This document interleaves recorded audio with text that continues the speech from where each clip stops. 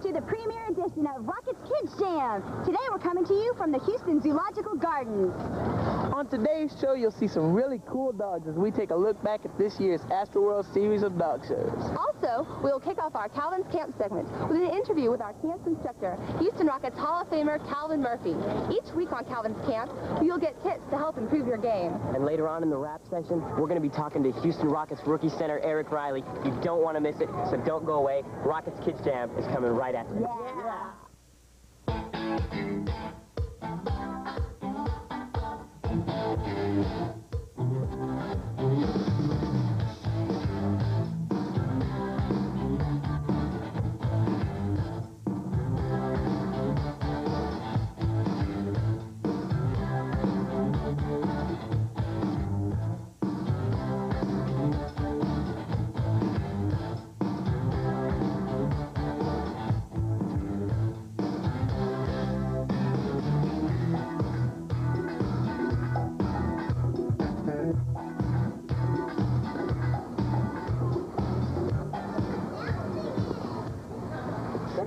Hey, I'm Steve. And I'm Felina. And we're here at the Houston Zoological Gardens today at the sea lion habitat here with senior keeper Margaret Abity.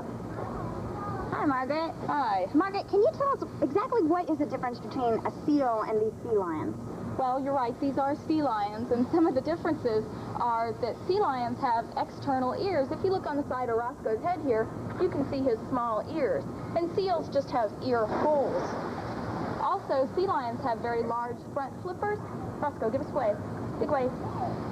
Come on, Roscoe. Come on, big wave. Good boy.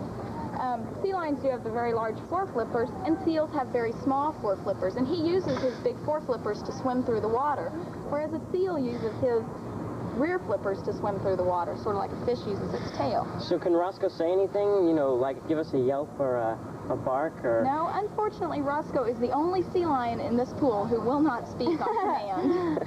But he waves good. He does wave very well. Well, how big do the sea lions get? Male sea lions are much larger than female sea lions, and Roscoe isn't even a full-grown male yet. He's only 10 years old, and in a few more years he'll probably gain another 100, 150 pounds. Right now he weighs 320 pounds. The adult females weigh 200 pounds. Well, if you like to see animals perform, then you'll love this next piece from this year's Astroworld series of dog shows.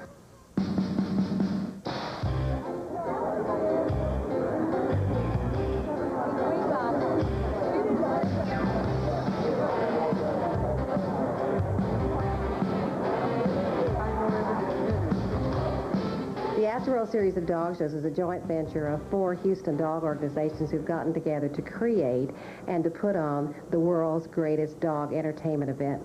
Well, we have over 4,000 dogs that are shown each of the 4 days of the event, and they come from all over the United States. They come from Mexico and Canada. The Astroworld series of dog shows is an event where there's something for people of all ages. There are over 100 booth exhibitors there who have anything you'd ever want, including art objects, something as small as a mug with a dog's picture on it, anything you could ever want. The Junior Showman competition at the Astroworld series of dog shows is a very special event, and it is an event where children have worked to train their dogs and to present them in the very best possible way. We also have a wonderful art contest that all the school districts in Harris County get involved in, and if a student is interested in getting involved, then he would ask his art teacher how he could enter the contest. The agility competition is done by people who train their dogs and have been training them for a while, but that's not to say that children aren't involved. And if you go and watch the agility competition, you'll see that there's some very young people there working their dogs and having a great time with them. Agility is an obstacle course for dogs. To compete in agility, your dog needs to be able to jump a jump relevant to its height at the withers, which is at their shoulder blades. The jump height categories are 12, 18, 24, and 30, and that's all inches, and they have to be able to jump it. You have to have basic control of your dog. Your dog needs to come to you, listen, do a sit, a down, and stay in a down position. They need to weave between weave poles, climb up A-frames and down, and the control of the dog is the yellow safety zone. They need to hit their paw in the yellow safety zone of all the contact obstacles. It's just fun. When you go to an agility meet, they have all the obstacles what your dog can perform, but you don't know what order the obstacles are going to be in. The dog, you know, you could have they're all different obstacles, so it's fun to go out there and strategize what you're going to do and how you're going to do it according to how your dog performs, and then have the crowd clap, and your dog is just having so much fun, and it's just a lot of fun doing it. I've learned a lot over the years about these dog shows because in gymnastics competition we have like a support group. I've got my coaches, you've got athletic trainers, you've got people that prepare you for these events. Well, the dogs have their support systems too. They have the owners, the breeders, you've got the handlers, and when they celebrate victory, it's just like any athlete celebrating victory in a big sport. The owners go nuts. The dogs love it too because they think they sense when they win, and the owners give them that kind of feedback. I think it's important that we all know that we take care of our dogs, especially in the summertime. If you go running with your dogs and doing active things with your dog in the hot weather, it's not really that good for the dog unless they have a lot of water, unless they have a chance to cool down. Also, never, ever leave your dog in a hot car. And even if you roll the windows down, the car gets incredibly hot in the summertime, and we don't want to do that. It's also important to teach your dogs to be comfortable around other people and around other dogs, so that if you take your dog for a walk, that the dog doesn't get skittish or doesn't get in a fight or confrontational with other dogs. You want to make sure that you have dogs that handle themselves well in public. I think that dogs are great to have in the home. They're fun, they're wonderful companions, they give you unconditional love. I mean, my dog just really likes me a lot, and it's great. But we also know that when we make a decision to choose a dog, that we'd make the decision wisely. Know how much is involved. Know that you have to feed your dog, that it's going to cost money to feed your dog, and that you're going to have that dog for the rest of its life. And you can't just have a dog for a few weeks and give it back. I mean, you want to make sure that this is a companion for life. Hi, I'm Lauren. And I'm Sam. And we're here with Carl Peterson, the curator of herpetology. Carl, how long have you been working with snakes? My first snake I caught when I was about 6 years old, but as far as professionally working with them, I've been here at the zoo a little over 16 years now. Oh. So who are these guys? Well, this is Bob, the White's tree frog. He's from Australia and New Guinea. And this is Bob, the ball python, and he's from West Africa. And you might be wondering why they're both called Bob. That's because all the reptiles and amphibians are named Bob in the collection. Thanks a lot, Carl. We'll be right back with Rocket's Kidz Jam. If you would like to learn more about being a responsible dog owner or how to get started competing in dog shows, write to the American Kennel Club, Children's Education Department, 51 Madison Avenue, New York, New York, 10010.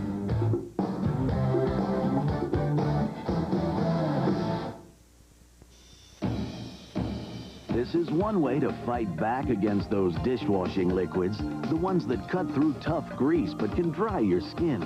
Ivory Clear is different. It's easier on hands, yet tough on grease. Ivory's targeted grease cleaners attack the grease on your dishes, but not the natural oils in your skin.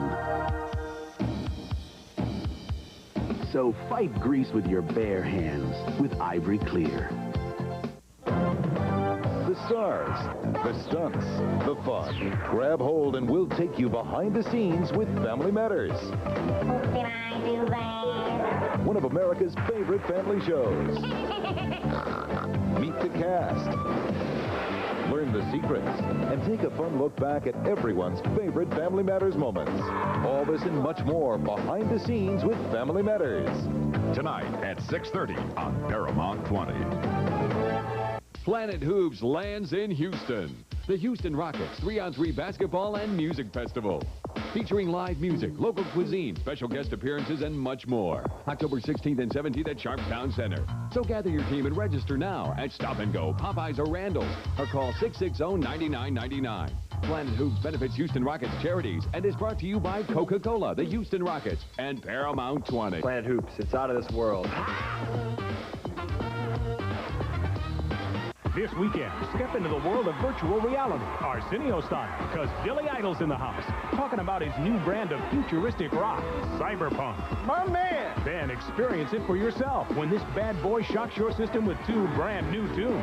Plus, I got somebody else bad for you. it's the man behind Janet Jackson's film debut, director John Singleton. And just for laughs, there's funny man Roger Rittenhouse. All this weekend on The Jam. Tonight at midnight on Paramount 20.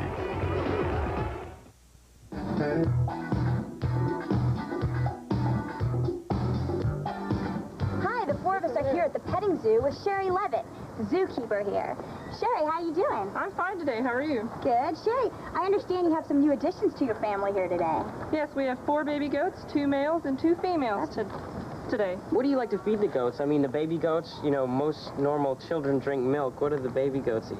Well, they nurse from their mothers for about 4 to 6 months, and then the mothers wean them naturally. That's great. And where do all these goats come from? They come from Africa. They're called African pygmy goats, and they're from Cameroon, which is a coastal area of Africa. Well, they seem pretty nice. They don't bite, or I see them bucking a lot. They're not wild or vicious or anything, are they? No, they generally only buck and fight amongst themselves. They have this hierarchy thing. They want to fight and see who's bigger than the other. And why do some of the goats have horns and some of them don't?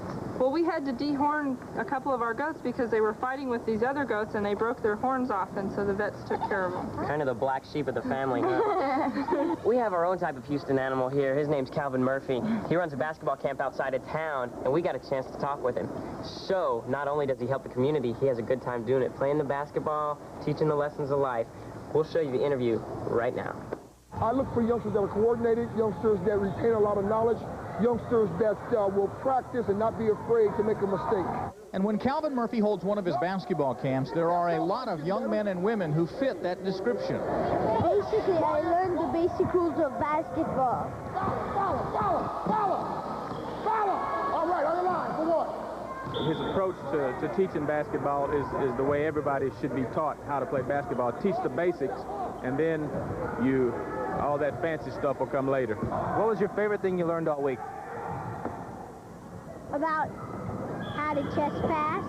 Danielle would come home every day and talk about what they had learned. She'd go out and she'd say, Mom, you got to keep your elbow down, you got to bend, you've got to block, you know, and just anything that they had learned, she would talk about that day and go out and practice. She's been real pumped up.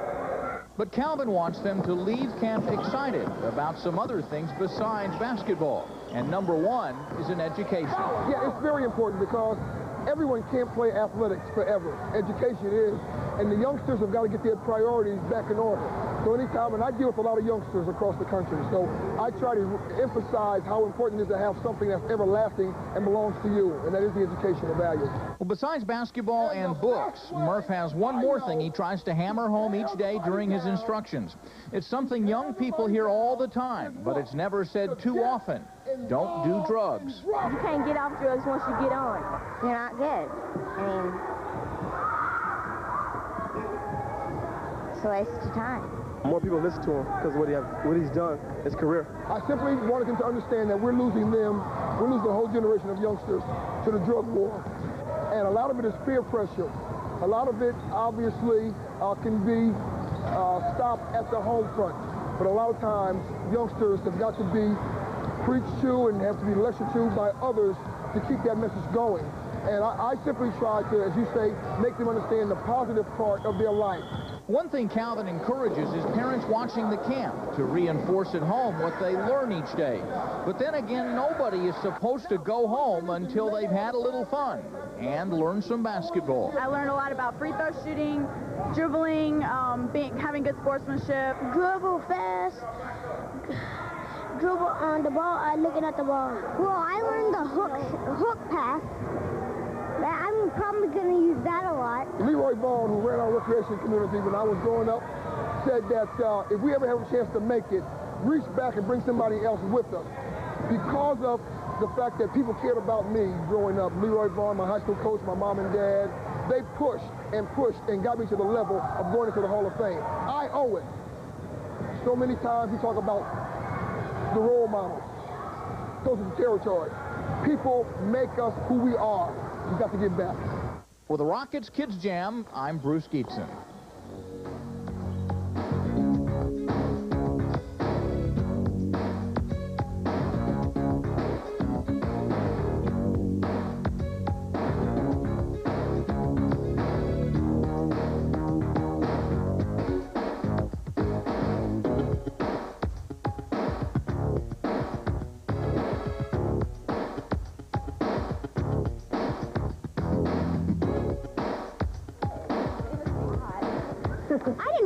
that there were so many interesting and beautiful animals here at the zoo. Hi, Kid. Hey, it's Don Olson, the general manager of the zoo. Hey, Mr. Olson. How you doing? Great. How are y'all? Mr. Olson, we've seen so many animals here. Approximately how many do we have at the zoo? We've got over 2,400 different animals. Wow. 50 species.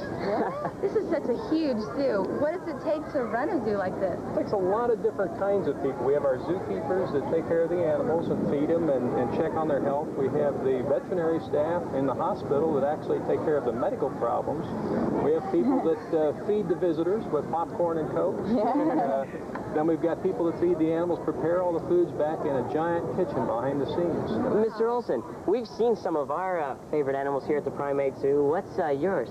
Right around the corner, you're going to see Rudy the orangutan. He's the star of the show here, and he's my favorite this week. Well, thanks a lot for having us today, Thank Mr. you. Olson. We really Good to appreciate it. see you all. Thanks for coming. Don't go away, because when we return, we'll have Eric Riley of the Houston Rockets. So, just wait, and Kidz Jam will be right back.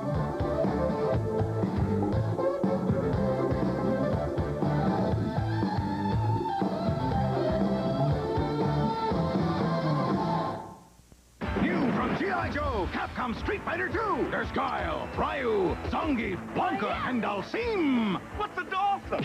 Oh, some with real ninja moves. You want them, you got them. So correcto. Capcom Street Fighter 2 figures each sold separately. Transformers! It's the heroic Dinobots, Snarl, Slag, and Grimlock. These massive monsters transform into mighty robots. They'll blast those Decepticons into extinction. Transformers! Transformers Generation 2, Dinobots each sold separately. On the next catwalk, Mary's world is rocked upside down. Your dad's having a tough time. I don't think he can pay the bills. We're in trouble, and you telling me bedtime stories does not help. And she'll do anything to make it right again. You service me, and I keep your crummy little garage in business. Even if it costs her the one man she loves. This has nothing to do with sex. We're talking about trust. Damn it, Mary. I'm the one who can't trust you. Catwalk. Their dreams are just a beat away. Today at 11 on Paramount 20. Welcome to the future. A world dominated by mutants, genetically advanced, smarter, stronger, and superior to man in every way. Their goal, domination of the entire universe. Now, only one hope remains. A force of resistance fighters, a band of brave men and women, striving to preserve the future of the human species. Exo Squad. Sunday morning at 10:30 on the Paramount 20 Video Kids Club. Let's hit it! Here they come, and everybody better watch out. SWAT Cats. I'm going after it. The Radical Squadron to the rescue. Great gadgets. Juiced up jets. Awesome action. We gotta move fast! Nobody knows who they are, but everybody knows what they do. SWAT Cats. They're gonna kick some tail. Sunday morning at 10 on the Paramount 20 Video Kids Club. Okay, people, your assignment today is very simple. Make this Earth as beautiful as possible. Any questions? Get started.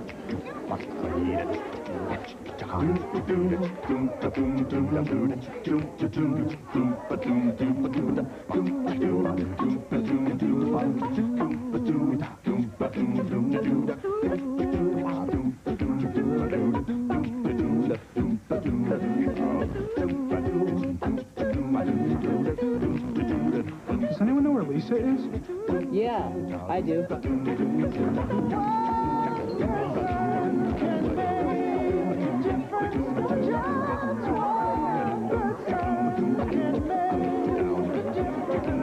Do a good turn for the Earth.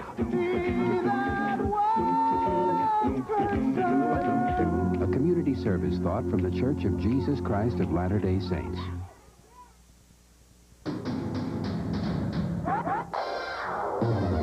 Hi, thanks for coming back to Kidz Jam, and welcome to today's rap session. We have with us today someone who's making his dream of playing in the NBA a reality. Eric Riley, Rookie Center for the Rockets. Thanks for being on the show today. Hey, Eric. Thanks a lot. What's going on? How's it going? I'm glad to be here. Eric, what was going through your mind the day of the NBA draft? Oh, man, I was very nervous. It was...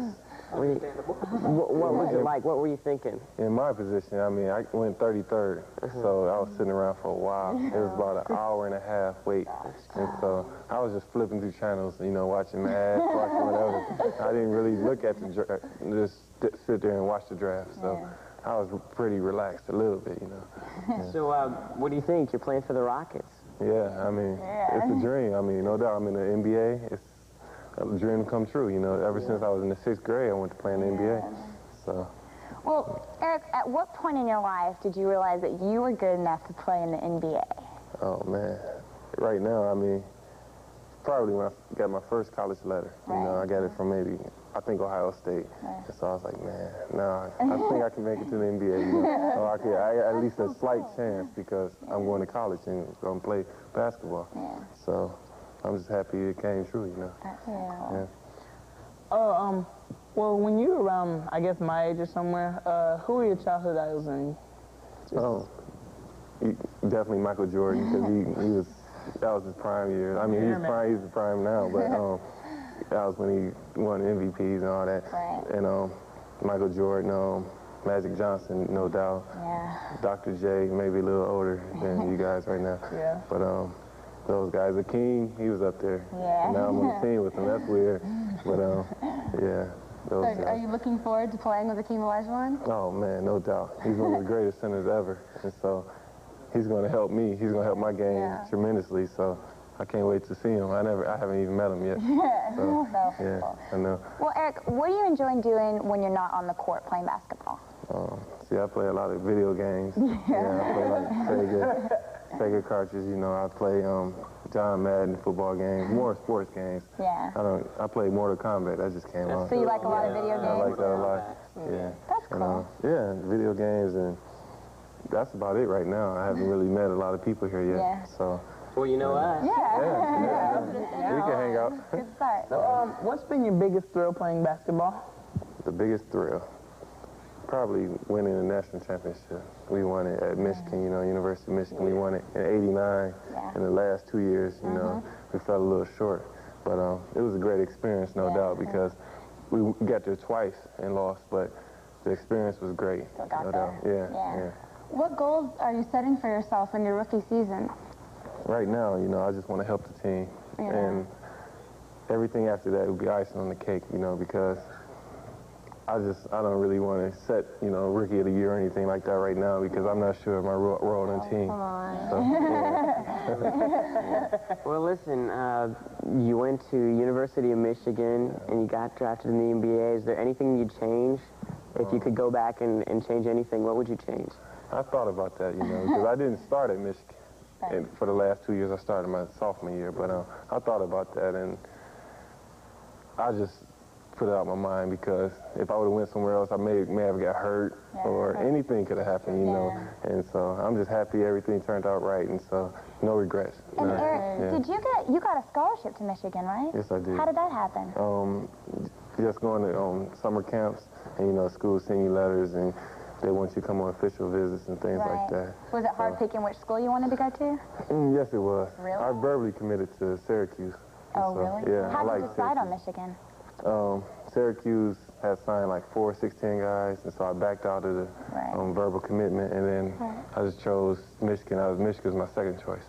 Oh, Well, good deal. Well, thanks for being on the show today. We really appreciate it. It was nice to meet you. Great you could come. Can't wait to And, see you play. Don't go away, because Kidz Jam will be right back.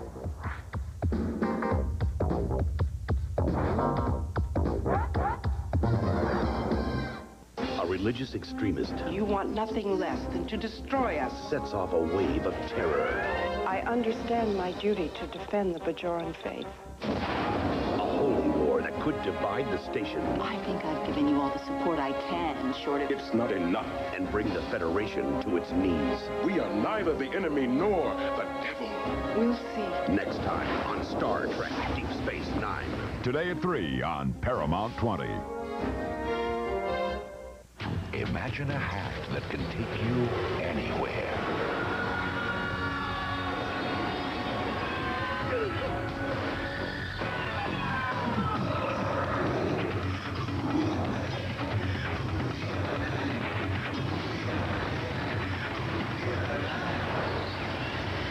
Mighty Max. Sunday morning at 9 on the Paramount 20 Video Kids Club.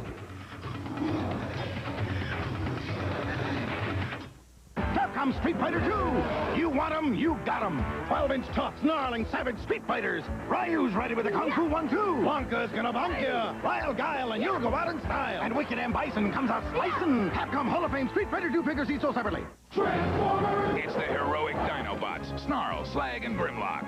These massive monsters transform into mighty robots. They'll blast those Decepticons into extinction. Transformers! Transformers Generation 2. Dinobots each sold separately. Mega Marine! Cobra City's Mega Monsters are unstoppable! The Mega Monsters attack with crushing tentacles and gruesome gut bombs. But G.I. Joe Mega Marines come equipped with pressure-molded bioarmor. Battle damage! And here's the G.I. Joe Monster Blaster APC with its lock-and-load cannon. Load, fire! Mega Marines come with bioarmor. Cobra Mega Monsters and G.I. Joe Monster Blaster APC. Figures and vehicles sold separately. Cave Lab set not available. You Cobra monsters are pretty tough, but I'm gung-ho! Hey,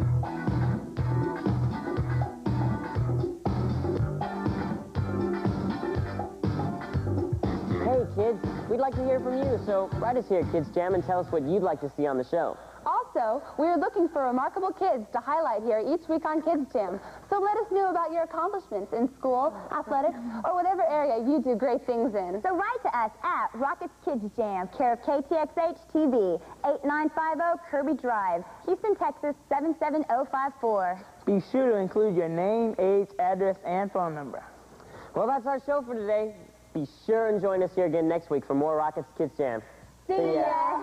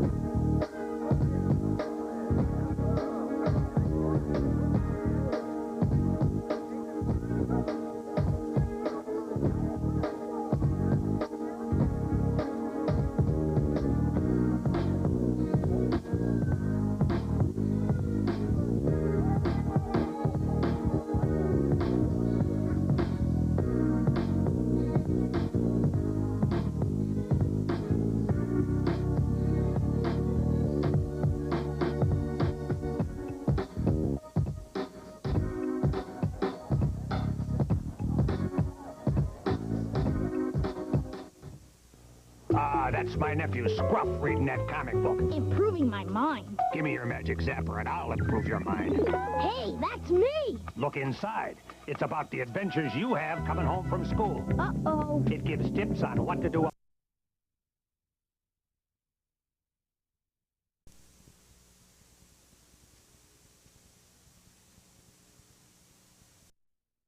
To have them so that they could contact people at the TEC Disabled Worker Program. That number is 664-2536. You can call the Independent Living Center ADA Technical Assistance number 520-0232. You can also contact Goodwill Industries at 692-6221. And you can call the Easter Seal Society at 529-3417. Thank you for watching, I'm your host, Terry Bailey. Till next time, so long.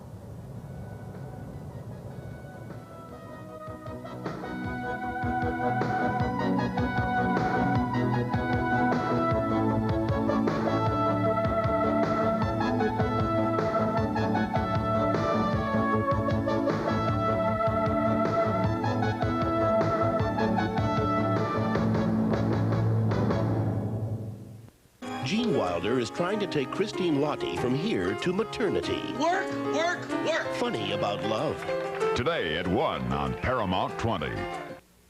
Hey, thanks a lot for joining us here on this weekend's edition of Rocket's Kidz Jam. The fabulous foursome, that's us. We're cruising inside the Children's Museum today, and you don't want to miss it. On today's show, you'll meet two local girls who recently competed in the U.S. Sailing Association's Junior Women's Championship. All right. Also, Hall of Famer Calvin Murphy will give you some pointers that'll help you improve your rebounding skills.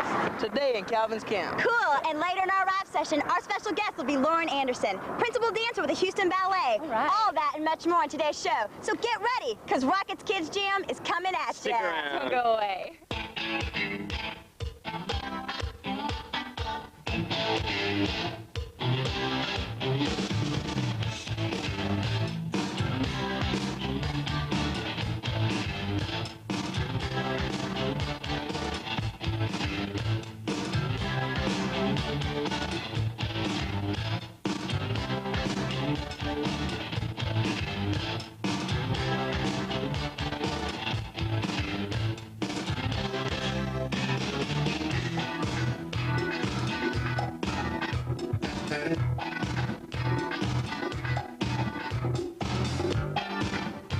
You're not going to believe this. I'm standing in Taishi, Taiwan. Oh, Steve. Well, actually, we're just here inside the Children's Museum with our newfound friend, Executive Director Jane Jerry of the Children's Museum. Thanks for being on the show, Jane. It's great to have you here. So, tell us a little bit about this. This is one of the new 13 exhibits here at the Children's Museum, correct? That's exactly right. Great. We're happy to be able to introduce the museum to all kinds of kids and adults throughout the city. Wow. That's great. I remember going to the old Children's Museum, and I loved it. When did you get this new facility? Well, we opened last November, so it's been almost a year now, but I'm happy to hear that you love the old facility. It was great. So, Jane, can you tell us a little bit about this exhibit? I mean, I see stores, and I see rubber dolls, and all sorts of things. This is a great recreation. I'm delighted to hear you say that, because one of the things we really wanted to do was to be able to show an actual village in Taiwan, so the kids here in the States would be able to compare the way they live with children and other cultures. That's really creative. So in this exhibit, what all are you showing of the cultural part of it? When you go through, you'll see a lot of things that will be familiar to you. You'll see a house, you'll see a schoolroom, you'll see a marketplace, there's a church, and all of them involve activities that people of all ages can do. As you go through, you'll be able to see things that reflect the importance of education, family, and for instance, when you go into the marketplace, you'll be able to see that in our particular town, bamboo is a very important thing, and so you'll be able to see some of the things that the bamboo maker made. What can you do with bamboo? Well, you can make rice steamers, and you'll be able to see other kinds of cooking implements, which then also translate into the home environment. You'll be able to pretend to cook on a wok, shop for eggplants and mushrooms in the marketplace, and dress up in some of the clothes that the people might wear. That's great. So about how long does it take to go through each one of these exhibits? Well, we have this joke that we say that kids could spend probably all day here in the museum, but the length of your visit might be limited by your parents' attention span, because sometimes they want to move on. But I would say that most people spend probably 20 minutes to a half an hour. Well, this is all great. Thanks a lot for having us here today in the Taiwanese culture. And if you think this is good, wait till you see Sam and Felina. They're sailing on down to Mexico, and if you like sailing, you're going to love this next piece. We have two locals who competed in the U.S. Sailing Association's Junior Women's Championship. Here we go. All right.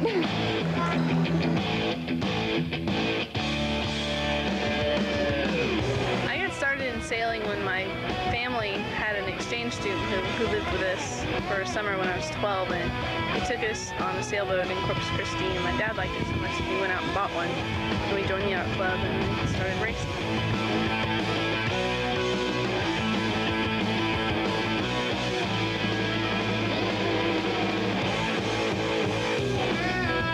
It's fun. I just love having it's relaxing and it's fun going out on the water, and you make so many new friends.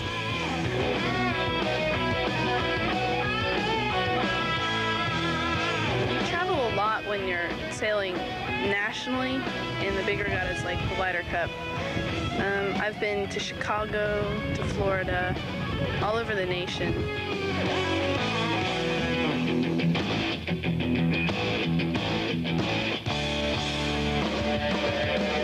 It's very busy. My schedule it's like you wouldn't even believe it. I'm practicing, I'm getting ready, I'm spending time with my coaches, getting psyched up.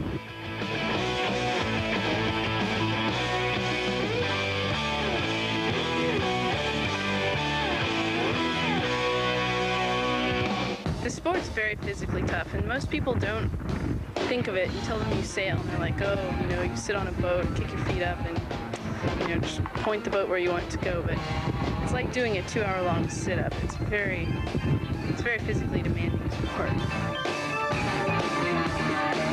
You use your arms, your legs. You have to use your ankles to be able to support yourself on the hiking strap, which is like where you try and keep the boat flat. And you have to use every muscle that you could probably think of. Probably the biggest thing I've gained from sailing is a lot of neat friendships, patience, a lot of endurance, and just the ability to get along with other people better and to set goals.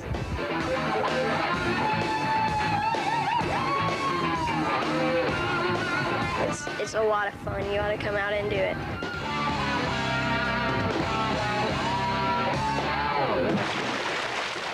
Hi, we're here with Jane again, and she has gone from Taiwan to Mexico in just 12 seconds. Does she get around or what? She's great.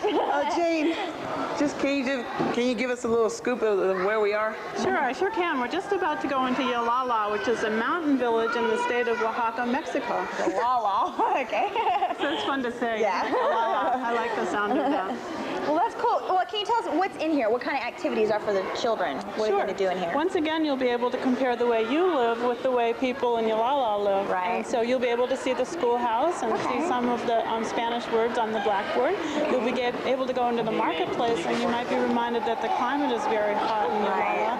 And so you'll see hats that will protect you from the sun. And then, of course, you'll be able to go into the house and pretend to cook. Okay, that's cool. Neat. Another part of our purpose is we like to say that we want to ignite a lifelong passion for learning. Right. And part of that is a lifelong compassion for other people. And we think that if kids can see the similarities as well as the differences between them and other cultures, that we'll all be able to get along better. Gives an idea of what's out there, the different cultures. Jane, can you tell us what kind of research was involved to find out the difference between the two cultures, Taiwan and Mexico? Sure, I sure can. We had staff members who actually went to each one of the towns, and they took hundreds of photographs so that we could be sure to really carefully duplicate the architecture of all the buildings that you'll see. And then everything was really carefully hand-painted. I mean, this is all new construction, but some of it looks pretty old. Yeah, that's good. I like it. I noticed the van on the inside. Is that basically what transportation's like in Yolala? Well, that's one kind of transportation, but actually, I'll tell you, the mountain village of Yolala itself is really steep mountainside, and you'll notice that when you see the photo mural. But what people would do is to take the van from the capital of Oaxaca to Yolala, and then they probably wouldn't have their own cars because it's so steep that their houses are right up there on the hillside, and they would walk from the van to their houses. That's so neat. Well, thanks for having us, Jane. This was a great exhibit. It was fun. It's really fun here. Well, stay tuned, guys, because Bucket's Kidz Jam is coming right back.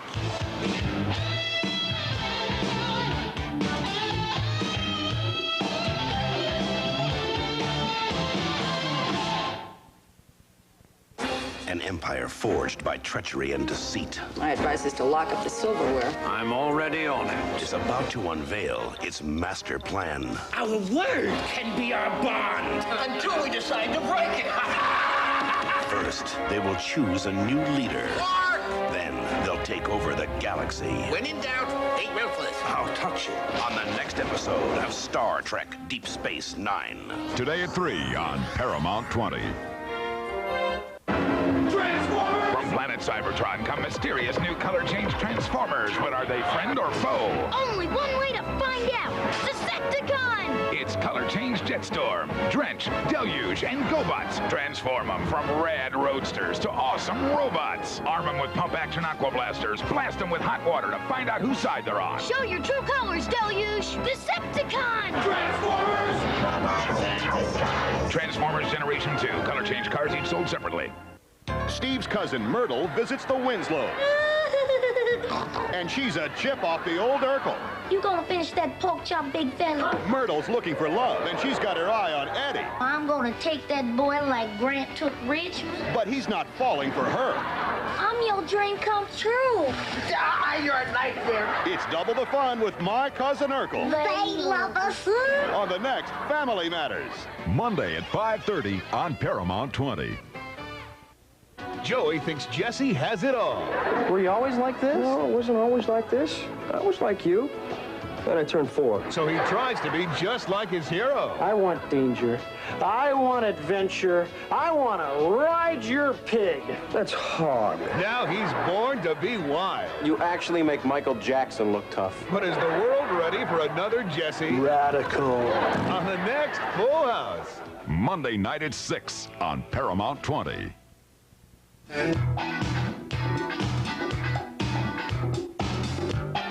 Hi, we're here in the garden with Phyllis Dorr. And Phyllis, what do you do here at the Children's Museum? I'm the Science by Mail coordinator, and that's a pen pal program. We're enrolling them right now. It's open to 4th through 9th grade students in the public and private schools and family groups. Any group that you would like to put together from 1 to 4 kids gets assigned one of our volunteer scientists. The scientists come from every discipline that you can imagine. We have a wonderful pool here in Houston, as you know. It's an exciting program. And I also work in the garden, in the courtyard, and it's in conjunction with the farm to market area. The children see what's going on when the farmer brings his vegetables to the market, and out here we see actually how they grow. Hey, that's really great. So, what are some of the things you grow down here in the garden? Well, these herbs over here have been there for like about 6 months, and they're doing beautifully. They love Houston. They smell great. Oh, and next to it are the cabbages we have just planted. We're in the process now of rotating our crops for the fall season. Very important. So we have our cabbages, and next to it we have our tomatoes. We plan on having wonderful meals out of this here at the Children's Museum. We have squash and a pumpkin patch growing over there. And at the far end, yes, we have our okra. And I know how much everybody loves okra. I love okra. Our strawberry planter is particularly interested because anybody can have this on a very small plot of ground or even out on your patio. Wow. So do the kids get involved with gardening and planting seeds? They certainly do. We have classes monthly. Right now we're running them from 3 to 5 years old, and they come into the garden and into the greenhouse, and they learn something about botany, and we're even going to be doing some worm farm work and some bee work. Yeah. So it's very exciting. Hey, that sounds really fun. So what else do you plant just besides vegetables and fruit and... Well, we have this area over here. We have a lot of roses all around the greenhouse. And we have more herbs over there. And whatever is blooming, we try to put in to make beautiful for everybody who comes, not only the children, but the adults, the grandparents, the teachers, everybody. Great. Wow. Well, next up, we got our Calvin's Camp segment. Stick around. Hey kids, today we're going to talk about rebounding. Now, some of you may think that you need height and weight in order to be a good rebounder, but that's not true. Let's take a listen at my camp, and I'll tell you who can rebound. Rebounding is for everybody. Larry Bird, the greatest rebounder I ever played against, jumped 2 inches. Couldn't jump high at all. Wasn't a Michael Jordan. But because he understood basics, he became a great rebounder. When you jump off your toes. Because if you weigh 100 pounds and you jump off your toes, you're only taking 50 pounds up. If you jump flat-footed, you're taking the whole weight off the floor. Rebounding is desire. And desire comes from what? Mind over matter. You've got to want it. So, when I have the ball and I say, whose ball? I want you to say mine. And I want you to believe it. I want you to believe it. And as I bounce it on the last one and toss it up, I want you to jump and reach off your toes as high as you can, and imagine you rebounding and coming down into the dribbling position. Okay. Let's try it. Whose ball? Now, who just jumped? Whose ball? Whose ball? Go get it. No, no, no. Come on and reach for the ball. Reach for the ball. Defensive position. Down. Whose ball? Whose ball? Go get it. Good, good, good, good. You got to want desire. See, anybody can rebound. The bottom line is you've got to want it more than the next guy. Desire. See you next time.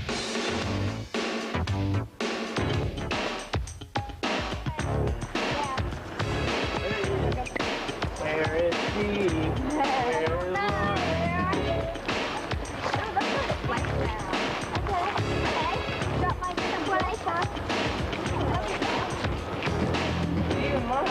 In the garden.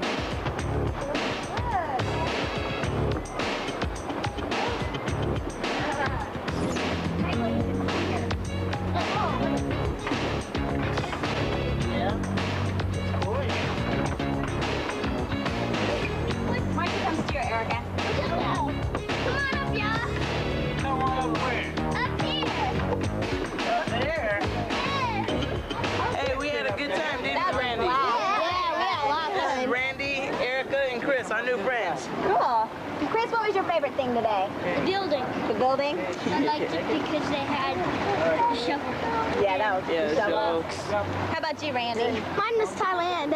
It's really neat there. Why'd you like Thailand? It had a lot of interesting things. Yeah. Cool. And Erica, what was your favorite thing? I think I liked Mexico. Really? Yeah. What do y'all wish? Is there anything y'all wish they had that they didn't have here today? I like just for flying. You wish they had real kites? I like the place just the way it is. You do? Yeah. Y'all gonna come back? Yeah, probably. It's fun here. Did y'all get a chance to go inside the van? Yeah. Cool. Well, coming up next, we have a rap session with our special guest, Lauren Anderson, a premier dancer with the Houston Ballet.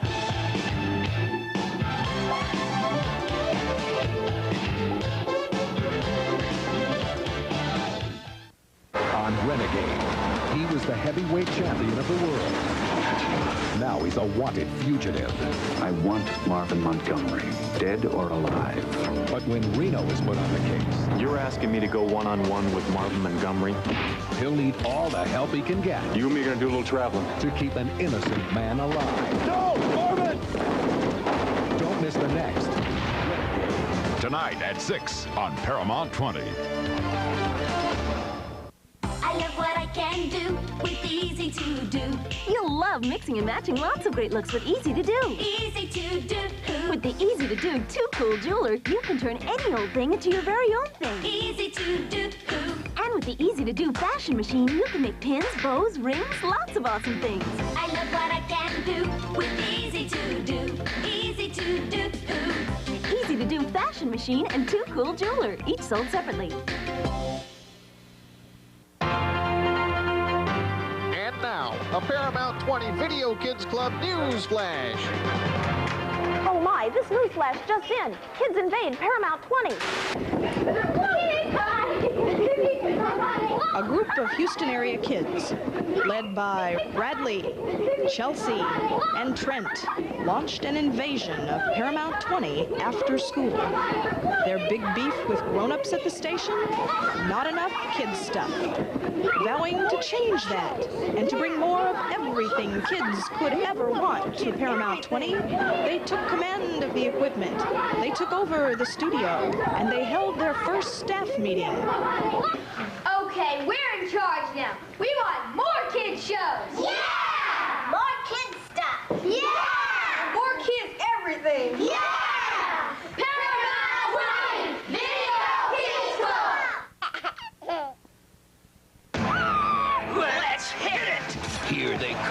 And everybody better watch out. SWAT Cats. I'm going after it. The Radical Squadron to the rescue. Great gadgets. Juiced up jets. Awesome action. We gotta move fast. Nobody knows who they are, but everybody knows what they do. SWAT Cats. They're gonna kick some tail. Sunday morning at 10 on the Paramount 20 Video Kids Club.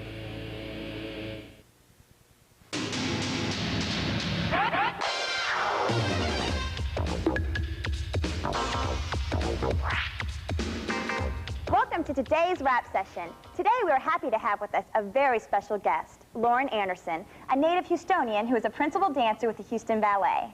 Hi, Lauren. Welcome to Kidz Jam. How y'all doing? Good. All right, all right. Lauren, what got you interested in ballet? Well, when I was 7 years old, my mother took me to see the Christmas favorite, The Nutcracker, and I told her that I wanted to be a ballerina, and she enrolled me at Houston Ballet Academy, and here I am today. Cool. Great. Yeah. About how many years of rehearsing and performing does it take someone to become a principal dancer? Well, actually, first you start off in a ballet school, and you take ballet classes once, then twice a week, then almost every day a week. And then, no, it's fun. It really is. And then you train for about 10 years, and then you get into, you audition for a company, and then you get into a company, and generally you're dancing for a while. It takes a while to get experience on the stage where you're not always like choking when you're out. And then it took me 7 years to become a principal after I got into the company. Right. Yeah. So what do you enjoy the most about performing? Well, the music is beautiful and expressing yourself to the music, and then if you can make the audience feel what you're trying to portray, it's wonderful. And of course the applause is the best part of it. That's great. But Lauren, you seem pretty fit. I mean, what do you consider dancing? Do you consider it a little bit of athletics or a little bit of art or a little bit of both? I think it's a combination because, first of all, well, of course you know that we're working out every day, taking classes and all that, and and you use your body to do the art, but you have to express yourself for anyone else to really be able to enjoy it. I mean, it's not like you're in a race running 500 feet or whatever and you're going to see who gets there first. I mean, you're interpreting music and a story and all that, so I think it's a combination. Yeah. Okay. Do you think that the ballet is something that kids can enjoy, or do you think it's something just for adults? Oh yeah, kids can enjoy it. I mean, we have kids in some of our productions. Like we just did Sleeping Beauty and they had kids in that production. We do the Nutcracker at the Wortham every Christmas, and there are kids in that, and that's, you know, that's very kiddie-like, and the kids always enjoy kiddie-like. The kids always enjoy fairy tales. Yeah. We do Cinderella, Sleeping Beauty, all that stuff. So yeah, kids, and of course we have some things that have adult themes to it, but still kids can always enjoy it because, you know, there's nothing too risque going on. Yeah. So what advice could you give to young people watching the show today who are interested in pursuing a career in dance? Well, I tell them if it's something you want to do, definitely do it, because you can get a lot from the art. Right. Also, keeps you in great shape. Hey, no one can complain about that. No complaints. Really. And, I mean, it takes a lot of hard work to do something that you want to be really good at anyway. Right. So you're going to have to work hard to do it. So if it's something you really want to do, just stick with it. You know, it takes a lot of hard work. Right. Yeah. So, Lauren, you just finished performing in Sleeping Beauty. Mm-hmm. What's in store next? Well, next we have, it's actually, what's going on now is it's Tchaikovsky's 100th anniversary. Wow. So what's going on is we're doing a evening with Tchaikovsky and Balanchine. Oh, it's going to be a triple bill, 3 small pieces, and they're really beautiful, actually. They're really nice. And we do that at the Wortham from September the 23rd to October 3rd. We'll come see you. Great. Yeah, check it out. Check it out. Check it out. Lauren, what is your average day like? I mean, most people think, you know, get up and go to school and go to work and go home and eat dinner. I mean, that's pretty much what my day's like. What about yours? That's exactly what my day's like. It's work. It's like 9 to 5, you know, except for it goes from 10 to 7. We wake up, you get yourself together by having breakfast or whatever you do before you go to work. Then we go to work. We have a ballet class from 10 to 11:30, and then we have like a break for about 15 minutes or so, and then we do 3 hours of rehearsal, break for lunch, 3 more hours of rehearsal, go home, eat, watch TV, go to sleep, wake up, do it all over again. That's get burnt out. It's the same thing. No, you don't get burnt out. It's just like your regular job. That's And neat. the thing about it that's even better, though, is because it's not always the same, because we're always doing different ballets. Right. So, yeah. Neat. So you don't get burnt out. Thanks a lot, Lauren. Yeah, Thanks for coming. Yeah. Don't go away. Rocket's Kidz Jam will be right back.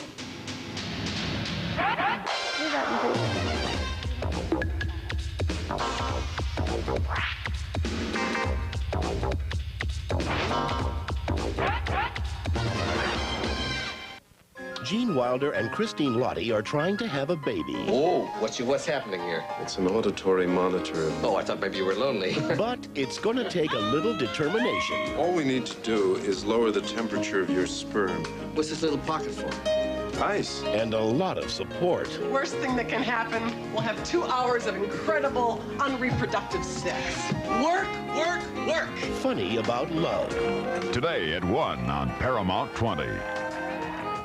Transformers! It's the evil Decepticons. Powerful jets that transform into dangerous Decepticon robots. Ramjet and Starscream with missile launchers and light and sound power packs. But first, they'll have to battle the heroic Autobots. Inferno, Jazz, and Sideswipe. They're robots in disguise. Jazz strikes back with a robot-ripping rocket launcher, and Inferno's water cannon is raining pain. Transformers! Transformers Generation 2. Autobot cars and Decepticon jets each sold separately. How you doing? Welcome to Sinbad Week on the City Hall. Wait a minute, Sinbad. Just because you've got your own new show. Hey, get up, man! This weekend, Arsenio's bringing you non-stop laughs. Starting out with a super bad super comedy. Yep, it's Sinbad. Plus 2 more of TV's funniest stars are in the house. Martin's sassy girlfriend, Tisha Campbell. And the copy guy from Saturday Night Live, Rob Schneider. It's all this weekend on The Jam. Tonight at midnight on Paramount 20. Richard Chamberlain is Alan Quartermain, a larger-than-life hero with larger-than-life problems. We're talking danger at every turn. Can you hear me? Are you all right? Of course I'm not all right. She's all right. And that's just for starters. Just wait till he gets to the lost city of gold. James Earl Jones, Richard Chamberlain, Alan Quartermain in the lost city of gold. Sunday at 12:30 on Paramount 20. They're old friends with a new look. Speed Racer, Racer X, Trixie, Pops Racer, Sparky, Spritle and Chim Chim are zooming into high gear on and off the track as they race to save the world from prehistoric predators and futuristic foes. Whew, now that's what I call a race. The new adventures of Speed Racer. Sunday morning at 8:30 on the Paramount 20 Video Kids Club.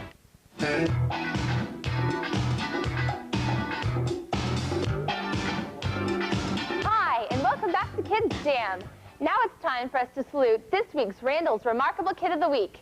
This week's recipient is Mitali Banerjee, a 6th grader at Space Center Intermediate in Clear Lake. Mitali was named the winner of this year's National Dare Poster Contest. Mitali's poster was chosen over posters entered by thousands of 5th and 6th graders from across the country. Mitali received her national award on September 8th at a ceremony in Washington, D.C. The theme of the poster contest was What Dare Means to Me. DARE is a program that teaches young people the facts about drugs and alcohol. Congratulations, Mitali, on being named the Randall's Remarkable Kid of the Week. Hey, if you've accomplished something that would make you a candidate for the Remarkable Kid of the Week, or think you are one, let us know about it. Write to us at Rocket's Kidz Jam, care of KTXH-TV 8950 Kirby Drive, Houston, Texas 77054. Be sure to include your name, age, address, and phone number. Well, that's our show for today. Be sure and join us here again next week for Rocket's Kidz Jam. See ya!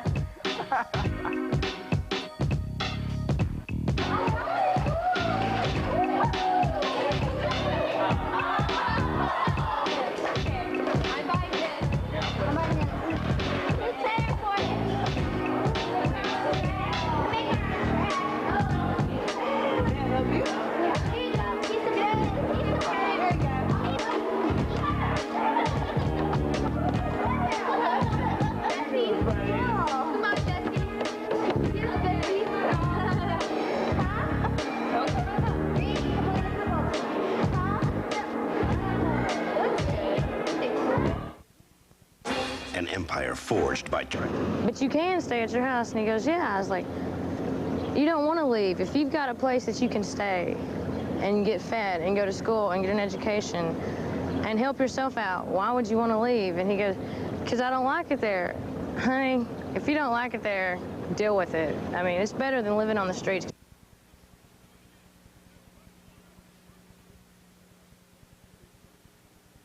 Hey kids, check out what's happening at Space Center Houston on Rocket's Kidz Jam, Saturday at 8:30, right here on Paramount 20.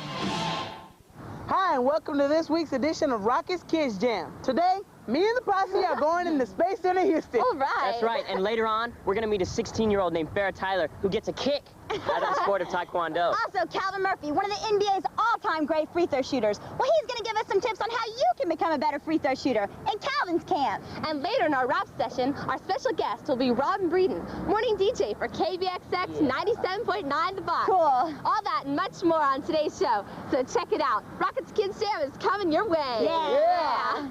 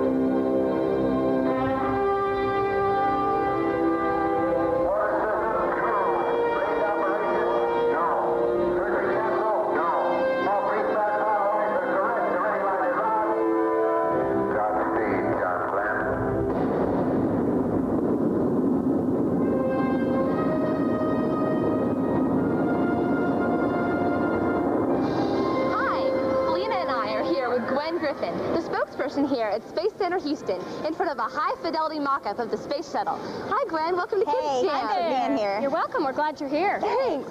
So, how close is this to the real space shuttle? It's very close. This is an exact mock-up of the space shuttle. You can actually get in the mid-deck and the flight deck here. Really? This is the actual mock-up of an 85-ton glider that comes back to the Earth. The shuttle launches like a rocket, orbits the Earth like an airplane, and comes back to the Earth like a glider. So you get a real good example of what it would be like to be in that thing. Yeah. Well, are the materials you use for this model the same materials you use for a real space shuttle? No, actually, these are mock-ups, as we said. And the actual materials, the ceramic tiles and such that are used on this shuttle, are very precious. We don't use those here on our mock-up, but as you can tell, it looks very similar. We do have one thing here that is actually off of one of the orbiters, and that's the tire. You can see the left tire there. That came off of the Challenger, which was one of our... Wow, that is so cool. So you can see a little bit of real thing here. Yeah, what goes into putting together a model like this? A whole lot of time and a whole lot of effort. And we actually worked with astronaut Charlie Bolden. Really? Who's a commanding astronaut. And Charlie worked with us to make sure everything was perfect on this thing. We wanted to make it as realistic as we could because we couldn't really bring a mock-up over here or actually put an orbiter in here. So we actually built this, and Charlie said, hey, you're missing one of the 2,000 switches on it. It's real close. Well, Gwen, what can a visitor expect to see when they go inside the model shuttle? You can actually get inside the mid-deck, as I said, and the flight deck. The mid-deck is their living environment. That's where they store their clothes, their cameras, all the things that they'll use during the mission, the experiments as well. It's also where the restroom is. It's where they sleep, and it's also where they pass through the airlock to get out into that cargo bag. So it's basically where they live. That's right, it is. And it's not that spacious, and you'll get to see that when we go inside. That is so But actually in Zero G, they say that you don't need much space because you can get up into the corners and you can make a better use of wherever you want it. That's right. And then the flight deck, you can actually imagine what it would be like to be piloting that 85-ton glider back to the Earth. Well, thanks a lot for teaching about this mock-up. That is so cool. Thanks. Check out this next piece on a girl who's kicking her way to the top.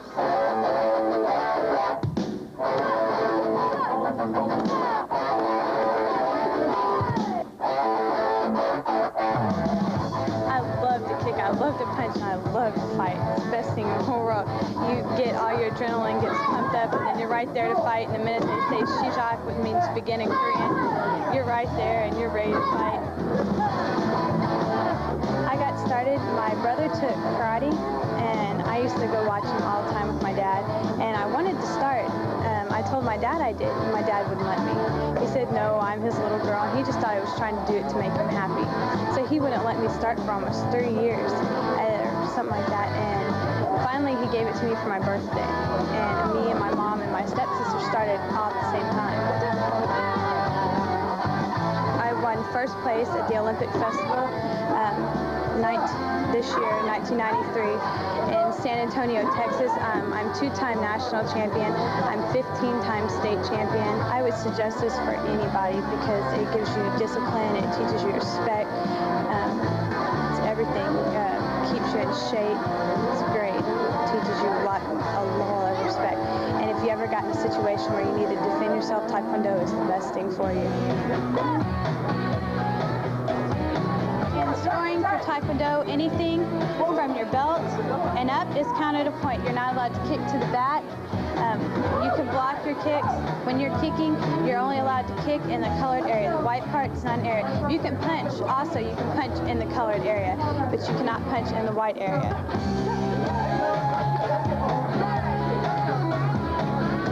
Preparation, you really have to focus. You have to learn to block everything out of your head. You have to concentrate. You have to totally look at your person. If you lose concentration, the other person's not going to, and they're going to move right in and kick you. You have to be right there because it's like an opening. It's a split second, and you have to be right there because you block. And for a split second, they're not going to be doing. That's when you have to hit. They're not just going to stand there and let you hit them. So you have to really focus and concentrate. If you break concentration, then you lose. I want to be invited to the Olympic Training Center to train, and I know they're going to do it. They're going to look at me one day and say, we want her, and they're going to invite me up there to train, and I'm going to live there, and I'm going to train, and I'm going to win the Olympics, gold medal in the Olympics.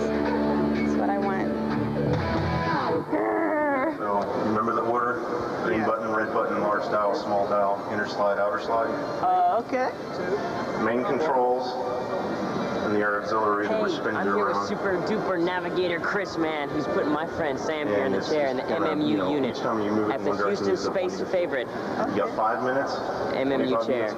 You're not going to believe this. Okay. He's got to navigate the chair around, push all the little deals on the satellite, and come back to home base before he runs out of fuel. And if he does, doesn't look too good for Sam.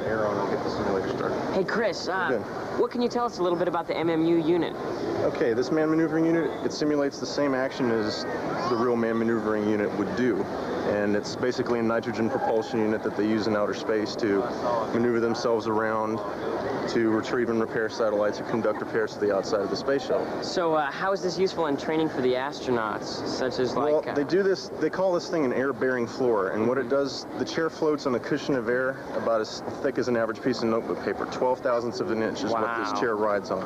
And it's riding around on a steel floor, totally seamless. It's a solid disc of steel about 1.5 inches thick, about 10 feet across for this model here.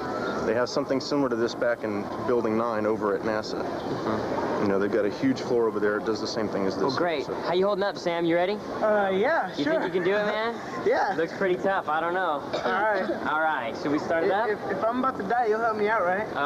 Just sure like I will, we tell Sam. everybody else, this only looks easy.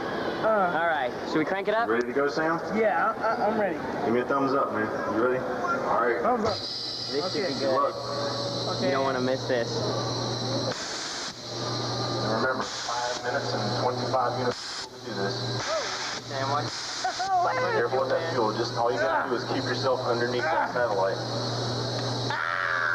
Come on, Sam. I got it.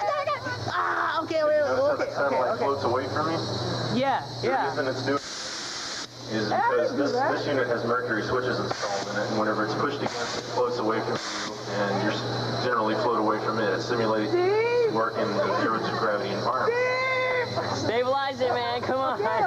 Just wait for the satellite to come back down. Nervous, Sam. It's all right. You think this is cool? Still got Wait till you see the rest of the show. Don't go away. Come on, Sam. Sam, man, stabilize it, man. Get it.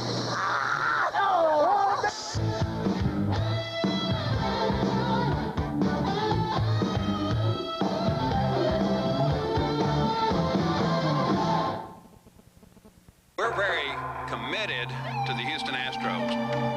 We're going to bring excitement. We're going to bring enthusiasm.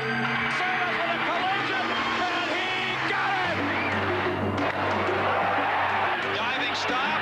Unbelievable. Gets him. High drive to left. The throw is not in time. It's the season finale with the Astros and the Reds, live Sunday at 1 on Paramount 20. Imagine a hat that can take you anywhere.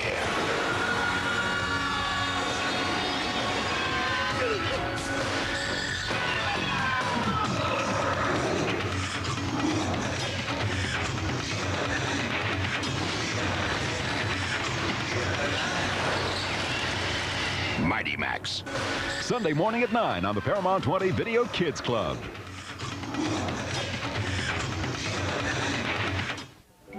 Hi, folks. On my show, Garfield and Friends, I promise you nothing but high-class intellectual humor. And for your regular TV watchers, this kind of stuff, too. Hold on a sec. Let's put it to a vote. Would you rather have low-class slapstick like this?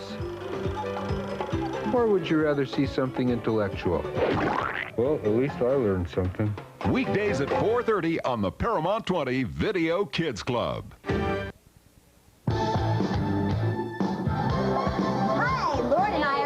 Angela, a missions briefing officer at Space Center Houston's demonstration of living in space.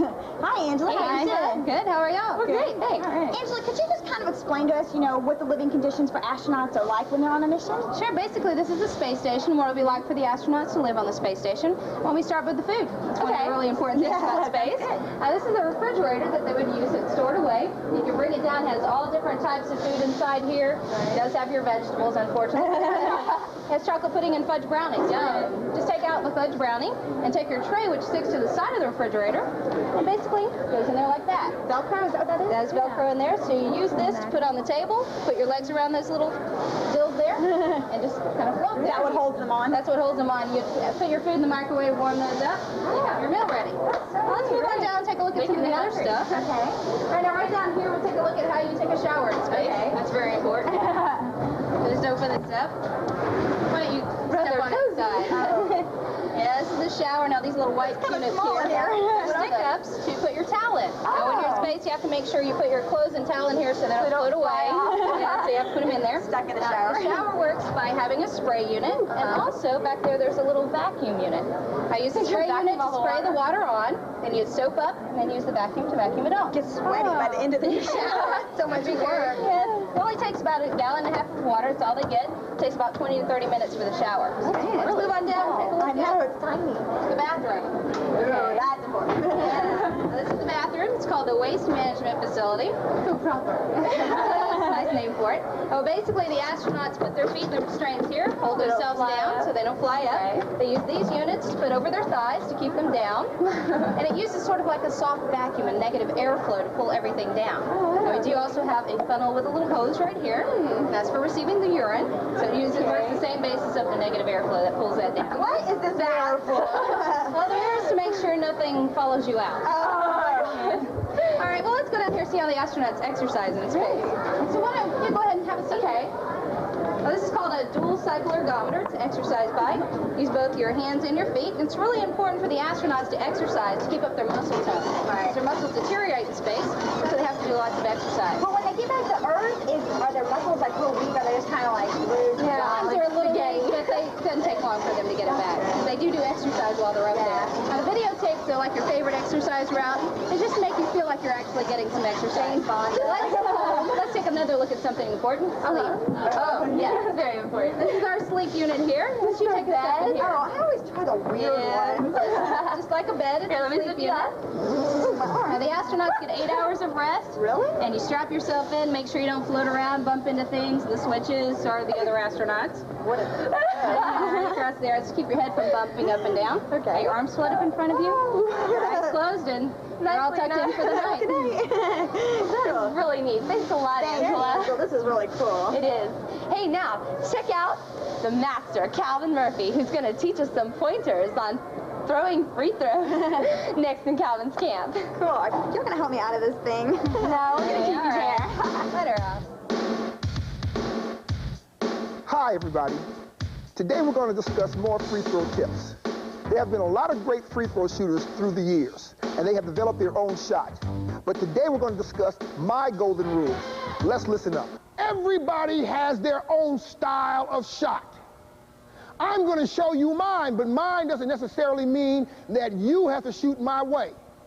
You've got to have rhythm, timing, and you've got to be comfortable in the way you shoot the ball. I want to be balanced when I shoot a foul shot. So my legs are going to be parallel to the foul line. I want to be balanced. I want to be even with my shot. Now, if I'm going to shoot the ball, here's my style.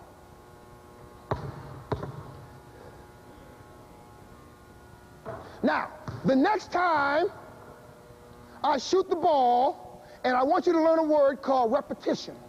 Repetition. That means the next time I shoot that basketball, I want to use the same exact motion. And what was my motion? Right? Okay, but how many times did I bounce the basketball? 2. So that means every time I shoot a foul shot, I do what? Relax, aim, bend, shot. Okay, now, what else? Thank you, but that's okay. Now, when I went to shoot, where do I get my power from? My legs, my legs. And if I shot that ball, I went where? Towards my target. Now, as I shot this ball, I went legs, body, shot.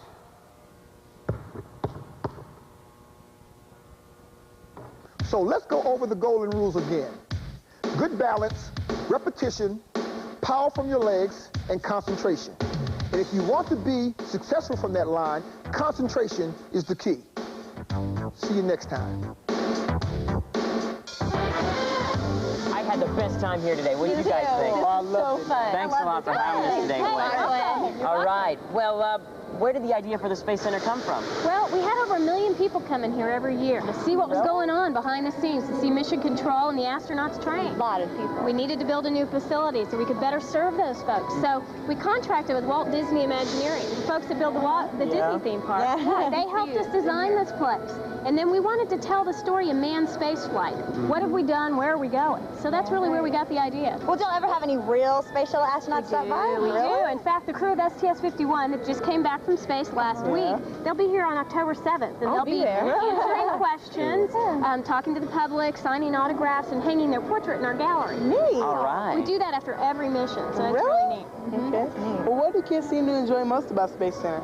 Oh, they love land the shuttle. I call it crash the shuttle. Not me. I crashed. Yeah, I do too. And then the living in space, where you guys were a little bit earlier, that's a neat show too. So kids really like that, and the tram tour. These are such great exhibits. Are there any new exhibits that are expected to be in here in the future? Yeah, we're always looking at new stuff. In fact, you know, we had a moon base in here not too long ago, and we'll always be bringing things in and out. So you just kind of have to keep in touch and see what's going on. Yeah, we will. We'll keep in touch. Thanks so much. You're welcome. That was Thanks for coming. Thanks All again. right. Well, hey, if you have your head in the clouds, or you just like to look at space, this is definitely the place to be. And stick around, because up next in our rap session, we got Robin Breeden of KBXX The Box 97.9. Don't go anywhere.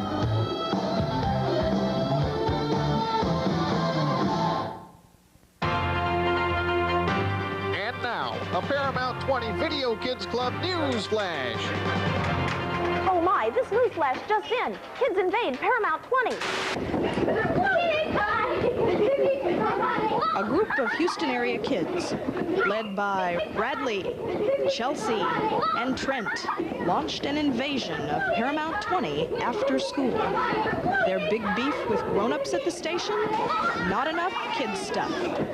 Vowing to change that and to bring more of everything kids could ever want to Paramount 20, they took command of the equipment. They took over the studio, and they held their first staff meeting. Okay, we're in charge now. We want more kids shows. Yeah! More kids stuff. Yeah! More kids everything. Yeah! Paramount 20 Video Kids Club. When we ask asked some denture wearers why they don't use an adhesive, they didn't have a lot to say. Don't need it. My dentures fit fine. No problems here. But after we gave them Fix-A-Dent, they just couldn't say enough. It's amazing, the difference. It's a great new feeling of security. Comfort. Confidence. I just plain forget I have them. That's because Fix-A-Dent adjusts to the unique contours of your dentures and gums, forming a thin, powerful seal for a better hold than you ever thought possible. I could just kick myself for not doing this sooner. Find out for yourself what it feels like to Fix-A-Dent and forget it. Hi, this is Steve. Welcome to today's rap session. And our special guest is the voice of KBXX 97.9, the Box's morning show, Robin Breeden. Welcome to Kidz Jam, Robin. Thanks for being on. Thank you for having me. So, before we get started, what got you started as a DJ?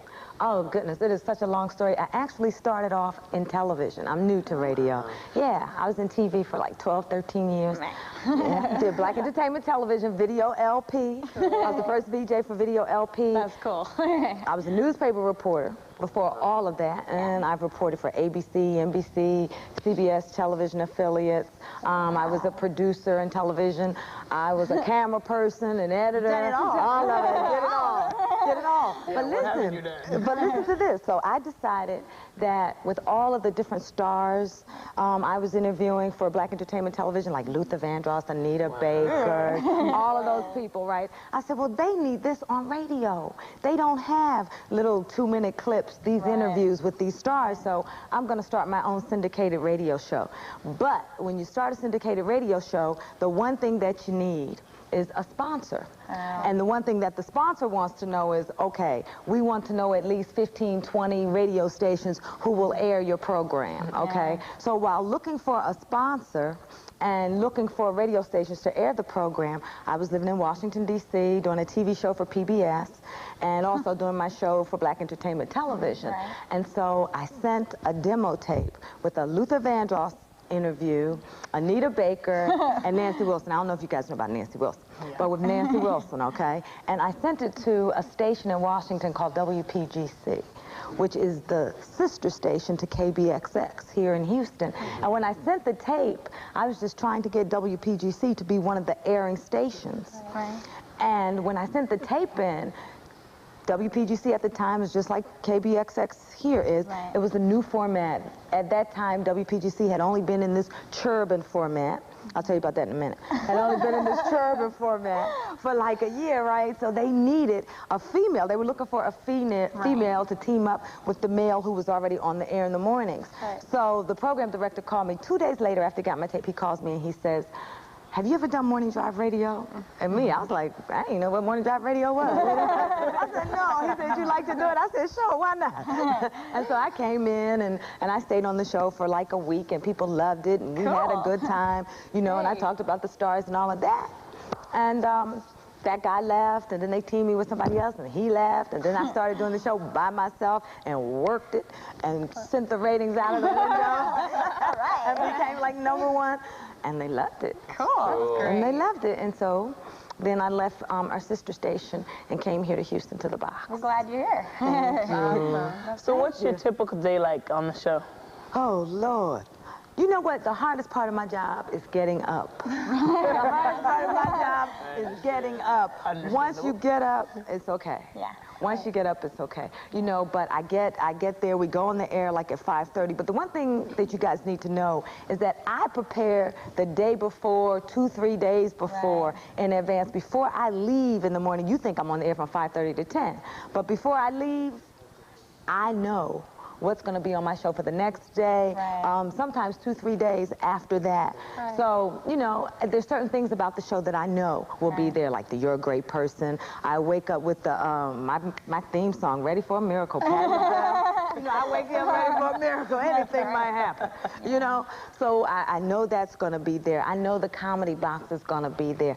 I know my stopless music set is going to be there at 7 o'clock. On Fridays, I know my 7 o'clock Friday song is going to be there. So, and I already have interviews edited and planned from the day before. Okay, so When I get there, I know what's going to happen. The music is already programmed for me. The commercials are already programmed for me. So I just kind of fill in. Yeah. You know, give you time, temp, weather, and all the information of everything that's going on in the Houston area. How do you keep your show upbeat and interesting and fun every day since you plan so far ahead?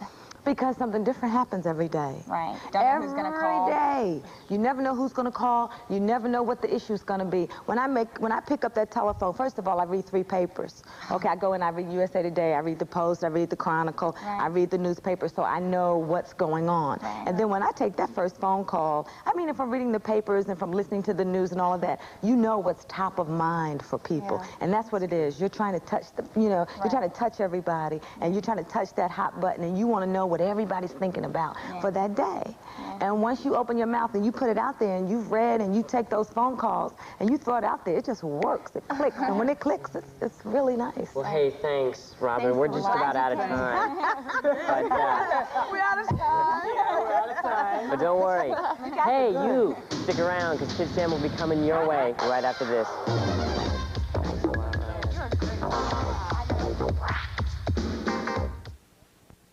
They were a hopeless Little League baseball team with a beer-guzzling coach. All we got is a karaoke for our manager. But with a couple of new players... Boys, I'd like you to meet your new pitcher. If I win, you play baseball for the Bears. And a little confidence... I want to win, so don't send me in. Anything can happen. The Bad News Bears. Today at 1 on Paramount 20. Hey there, you wrench heads. Yes! There's some new mice in town. Mice?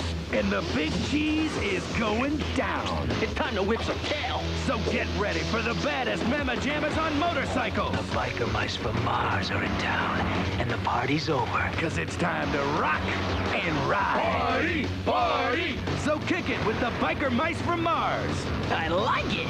Sunday at 11:30 on the Paramount 20 Video Kids Club. Kids aren't afraid of other kids. Or people with different colored skin.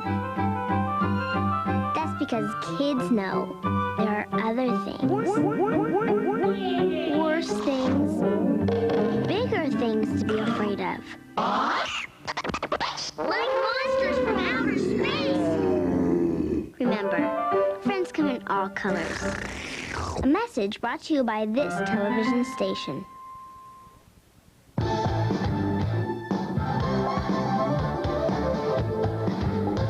Welcome back to Kidz Jam. It's now time for us to recognize our Randall's Remarkable Kid of the Week. This week's recipient is Ronald Cotton, an 8th grader at Pershing Middle School. Ronald is an A student, president of the Student Council, and a member of the Honor Society at Pershing. Also, Ronald is in advanced band and on Pershing's swimming and track teams. Some of Ronald's hobbies include biking, swimming, and hiking. Congratulations, Ronald, on being named Randall's Remarkable Kid of the Week. If you've accomplished something that would make you a candidate for Remarkable Kid of the Week, let us know about it. Write to us at Rockets Kidz Jam, care of KTXH-TV, 8950 Kirby Drive, Houston, Texas, 77054. Be sure to include your name, age, address, and phone number. Well, that's our show for today. Be sure and join us here again next week for Rockets Kidz Jam. See ya!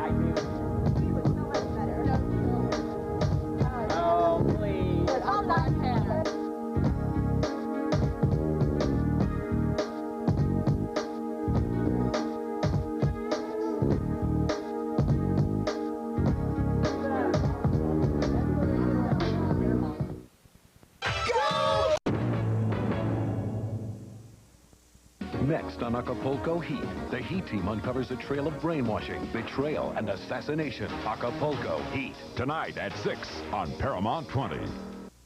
Hi, Hi, and welcome to this week's edition of Rockets Kidz Jam. Today, we're coming to you from the Stage and Center Battleground. Coming up on today's show, we got some world-class basketball players with some pretty cool moves on the court in wheelchairs. And later on in our Calvin's Camp segment, Calvin Murphy is going to give you his golden rules for free throw shooting to improve your game. All right. Later in our rap session, we'll have Kenny Hans, sports writer with the Houston Post. All that and much more on today's show. You don't want to miss it. Rockets Kidz Jam is coming your way. Yeah.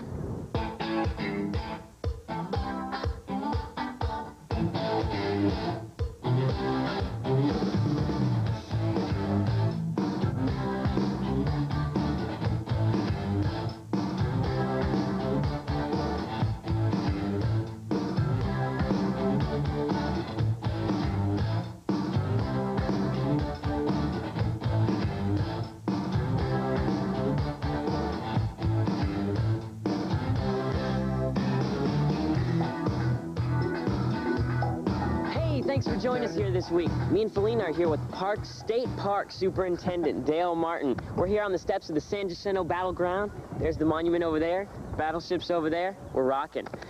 Mr. Martin, thanks for having us. Thanks so much. We're glad you're talking to us. So exactly, when did the Battle of San Jacinto take place? The Battle of San Jacinto occurred on April 20th and 21st of 1836. It was the showdown of the Texas Revolution and the one battle that won the whole war. Why were Mexico and Texas even fighting? Well, they were fighting because General Santa Anna had taken all their rights and freedoms away from them that they had as free Mexican citizens, in part. Mexico is also afraid of all of the American people coming in without necessarily coming in with all of the rules and regulations that Mexico required. And they tried to fight to become free Mexicans away from Santa Anna's dictatorship. It didn't work, so they declared independence and won it right here. Okay. So what exactly happened here on this spot back in 1836? Well, like I say, this was the showdown after the massacres at Alamo and Goliad, and this is where General Sam Houston and his army of 820 people beat General Santa Anna and part of his army and won their independence. Great. Well, I heard you mention Sam Houston. Who were some other heroes from the battle? Well, there was a Mirabeau Bonaparte Lamar who was promoted from private or corporal to colonel overnight for what he'd done in the skirmish of April 20th. Actually, every soldier that was here was a hero because things really didn't look good before this battle took place, and they could have all died. The monument right here is dedicated to every soldier that fought in the Texas Revolution. And you could look at it in one sense that every soldier that did fight and stand up for their country is a hero. Well, thanks so much for having us today, Dale. It was really nice. Well, it's really our pleasure. We're glad that you're here. Well, thanks. Thank you. Well, you don't want to miss this next piece on some great basketball players who do some pretty unbelievable things on the court in wheelchairs.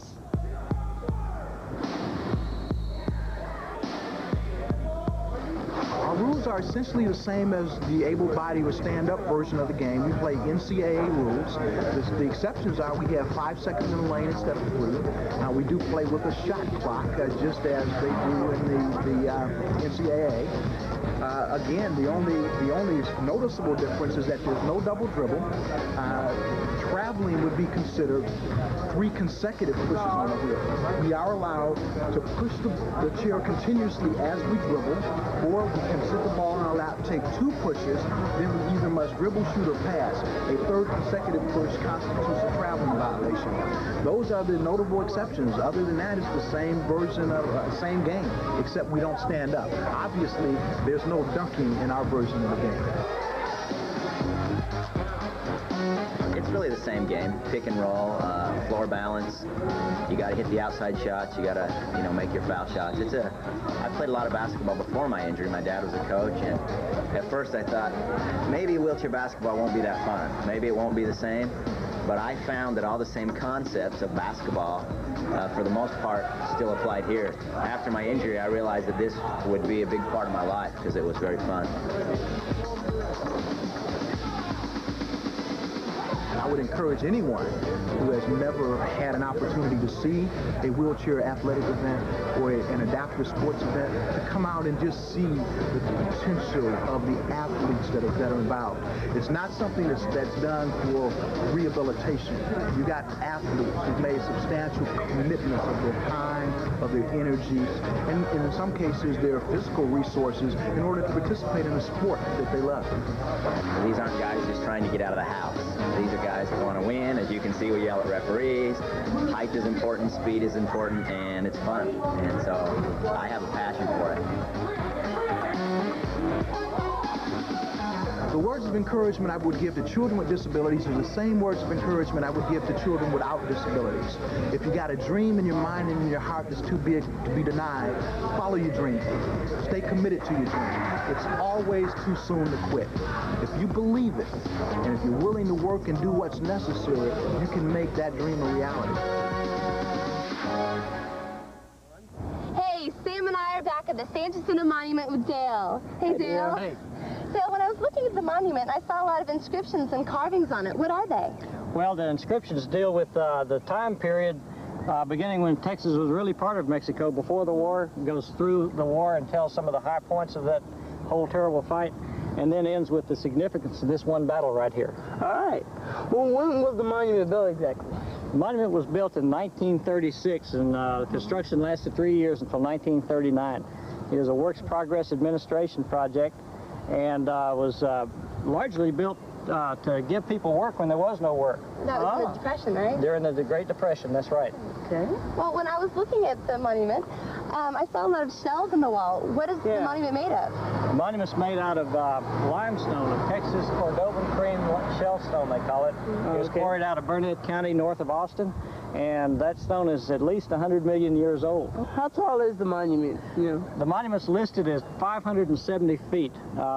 We claim to be the tallest masonry structure in the world, and it's about 15 feet taller than the Washington Monument if you measure from the ground to the top. Oh, okay. Wow. Yeah. Well, thanks a lot, Dale. That was real interesting. Well, thank you for coming. We really appreciate it. Thanks. All right. Don't go away. We got a lot of more exciting stuff on Rockets Kidz Jam.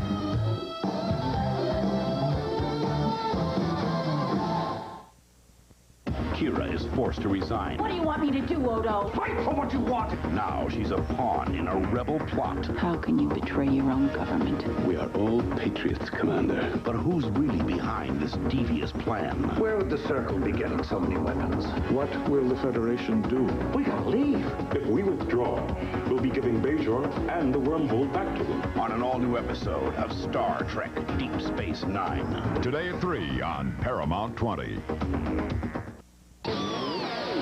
Wild ones. They go everywhere, and they really fly. Wild ones. Racing with no track to hold you back. Wild Impossible. Ones. You control them. Curves, bumps, spins. No track to hold you back. The wild ones. They go anywhere you do.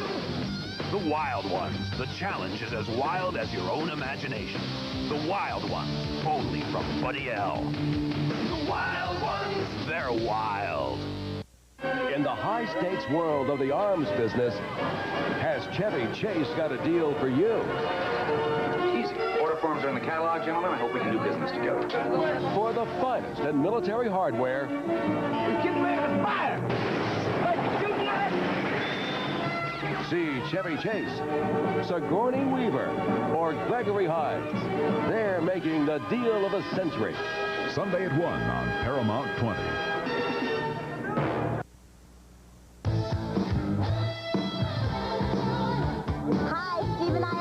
Jim, and this time we're on the deck of the battleship Texas. Jim, can you tell us, when was the battleship built?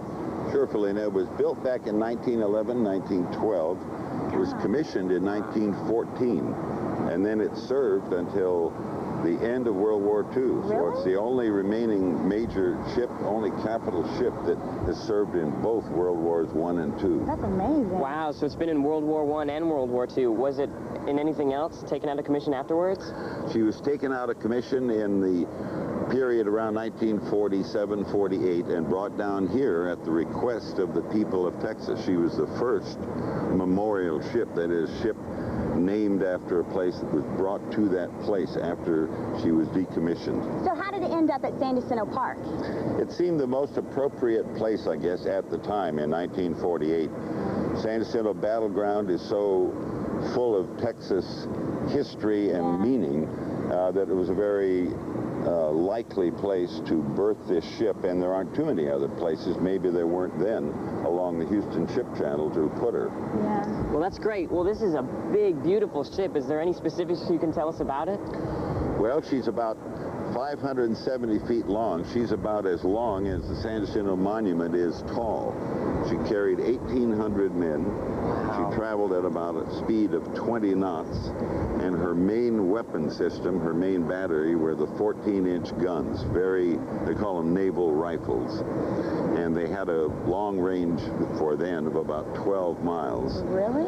And this ship participated in Operation Torch, the Allied invasion of North Africa, in D-Day, Normandy, Battle of Iwo Jima, Battle of Okinawa. She has a very colorful history. Really? It's great. Well, what does it take to keep the battleship Texas looking good and in good condition? It takes a lot of work. A ship like this, whether she's underway or moored in a park like this, you're always painting, always scraping. The elements are always the enemy of a large piece of equipment like this. So it takes a lot of work. We have a very small crew that does that, but they work real hard at it. Does she ever leave the dock, or does she always stay here?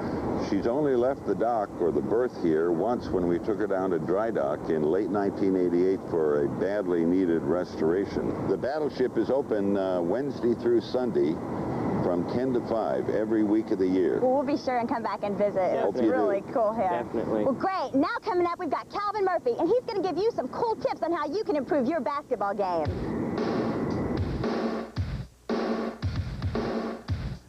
Hi, everybody.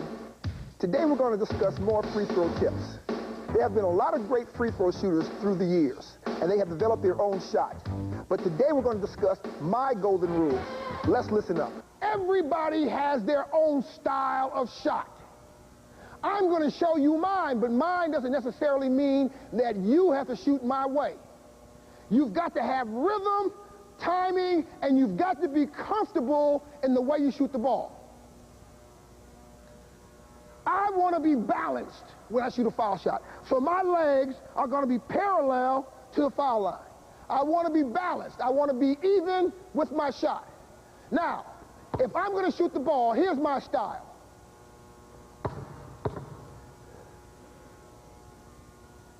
Now, the next time I shoot the ball, and I want you to learn a word called repetition. Repetition. That means the next time I shoot that basketball, I want to use the same exact motion. And what was my motion? Right? Okay, but how many times did I bounce the basketball? 2. So that means every time I shoot a foul shot, I do what? Relax, aim, bend, shot. Okay, now, what else? Thank you, but that's okay. Now, when I went to shoot, where do I get my power from? My legs, my legs. And if I shot that ball, I went where? Towards my target. Now, as I shot this ball, I went legs, body, shot.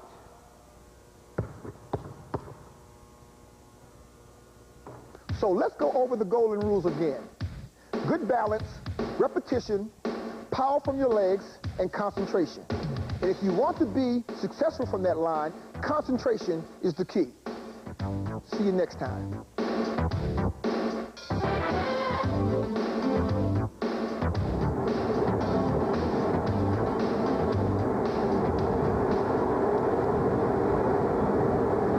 Hi, we're here with Jimmy's. Hi, Jim. How you doing? Hi, Sam. Hey, Jim. Jim, Lauren. did the ship only carry naval officers in the battle, or was it a combination? Well, the crew of the ship is made up of about 100 officers and 1,700 men or enlisted personnel, including a contingent of Marines, about 88 Marines. Okay. They formed the nucleus of a landing party. When the ship had an operational mission ashore, the Marines were the center of that. Then they often put sailors with them. And the first time that was used was right after the ship was commissioned in 1914. She was sent on a mission down to Veracruz, Mexico, and put her landing party ashore. Okay. Wow. What were the living conditions like for all those sailors? Living conditions were very cramped, very tight. There was no air conditioning.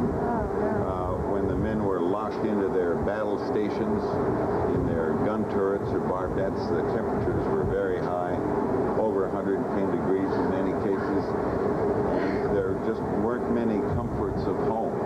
How long do they spend stand out on the ship when they went into battle, or? Well, that would depend on the length of the battle or the length of the operation. It could be, in the early part of this ship's career, they did not have what we call underway replenishment, where ships took fuel on at sea. Her first fuel was coal. Oh. Later, she switched over to oil, but they could be out at sea 30 days at a time. Later, it could be out there even longer if operations required it. With all that long time of being on the ship, what were some of the comforts of home that they had here? Well, there were very few comforts of home, but the ship is like a little community. It has its own barber shop, its own galley where the food is prepared. It had what they call a gidunk, where once in a while they could get ice cream, buy toiletries, combs, and things like that they needed.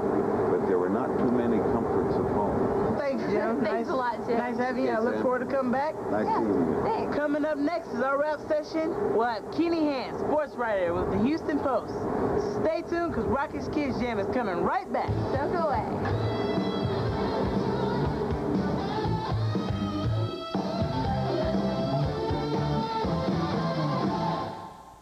Two out-of-control high school students 238 separate disruptions over the last 3 years. Are about to enroll in the School of Hard Knocks. I will not tolerate any form of insubordination in my school. Is that perfectly clear? Join Robert Culp, Jamie Farr, and Richard Mull at Combat Academy. Today at 1 on Paramount 20. Tonight is my night. A big talent scout's in town to take a look at Joey. Help an eye out, Joey. But his turn comes too late. Good morning, all. And Joey decides to change his life. I am quitting comedy. From monkey business to big business. Lee Iacocca. My man. But is his example hurting the girls? You can't quit. I tried and I failed. Find out on the next Full House. Monday night at 6 on Paramount 20. On the next Coach. There's smoke pouring out of your bedroom window, man. Great, the burgers are ready. Dauber knows how to throw a party. I don't see why they can't blow off steam in a quiet and orderly fashion. Geez, Riley, I mean, come on. Don't you ever get tired of being such a prune? You're invited to the blowout. I was shoved into the guacamole. All right. On the next Coach. Monday night at 6:30 on Paramount 20.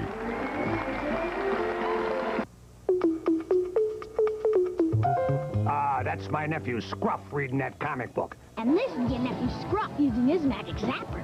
See that, dog? Uh-oh. Watch. And now I'll turn you into a mouse. Hold it. Change him back. No dog deserves that. Now watch this. I'm going to change this comic book into a special comic book that may help a lot of kids. Hey, that's me. Look inside. It's about the adventures you have coming home from school. It gives tips on what to do about bullies, or if you discover needles or drugs somewhere. Uh-oh. Or if there's trouble on the bus. And it shows what happens to Scruff. What happens? What happens? You'll see. For your free copy of this special comic activity book, write McGruff, Chicago, Illinois, 60652. That's McGruff, Chicago, Illinois, 60652. And you'll be helping me take a bite out of crime. What happens? What happens?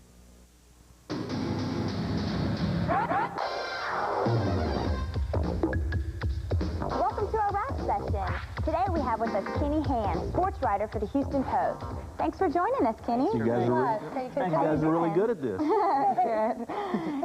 Kenny, what made you decide to pursue a career in journalism? I think probably I was a frustrated athlete. Tell people how you felt. I certainly wasn't a very good one. I think that's probably a lot of it, because I grew up in Dallas, and as a little kid, I went to the Cotton Bowl and watched SMU games and watched Don Meredith, which pretty much dates me now. You know how old I am. And so I'm kind of the Jurassic Park, I guess, in this set here. But I really enjoyed watching the college football games, and Southwest Conference was a real big deal back in the late 50s. And I think I always wanted to be a quarterback, and obviously didn't have the body for it. I think I had the brain, I just didn't have the body. So have you always been interested in writing? Yeah, I mean, I used to make up games, and I still do, actually. and I, you know, I would go back to my typewriter, and after seeing a game and at the Cotton Bowl, I'd go back, and I'm 6, 7 years old, and I'm writing it out, and somebody said, hey, you know, you ought to pursue a career in that. And I'd read it, and I'd go, I don't know, it doesn't sound very good to me right here. I'm still having the same problem. So, Kenny, what's the best part about your job? I think I'm fascinated by people, and I think people are the same, whether they're in sports or entertainment or politics. People are fascinating the way they get to the top in football or basketball or baseball, or even the governor of Texas or the congressman or you know, Madonna. People are, their personalities are fascinating, and it always intrigues me how everybody thinks a coach ought to be a certain personality. He ought to be low-key at times, or he ought to be more enthusiastic and fiery at other times, and people try to change all these sports personalities, and you get right down to the point of nobody really changes that much once they're an adult and they're a quarterback or a coach. They don't really change that much. Yeah. That's great. You said, you know, you admire to watch people get where they are. What got you where you are today? Well, I think a lot of it is just drive. I probably wanted to succeed, and then I got a lot of breaks, I guess, and I really believe that kids that are coming up today, if they pick out something they want to do, and then really pursue it, and if they fail at something, keep after it. And I think that's what I did. I just had a passion to succeed at something, and I knew it wasn't going to be football. So I tried something a little bit easier where, right about it. yeah, I mean, you know, where 280-pound linemen aren't falling on you all the time. Well, have you ever had any days where it's just like, dude, what am I going to write? You don't know. Yeah, yesterday. Yeah, I mean, obviously you do. I think one thing that helps in being in Houston is there's so much to do because there's so many sports teams at colleges and high schools and pros, and we really never truly run out of personalities or teams to write of. I mean, you know, the Oilers are bad, the Rockets are good, the Astros are bad, the Oilers are good. I mean, it varies with the seasons and what kind of teams they have, and there's always something to write about. So with all the sports there are, do you have one sport that's your most favorite to cover? I think my favorite one to watch is probably football. To cover, I would say baseball, because it's more, for some reason, it's always been aesthetically pleasing to me to watch a baseball game. It's like, you know, the most simplistic mind can kind of, like mine, can understand what's going on in a baseball game. And when you get 22 grunts out in football and everybody's moving at once, we say we know what's going on, but I don't really think we do. You know, we kind of fake it, you know. Yeah. The blocking assignments were, you know, and we try to phrase this like we really know what we're talking about. We don't know anything like yeah, we don't. I mean, they're all, it's all a great big collection of people running together, and I mean, you just kind of sit there and assume that, you know, if they get 7 and you get none, well, let's write about that team that got 7. Yeah. Do you ever wish you could write about anything else besides sports? I do. I mean, I kind of enjoy human nature and human interest stories. I think it's fascinating what happened to the Houston policeman that lost his eye, and I don't think you can write enough or talk enough about people that are fascinating like that. And so I don't think you should limit yourself to just sports. I'd like to write a book on things, not necessarily fiction. I write that all the time anyway, but just people that are fascinating. So Kenny, what do you do when you're not writing about sports? I play golf a lot. I mean a lot. A lot. Yeah. I mean a lot. But don't write about a lot of golf. 27 holes a day if they'll let me. Well, Kenny, we're really glad you came today. It was nice talking to you. Thanks a lot. I enjoyed it. You guys stick with it. You'll be in the real big time network stuff before long. Good. Well, don't go away, guys, because Rockets Kidz Jam is coming right back.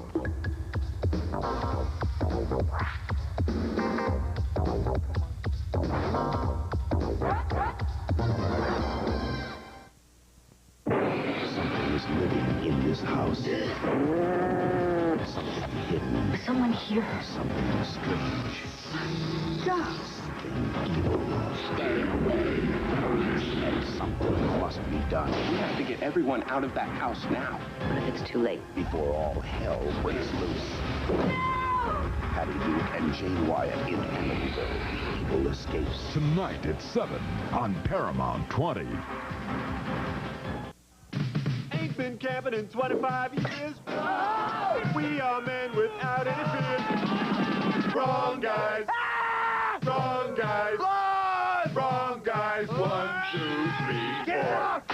Let's camp. Ready every day to fight. Say, Uncle. Uncle. Dressing up like women at night. Hey, wait a minute. Wrong guys. In person. Wrong guys. Sunday at 3 on Paramount 20.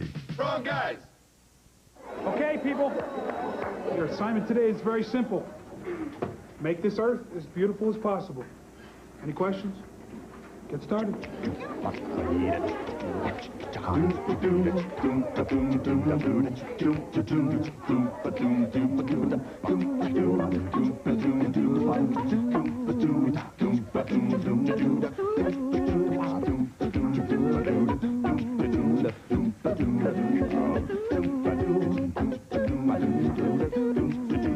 Does anyone know where Lisa is? Yeah, I do.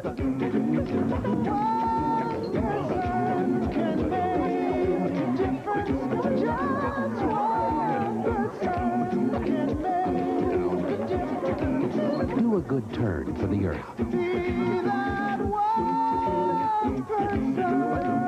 A community service thought from the Church of Jesus Christ of Latter-day Saints.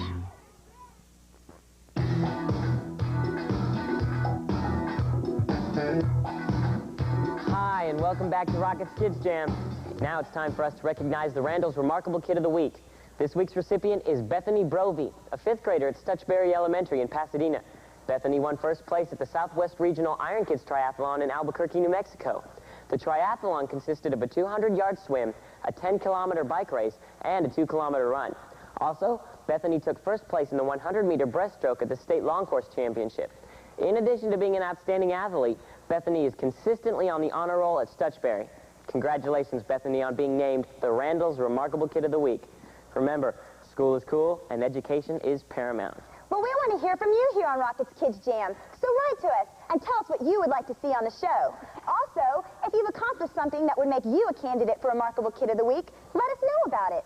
Write to us at Rockets Kidz Jam, care of KTXH-TV, 8950 Kirby Drive, Houston, Texas, 77054. Be sure to include your name, age, address, and your phone number.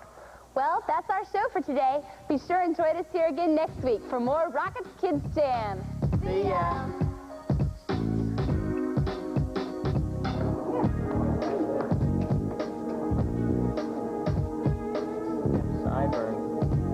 This is St. Houston's tonight, y'all. We have somebody dead on the other end. Actually, yeah, they did sit it on it.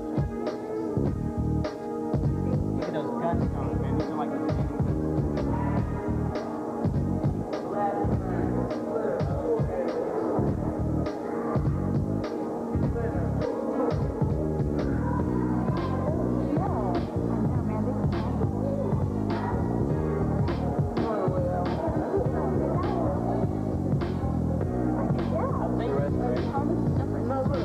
Somebody got shot in that one. Look.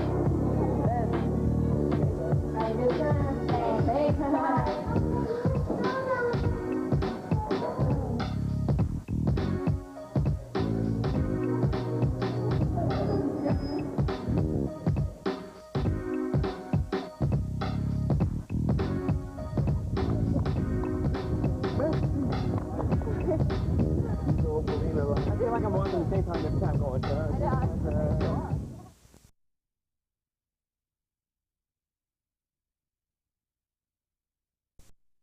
A Clean Texas 2000 hotline. They can talk about water pollution and other environmental concerns. 1-800-458-9796. Now, if they have questions about water quality in the city of Houston, 880-2444. And if there are questions for the county, they are 620-6860.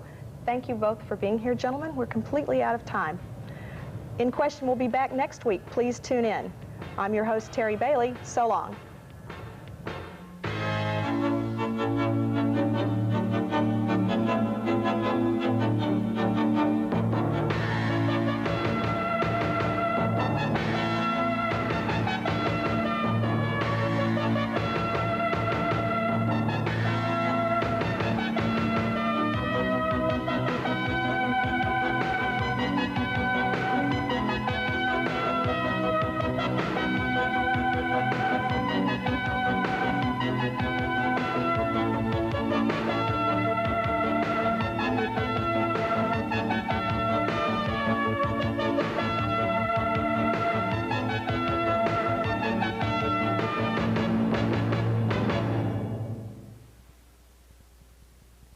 crew heads for battle. I wouldn't blame anyone for getting out now when we can. On Star Trek Deep Space Nine. Today at 3 on Paramount 20.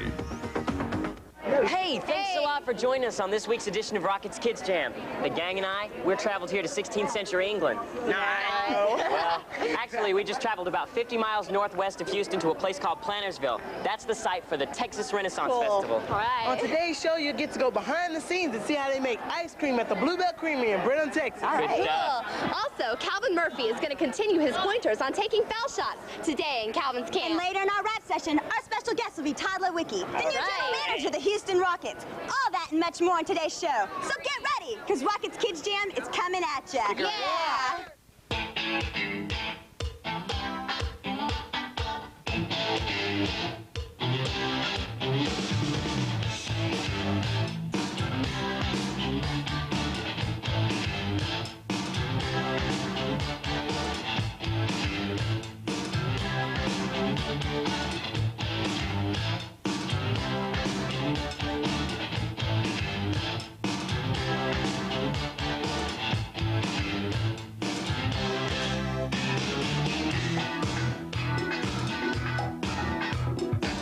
Hey, welcome to this week's edition. And Lauren and I are here on the grounds of the Texas Renaissance Festival with our friend, Duchess of Spinderlot. Yes, so pleased to make your acquaintance. You too.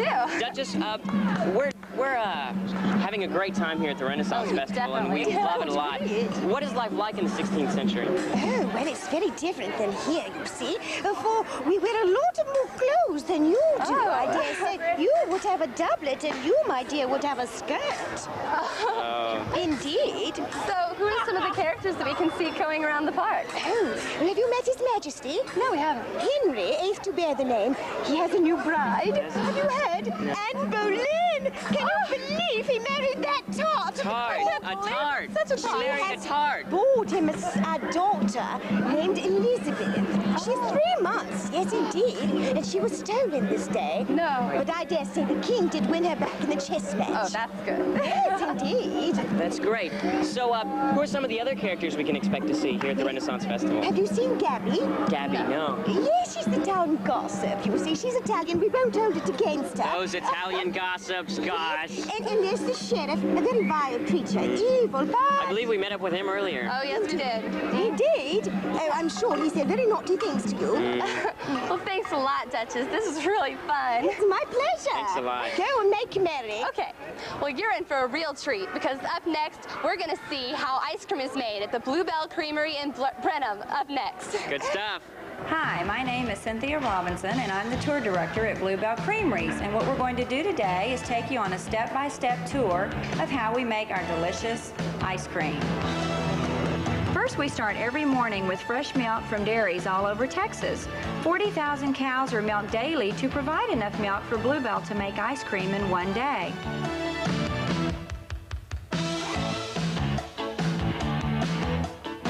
The milk is tested in our lab for freshness and purity. We test the milk from the truck for bacteria and butterfat, but we also have to taste it to be sure that it tastes fresh. Then we send it to our mix processing area, where the computer panel controls the flow of all the liquids. The mixes are made out of fresh milk, cream, egg, sugar, and corn syrup. This is also where we pasteurize and homogenize the mixes to make them smooth and creamy. After flavoring takes place, we then add our fresh strawberries, cookies, and nuts to the product as it travels through the lines to your half-gallon containers or pints.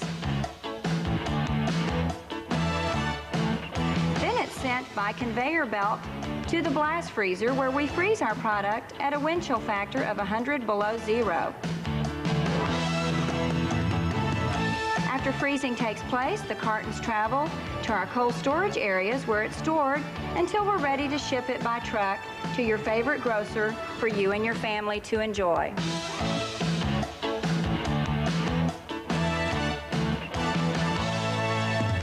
Hi, we're here with Merlin the Magician. How you doing? I'm doing Hi, Merlin. terrific. How are you? Good to see you. I'm glad you're here. Merlin, can you tell us what some of your duties are as magician here at the Texas Renaissance Festival? Well, yes, I entertain the people. I talk to children in the path, talk to adults. My photograph is taken. I do all sorts of interesting things.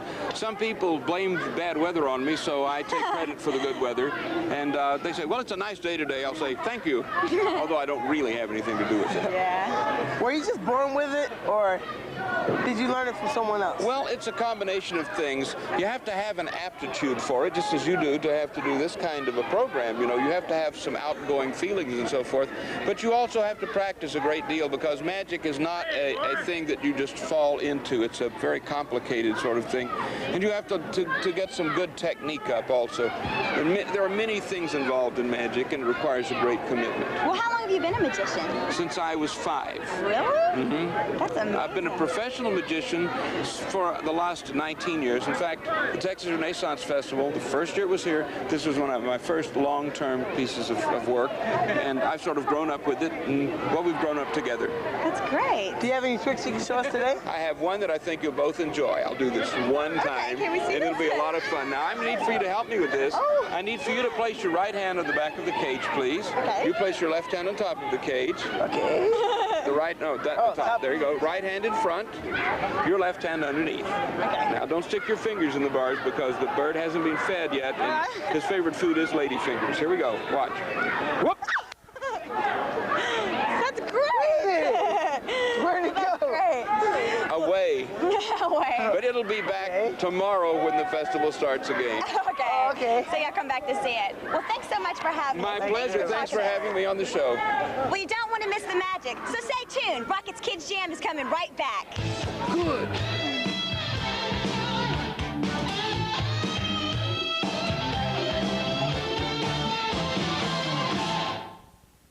It's time for the State Fair of Texas, and KILT, Jack in the Box, and Paramount 20 bring you the Big Tex Roundup. Stop by Jack in the Box and enter to win one of 3 VIP trips to the State Fair. We'll fly you to Dallas, and you'll stay at the luxurious Hyatt Regency Hotel. You'll also get VIP passes to the State Fair, so you can celebrate with us. While you're at Jack in the Box, be sure to try the burger as big as Texas, the delicious new Colossus Burger. So play the Big Tex Roundup today, and we'll see you at the State Fair of Texas. This is a test. This station is conducting a test of the emergency broadcast system. This is only a test.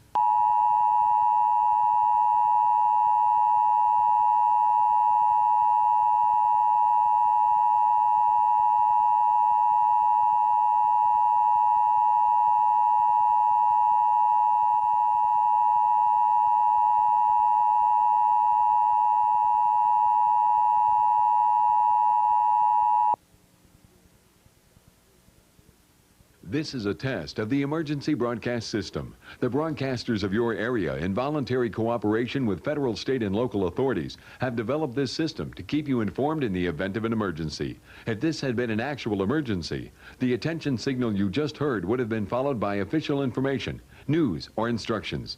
This station serves the Houston area. This concludes this test of the emergency broadcast system. That's my nephew Scruff reading that comic book. Improving my mind. Give me your magic zapper and I'll improve your mind. Hey, that's me! Look inside. It's about the adventures you have coming home from school. Uh-oh. It gives tips on what to do about bullies, finding drugs, or trouble on the bus. And it shows what happens to Scruff. What happens? What happens? You'll see. For your free copy, write McGruff, Chicago, Illinois, 60652 and help me take a bite out of crime. What happens? What happens? Hi, and welcome back to Rocket's Kidz Jam. 1993 is the year of the Falcon here at the Texas Renaissance Festival, and who better to talk about it than Steve Hottie, Master Falconer. Hey, Steve. Thank you, Lauren. Hey, Steve, who are some of the stars here in your Birds of Prey show? Well, this be the good lady Cass, and she is truly the fastest of all living creatures. Clocked in dives of over 200 miles an hour, and it be called the Peregrine Falcon. So, Steve, how long have you been training birds like this one here? And I saw another one earlier. Well, I have started when I was very young in school, and it's about 27 years now. Wow. Well, Well, what can we expect to see in your show? You will see our birds in flight, free flight, maybe 100 feet, maybe 1,000 feet in the air, and coming from a great dive. And this falcon has even been trained to fly right between your legs. Wow. So, what are the many different types of birds you have here? We have hawks, eagles, and falcons. And you know that these birds are endangered, mainly because of mankind's encroachment upon them. It is important that we all learn to recycle and to reduce and to reuse so we may have these birds for the future. Definitely. Well, so is it really hard to train these birds? Whoa. Yeah, I see that she's ready to fly now. It takes a lot of patience. Yeah. Training never stops. We work every day with them for hours on end. And it's truly 24 hours a day, 7 days a week, including Christmas and Thanksgiving. So there are lessons that kids can learn by watching your show? Oh, absolutely. I think seeing these birds in free flight is truly something that everybody, yourselves, when you see a bird in free flight, nothing can touch closer to the heart. Well, that's great. Thanks a lot, Steve. We appreciate you having us with us. Thank you, and good day, sir. To you too. Hey. Lovely Lord. Hey, maybe a little later My lady. we'll show us some tricks with the falcon, but right now we're going to take you to a guy who has an eagle eye at the foul line. Calvin Murphy, who's got some more tips for you on Calvin's Camp.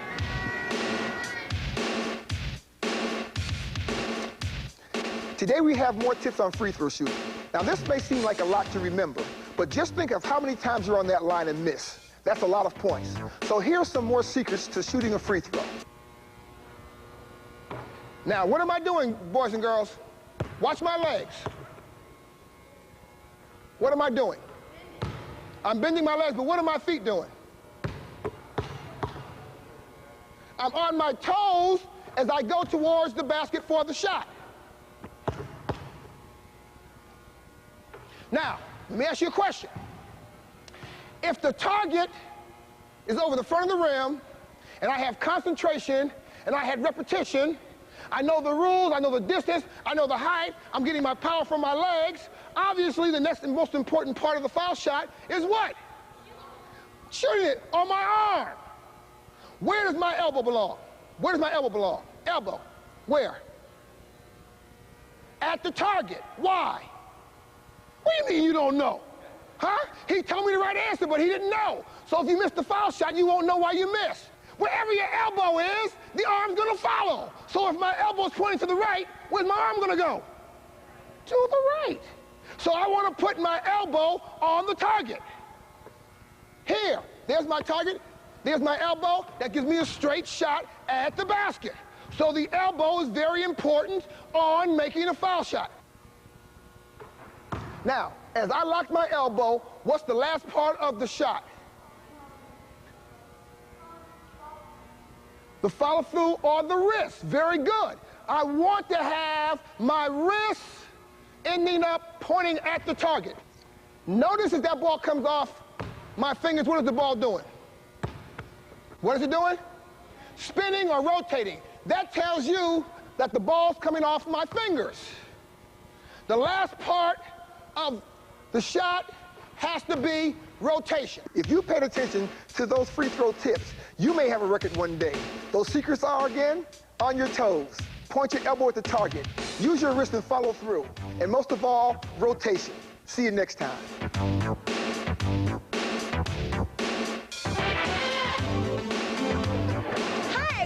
Dragon Slayer, the narrator for Benny, the baby elephant, a new addition here at the Texas Renaissance Festival. Hi, how are you doing? Hello, how are you? Good. And how are you? I'm fine. Can you tell us something unique about Benny?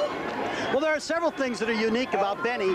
He is one of a very few number of elephants that have actually been born in the United States. Very few elephants are born in captivity, and even fewer in the United States. Benny is presently the youngest elephant in the United States, and he is the youngest performing elephant in the entire world. His trainer, Cesar, has been working with him about 6 months. Benny has been trained using only positive reinforcements. Similar to training a child, you don't spank him, you just praise him for what he does good. See, right now Benny is nodding his head. Yes, he likes positive reinforcement. To Benny, positive reinforcements are food, stroking, and just Cesar's telling him good Benny. Oh, okay. Benny knows the word no. He understands things he's not supposed to do. He's just like a child. Just like a child, yes. He is a child. He's 1 year old. His life expectancy is 60 to 65 years. His development emotionally is very similar to that of a human child, except he's a little more precocious. Because he's been learning tricks at an early age, he's learned them very rapidly and will continue to remember them forever. The hardest problem working with an elephant is for the performers to remember their lines, because the elephant does not forget his tricks. He knows what he's supposed to do, and he knows what order he's supposed to do them in. Great. Okay. Do you have any other questions? Yeah, I noticed he's smaller than most elephants. How big is he? Well, he's about 4'5" and about 850 pounds right now. He will grow to be about 12 foot tall and around 6 tons. How old is Benny? He's 1 year old. Really? Yes. Does he have any special talents he can show us today? Benny, would you like to see him sit and beg? Yeah, let's see that. It looks similar to a dog sitting. Benny will sit upon a stool.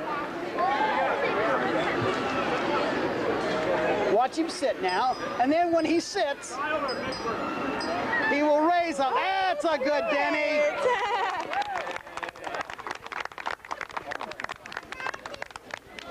Now, is that a happy Benny? Well, he's great. Well, thanks so much for talking to us. Thank you very very nice much. Lady. Thanks. Thank you very much. Well, don't go away, because coming up on Rockets Kidz Jam rap session, we have special guest, Todd Leiweke, the new general manager of the Houston Rockets.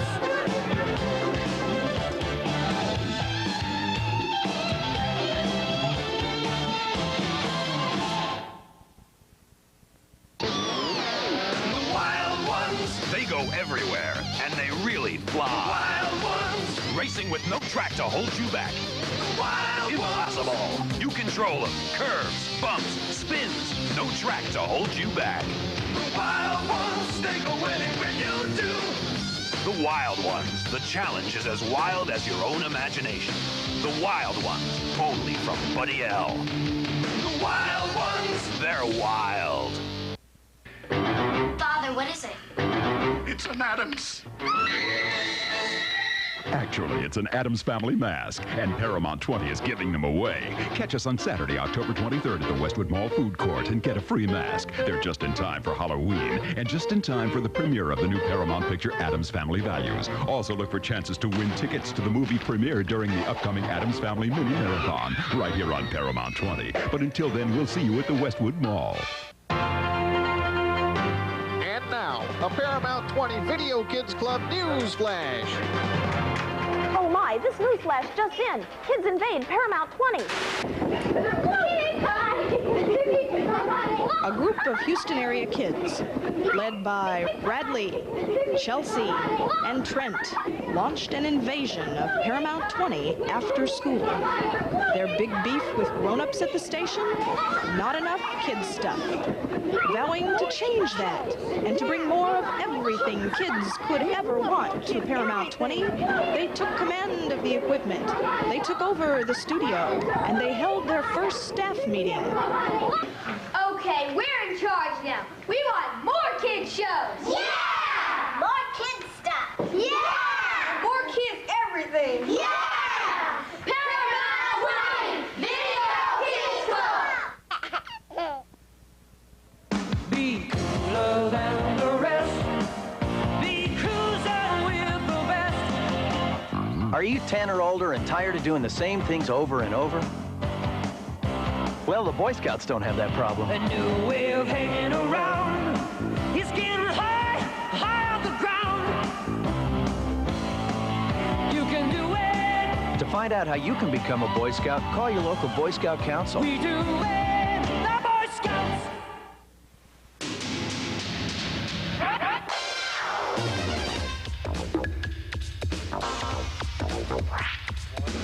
Hi, and welcome to our rap session.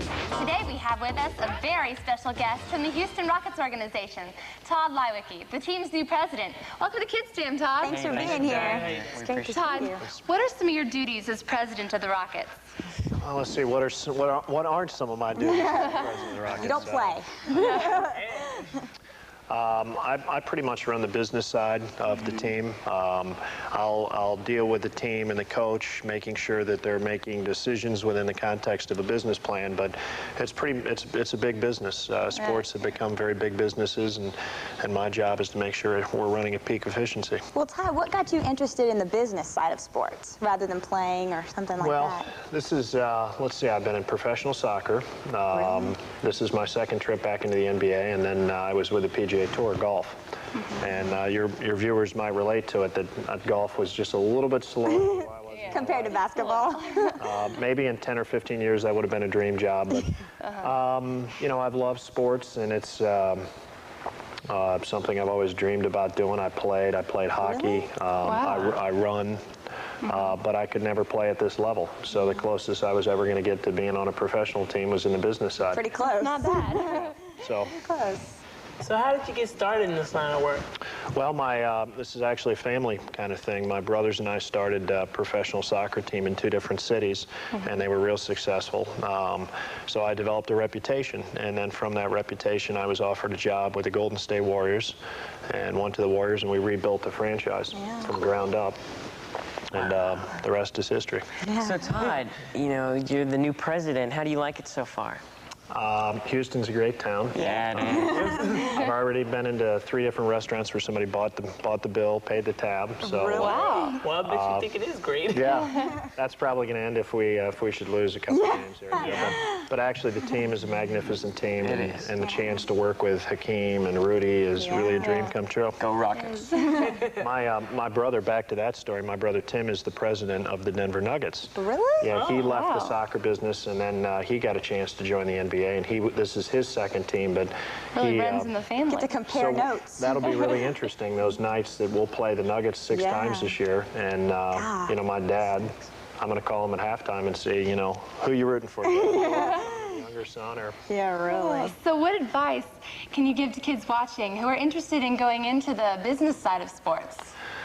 Well, specific to sports, I'm not sure, but specific to pursuing your dreams, work hard and don't stop dreaming. And I'm sure they look at you guys and say, hey, that's really cool how they do it. And we spent a good time talking about how'd you guys get here. Well, you worked hard and you applied yourself, and who knows where you'll be in 15 years. We were saying either Hollywood or somewhere great in sports. Or astronaut. But I think if you work hard and don't stop dreaming, it's like anything can come true. And especially, I think, in this great country we live in, that's full of opportunity. And sometimes we get caught thinking about the limitations, but if you start thinking about the potential, it's really unlimited. Yeah, it is. Well, I heard you say you like to run and you used to play hockey. What else do you do for fun when you're not? Well, I've got a little boy who's 18 months, and he's watching. His name's Tyler. Hi, Tyler. And my wife, Tara, if I didn't mention her. Hi, Tara. But that and this job is probably right now 12 hours a day, 6 days a week. Didn't leave a lot of time. But I'm somebody who believes you also have to have a life outside of whatever your job is, no matter how much you love your job. Definitely. So I ran a marathon this past summer. Really? Wow. Which is, there's not many young people who run marathons because they're really bored with the process of all that time just sort of jogging. A lot of training. But it's a great discipline to get outside and to be alone for an hour and kind of get your thoughts in order. And, how'd you do? Well, it was the San Francisco Marathon, and they have hills that are almost straight up and down. So. And I was living in Florida at that point in time, so and it's about as flat as any state. Really? So. But I did good, and it's more of doing things like that sort of proves to you that if you apply yourself and discipline yourself, and you can achieve anything. And in fact, a quick story, my wife sent me the pictures from it, and there was a lady in front of me in the picture who was 60-some-odd years old. Wow. My wife said, you're going to hate the picture, but I said, no, I'm not. That woman will forever be an inspiration. I so know. it's really neat. Gives you something to look forward to. Well, listen, we look forward to seeing you guys at the summit. We'll be there. We will be there. And we're going to have a lot of fun this year. I know, I can't wait. Thanks so much. Stay where you are, because more Rockets Kidz Jam is coming your way.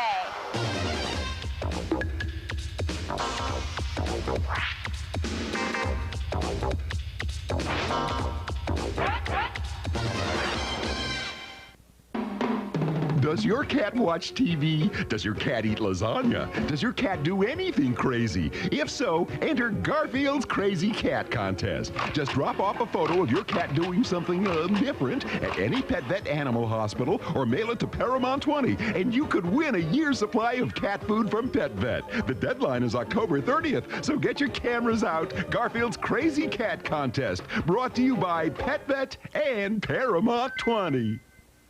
On the next Baywatch, Slade returns for summer. I saw your happy reunion with Slade. Did you tell him about us? No. And best friends become worst enemies. Come on! But when they take their feud too far... Closest to the water. Winner goes with summer, and loser goes away. Okay. CJ Slade's jumping. Will the surfer end up wiping out? Slade! Short my cord! On the next Baywatch. Today at 5 on Paramount 20. Okay, people. Your assignment today is very simple. Make this Earth as beautiful as possible. Any questions? Get started.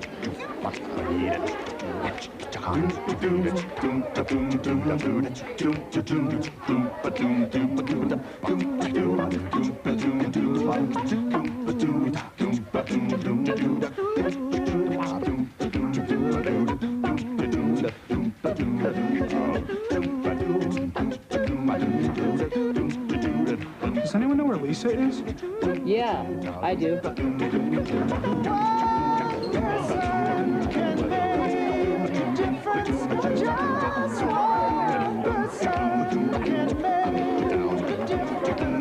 Do a good turn for the Earth. A community service thought from the Church of Jesus Christ of Latter-day Saints. On the next Baywatch, Slade returns for summer. I saw your happy reunion with Slade. Did you tell him about us? No. And best friends become worst enemies. Come on! But when they take their feud too far... Closest to the water. Winner goes with summer, and loser goes away. Okay. CJ Slade's jumping. Will the surfer end up wiping out? Slade! Short my cord! On the next Baywatch. Today at 5 on Paramount 20.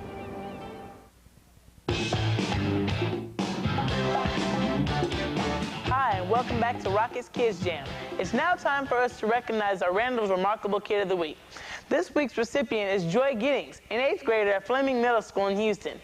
Joy is an A student, editor of the school newspaper, captain of the Fleming cheerleading squad, and a National Honor Society member.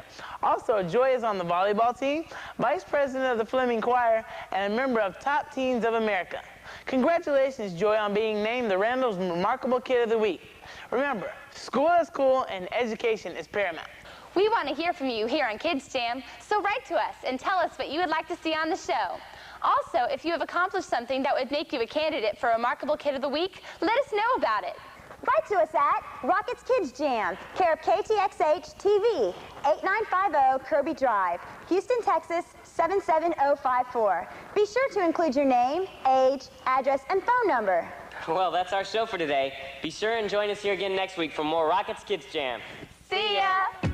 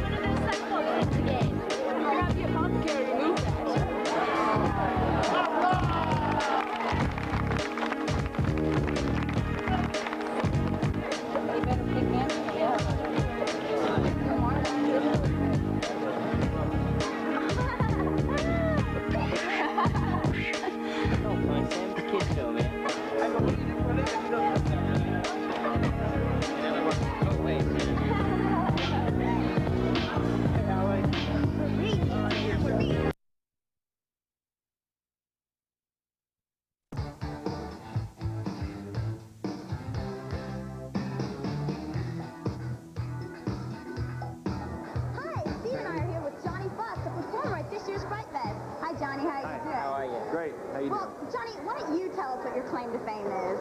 Well, a couple years ago, I was on the Showtime special with Jonathan Winters, and I broke the Guinness Book of Records. I swallowed 16 swords at once, so I guess that might be one of the things. But then also, I don't know, myself, I just like to kind of think of it as keeping the sideshow history alive, because there's no more sideshows anymore, and I used to see them when I was a kid, and they don't have them, so... When did you realize you had all these talents for swallowing swords? And... Well, actually, probably the earliest recollection I have is like about when I was 10 years old. My dad bought me a Houdini book, and I was reading that Houdini swallowed a key on a string, and he cut a piece of potato into the shape of a key, and so he would swallow the key. It was actually a piece of potato, and he figured, oh, if it came unlodged, he'd digest it. So I thought one night I was sitting at the dinner table and we were eating spaghetti. It was a Wednesday night, yeah, it was French spaghetti night, and I swallowed some spaghetti and I pulled it back up really slowly. I looked across the table at my brother and I said, look, nothing in the mouth. And I pulled it out and my dad said, you're excused, you can leave the table. Yeah, really? So how long have you been doing that? Since about 4:45, actually about 15 years. That is truly amazing. 7th year Astral Fright Fest, yeah. That's great. So how long a day do you spend actually swallowing and piercing and penetrating? Oh, I used to practice quite a bit. Now I do the show about 5 times a day. As long as I keep doing the show. It is practice. I don't need to practice. As long as I keep doing the show. If I'm out of it and haven't done the show for a while, I'll run through it a few times. Johnny, is there anything you can show us off this table? Yeah, I was going to show you something. This is called a thrishul or a bodkin. It's from India. It's got a sharp point on one end, a little ornamentation on the other. In India, they call this a ritual, what I'm about to do. You have to pinch the tongue first. It gets the blood out. It's not so gory that way. Don't try this at home, And if you're squeamish, don't do it. There we go. Oh. Nope. No pain, no blood. How's that one? Okay. Ah. Oh, yeah.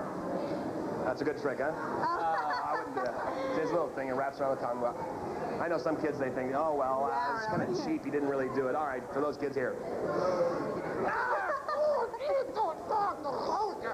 I got you again. I'm not going to do that. Not going to do that. Thanks so much for having us. You bet. Appreciate it. Thanks. Really Good meeting you. Send the kids out. Really. Well, coming your way now is a piece on some local teens who enjoy the sport of freestyle skateboarding.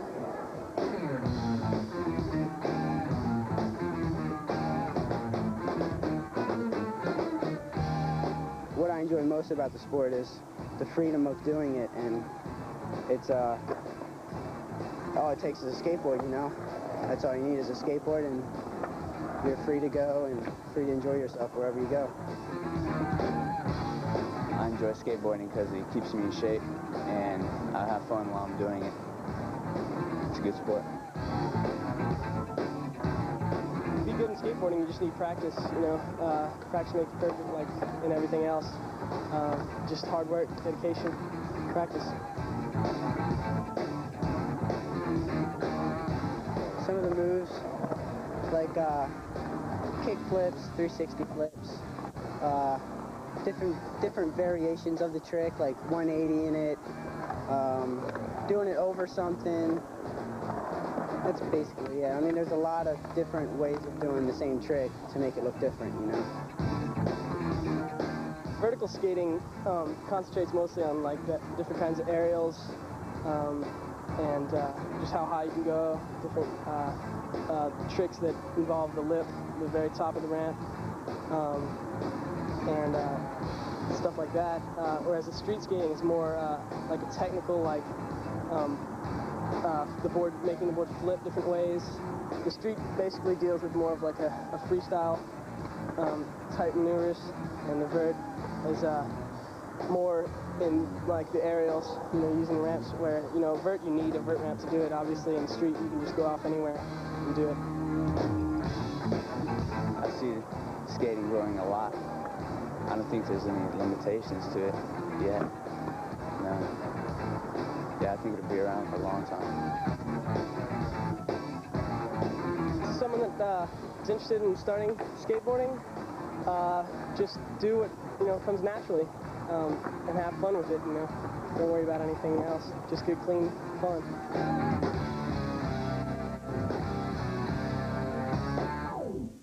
Hi, Sam and I are here with our new friend, Zed the Robot. Hey, Zed, what's up? Oh, not much. What's doing? Nothing much. Looking good. Great to see you. Long time no see. Kiss, kiss. Hey, What you been up to? What's happening? How's the wife and kids? Oh, they're just fine. Good. So what can I do for you today? Well, can you tell me what brings you to Fright Fest?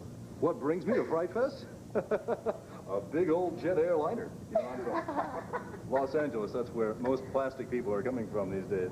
Seriously. You know, I was a little disappointed a couple of years ago at Michael Jackson's ranch. They had that wedding for Liz. They didn't invite me. And they have more plastic in their bodies than I do. Thank you. Little organic humor there, huh? Yes, I see. So, Zed, what's life like for a robot like yourself? Oh, let me tell you, it's not easy, not as easy as it might seem to some. But what can you say? A little elbow grease and a whole lot of oil, it can be a wonderful life. Well, you said you're from Los Angeles. Are you enjoying your stay in Houston? Oh, very much. Well, originally, of course, I'm from Silicon Valley, but of course, guess that comes natural. I love Houston. It's just a little bit humid, so sometimes I find some of my parts stick. Some of my parts stick. Some of my parts stick. Some of my parts... Thank you! How do you like Houston? Oh, I love it. I've lived here all my life, so Cool. I basically have no choice. So what can audiences expect when they come and see your show? The unexpected. Moo-ha-ha-ha. No, we're talking about comedy with a high-tech point of view. I don't know if I'm being a little too obvious with all this, but I think you'll find that it's the latest edge. The avant-garde, if you will, of stand-up comedy. Okay, well, thanks for talking to us, Zed. Thanks a lot. Oh, thank you. And don't forget to buy war bonds. Okay. Stay tuned because more Rockets Kidz Jam's coming back after this.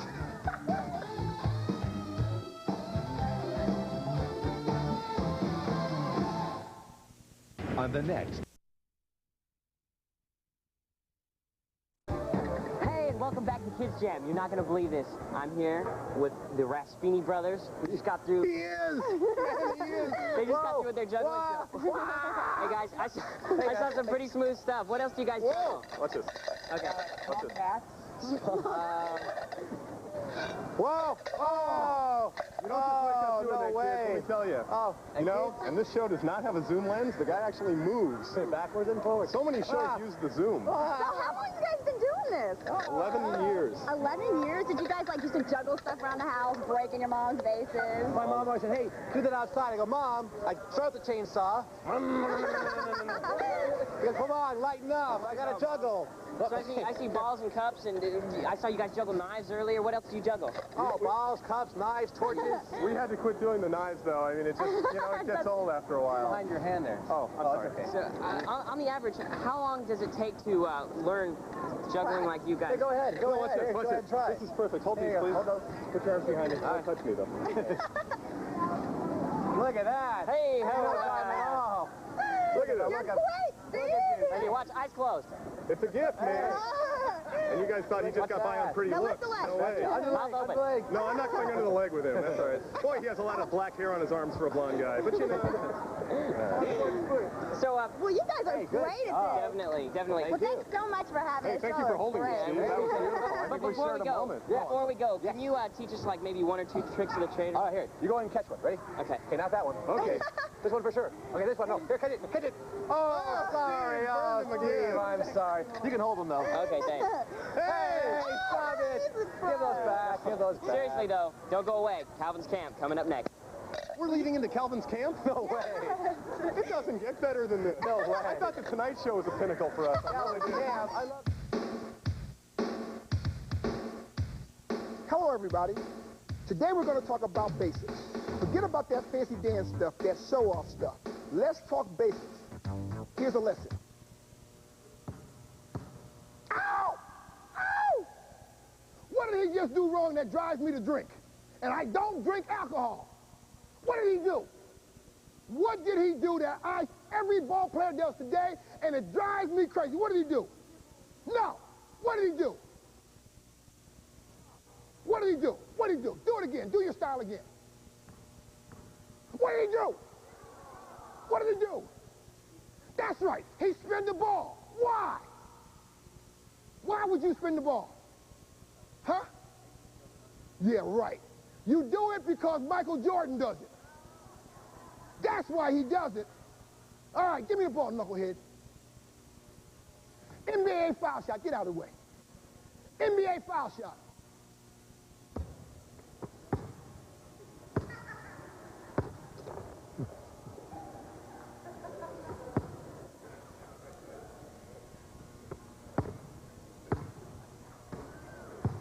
Right or wrong?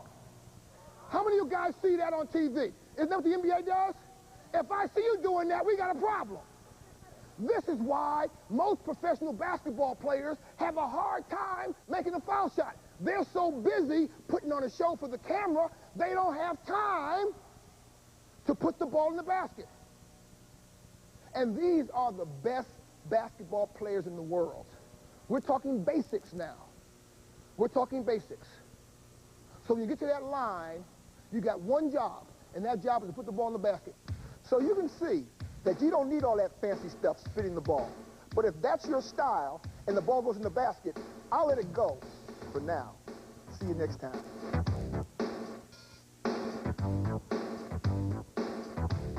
Hi, Laura and I are here with Catherine Potts. Catherine, we've seen most of the cool stuff here at Fright Fest. What else are the guests in store for? For the little guests, they can go trick-or-treating. When you enter the park, you get a pirate's map. Takes you through various locations throughout the park. At the very end, you see a pirate and you find the buried treasure. Cool. You can partake in our haunted castle for our older guests. You can find a sword swallower, a juggling duo. So whatever your interest is, you can find it right here during Fright Fest. And that's what I like. Welcome to this week's edition of Rocket's Kidz Jam. Today, the crew and I, including Bugs Bunny and Sylvester, are going inside of Astroworld. And you'll get to take a really good look at some of the awesome roller coasters here in the park. And coming up on today's show, we've got some state-ranked BMX racers who catch some serious hang time at the track. And speaking of hang time, later on in our Calvin's Camp segment, Calvin is taking you back to the basics, and you don't want to miss it. And later in our rap session, our special guest will be Captain Dave Walker, Space Shuttle Commander. All that and much more on today's show. So stay tuned. Rocket's Kidz Jam is coming your way. Yeah!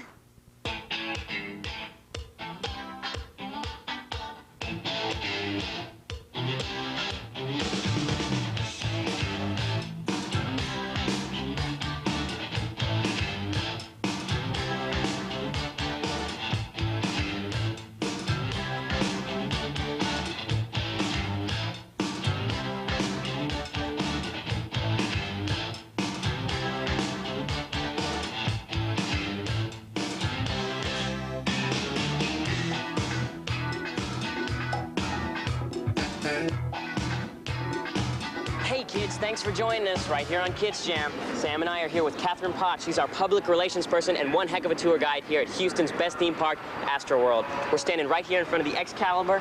It's the best roller coaster, my opinion, in the whole park. Catherine, how many roller coasters are there here at Astroworld? Well, Astroworld has 7 coasters. We have one of the most unique selections of roller coasters in the world. Whether you like a stand-up ride like Batman, or you like a wooden coaster like the Texas Cyclone, whatever you want as a coaster fan, you can find it right here at Astroworld. Well, what can you tell us about Excalibur? Well, Excalibur was the original coaster here at Astroworld. It was, in 1981, it was changed the name to the Excalibur. It was originally known as the Dexter Freebish Electric Roller Ride, and it continues to be a family favorite right here at Astroworld. Hey, Dexter Freebish Electric Roller Ride? That is correct. Wow. Well, we know it as Excalibur, but what are some of the special features of Excalibur? Well, it goes about 45 miles per hour. It takes a 60-foot drop. It makes several twisty, speedy turns. And when you finish, you've experienced a great ride. This is still a family favorite? It still is. Bigger than, better than ever. How old is Excalibur actually? It came in the conception of the park at the very beginning in 1968. Wow, this park's been open since 1968, Yeah, it's the 25th anniversary this year. That's great. Okay. Stay tuned because you want to check out this next piece about some local BMX bikers in action.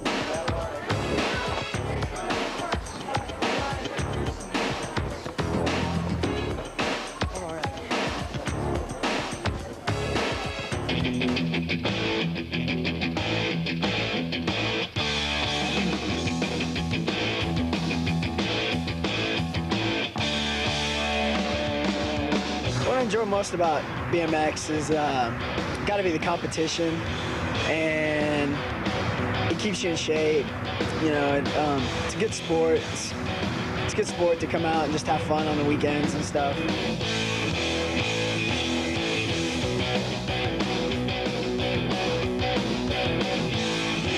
Some of my accomplishments in the sport. I've been racing for about 10 years now, and I've traveled. I've been to Canada, I've been to Hawaii, I've raced in Argentina.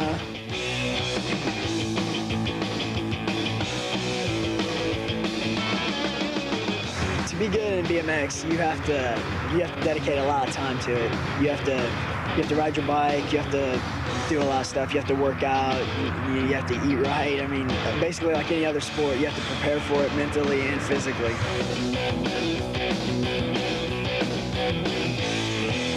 A lot of the jumps, like these are doubles right here.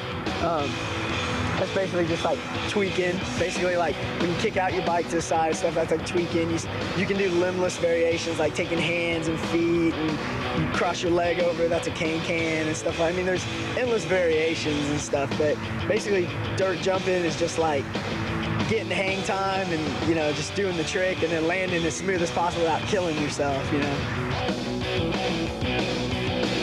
Participating in BMX all these years, I've gained better like self-attitude and stuff, you know. It's helped me like through life deal with competition and like all aspects of life, and just be a better person, I guess. Stay off the streets, stay out of trouble.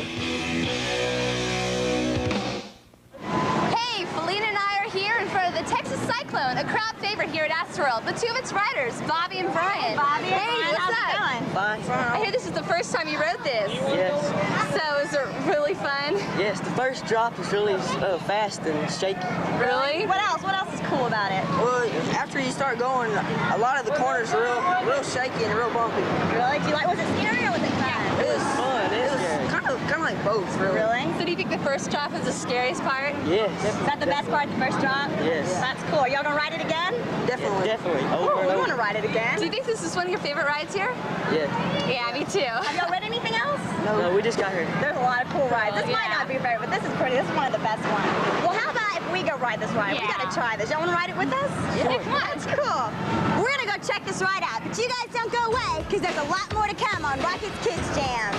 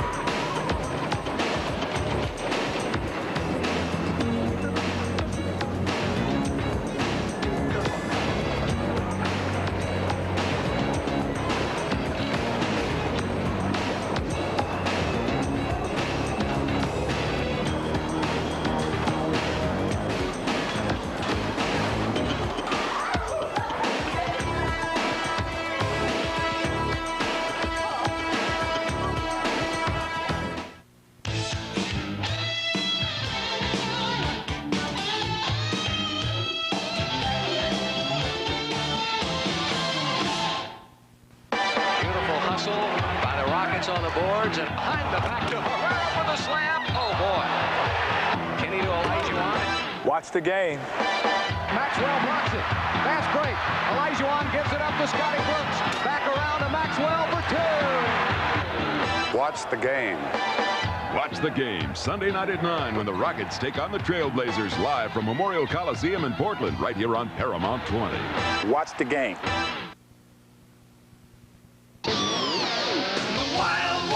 They go everywhere, and they really fly. Wild ones! Racing with no track to hold you back. Wild Impossible. Ones! You control them. Curves, bumps, spins. No track to hold you back.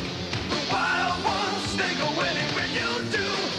The Wild Ones. The challenge is as wild as your own imagination. The Wild Ones. Only from Buddy L. The Wild Ones! They're wild. Imagine a hat that can take you anywhere.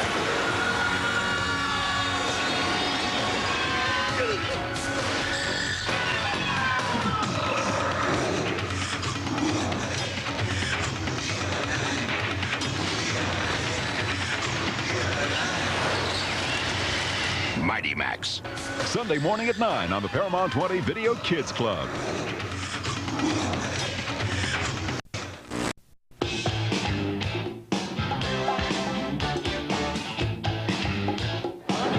Hi, Steve and I are back with Catherine Potts at a very unique ride at Astroworld, the Ultra Twister.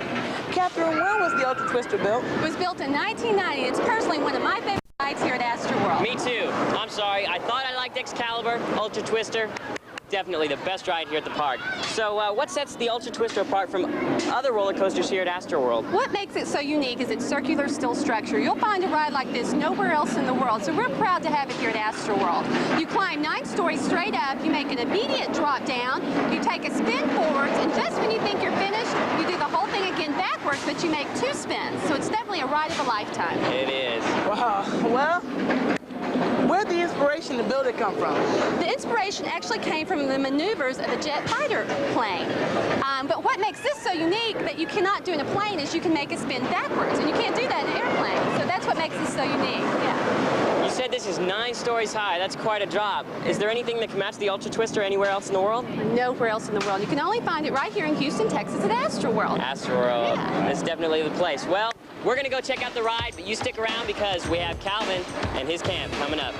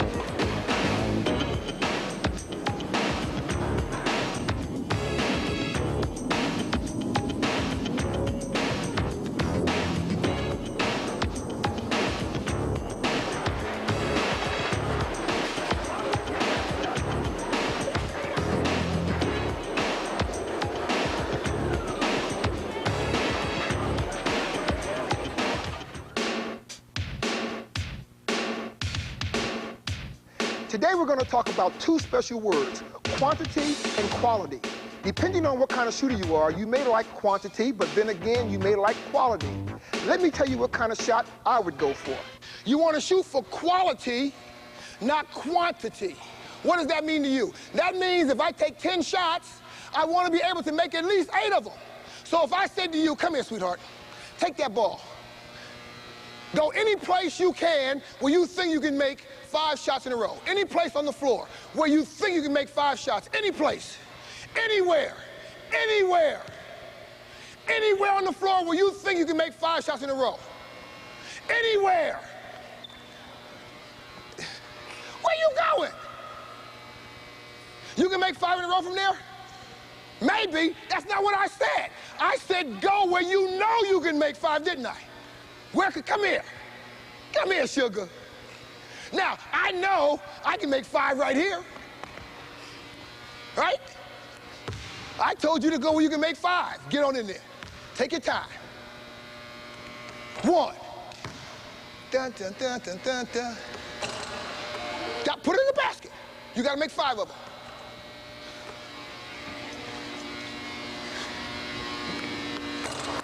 1, 2, 3, 4, 5. All right, now, she was being nice. She thought I meant go out on the outside, but listen to my instructions. Anywhere you can make 5. So now she went for what? Quality. So remember, when you're out there looking to score, you can take 10 bad shots and only score a couple, or you can look for quality and help yourself and your team. See you next time. Hi, we're here with Monty Jasper, Vice President of Maintenance here at Astroworld, and we're in front of the newest thriller here at the park, Batman the Escape. Hi, Monty, how you doing? Hi, how you doing? Nice to meet you. Well, Monty, Nice to can meet you you tell all. us what went into the design of Batman the Escape? It looks pretty complicated. Well, it really was. is it's one of the most complicated rides that we've ever put together. And since I've been here at Astroworld's history, 25 years. We started over a year ago with many designers. We had over 100 people working on the ride. A lot of creative folks.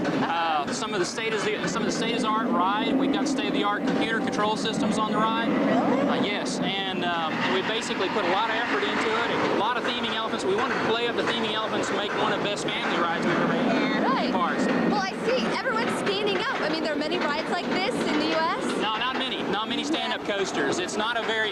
It's not a perfectly brand new idea, but it is new to Houston and Texas and the surrounding area. We thought it would be an exciting piece to add to the theming that we put in. It does look exciting. Well, I heard you say you started the idea about a year ago. How long did it take y'all to build this ride?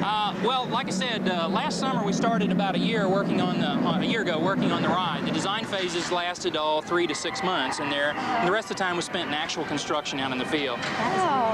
When I look around, it looks like a movie set almost, and there's music in the background. I mean, can you tell us about the special effects and theme elements that you were talking That's basically what an amusement park is. Yeah. We try to give you the feel that you're on a movie set, is what it boils down to. But we took the theming elements from the Warner movies that were put out a couple years ago, Batman and Batman Returns, and tried to emulate those out in the field.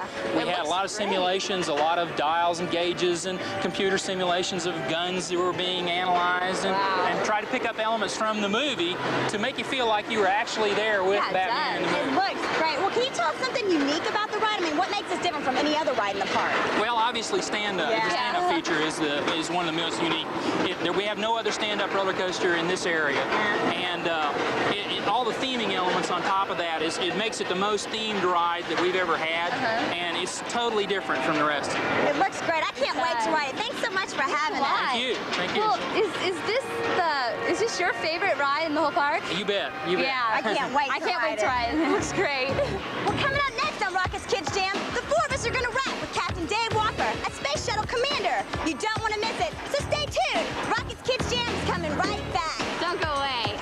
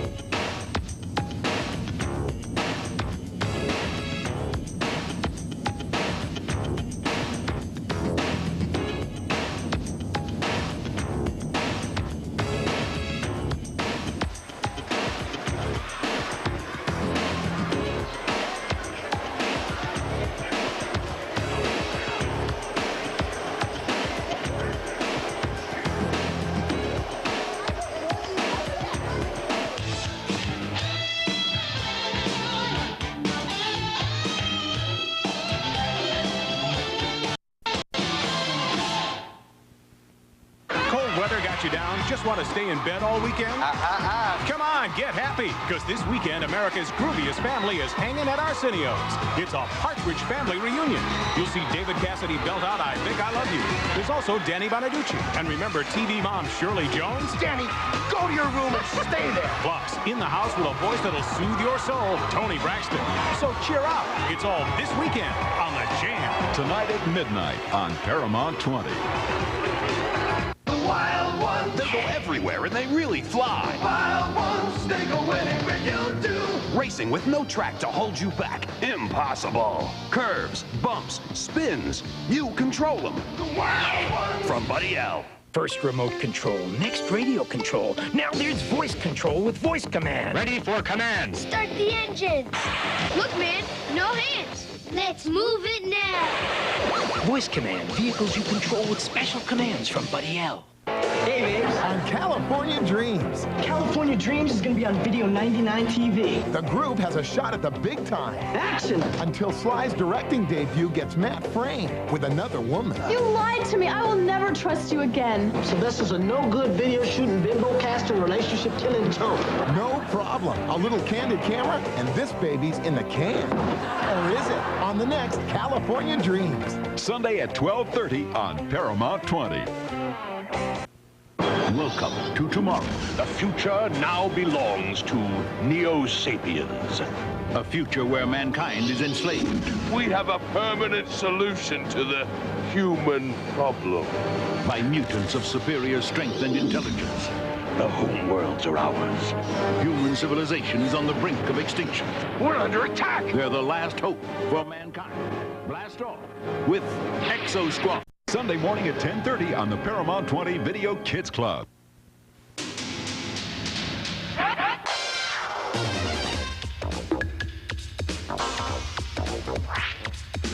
Hi, and welcome back to Kidz Jam. Today, we have a very special guest for today's rap session, Captain Dave Walker, Space Shuttle Commander. Welcome to Kidz Thanks Jam. for being here. Hey, Good to be here. So tell us, what was it like to go into space? Going into space is an e-ticket ride. Mm-hmm. It's absolutely the best thing that you can ever imagine doing in the way of physical fun, because you get a great ride uphill and then perfect weightlessness, and then you get to come back and land on Mother Earth. That's cool. Gosh.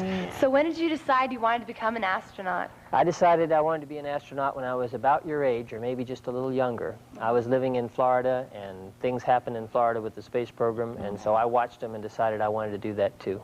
That's great. Oh, okay. Well, how does one go about becoming an astronaut? The first thing you have to do is to get a good education. Yeah. Once you get out of school, and that means high school and college, then you either become a pilot or you work in a scientific or engineering profession, and then you put in your application, and if you're lucky, NASA picks you. It sounds so simple. Oh, it does. What was the training like to be an astronaut? Well, the training after you get selected is about 3 years of orbital mechanics, advanced engineering, shuttle systems, and flying in T-38 airplanes, which are small jets. Right. And then, of course, there's simulators, which I think you all saw at Space Center Houston. Those are neat. It sounds like hard work. Yeah. It's hard work, but it's lots of fun, too. Yeah. Captain Dave, what is it like to be weightless in outer space? Being weightless is kind of like being in a swimming pool, only without getting wet, and even better, because cool. you don't have to work very hard. You can go from place to place, and once you learn how to keep your body position right, you can really have a good time with it. Sounds fun. Well, when you're the shuttle commander, what are some of your duties on the mission? Well, the shuttle commander is in charge of everything, first of all, so you have a crew of between 5 and 7 people that are working with you and for you. Second, you have to land the space shuttle. That's always done by the commander. And then if you do any rendezvous where you approach some other object in space to pick up a satellite or something, the shuttle commander flies it then. So it's the best job. Was it's it really a great hard? job. Again, it's one of those things that you practice a lot, and when you get good at it, then it's fun. While you're learning, it's hard. Just like anything. Yeah. Like anything. Well, do you have any free time in space? And if so, what do you do with it? We do have some free time. Ordinarily, there's about 12 hours a day of scheduled activities and about 8 hours of sleep. So the other 4 hours are rest, recreation, and eating and cleaning the place up. So it's not a lot of free time. But what we do when we have it is we look out the window, because you see the world's best view. You really do. You see Mother Earth going by. It's terrific. Well, you make it sound like hard work, but you make it sound like fun, too. Do you have to have a lot of math or science skill to be an astronaut? It helps a lot to be good at math and to be good at science. It's not an absolute necessity, but for example, I was not a great math student. I did well at it, but I had to work at it. I was an English major, in fact, and then took a degree in political science. So you don't have to be a math genius, but you do have to be generally good, and you have to be willing to work hard and learn. Well, while you're on the shuttle, where do you use the math? I mean, once you get up there, the math is mostly done for you by people on the ground, but it takes an awful lot of mathematical reasoning skill to understand the subjects you have to learn. And again, it's mostly logic. It's not solving advanced differential equations. It's just using good common sense. Okay. I was talking to you earlier, and you told us about how you were sleeping on the shuttle. Could you tell us again? Sure. Sleeping on the shuttle is one of those things that people have all kinds of different ideas about, but it's actually very, very easy. People do it all different ways. My personal favorite is just to hook some earphones up so I have some music, and then to take the Walkman or whatever I'm using to get the music and attach it to a wall so I don't float away, and then just drift there, just to sleep like a rowboat floating in a stream. Well, so can you roll over and stuff? I mean, You can do anything you want to. Because you are totally weightless, your body's completely free, and all you need to do is just sort of stay put. Otherwise, the fans will push you around as they circulate air until you wind up next to the fan intake. That's the only reason to tie yourself down.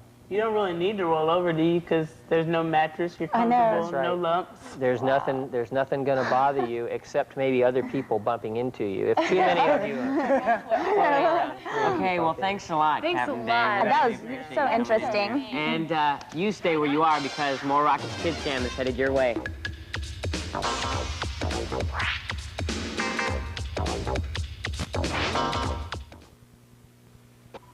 You say you have 81 channels and there's nothing on?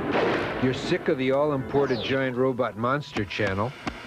You've had enough of the all-rubber nose channel. You can't even take the all-furry animal channel. We are the Buddy Bears, we always get along. There's only one show on that's always worth watching, and I'll give you a hint. It ain't Geraldo. Good idea. Now at 3:30 on the Paramount 20 Video Kids Club. Hey there, you wrench heads! Yes! There's some new mice in town. Mice? And the big cheese is going down. It's time to whip some tail. So get ready for the baddest mamma jammers on motorcycles. The biker mice from Mars are in town, and the party's over. Because it's time to rock and ride. Party! Party! So kick it with the biker mice from Mars. I like it. Sunday at 11:30 on the Paramount 20 Video Kids Club. Okay, people. Your assignment today is very simple.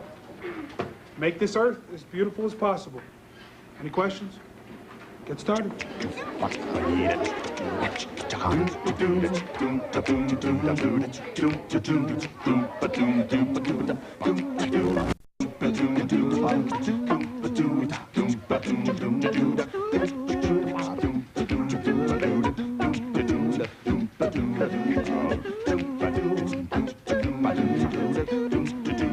Does anyone know where Lisa is?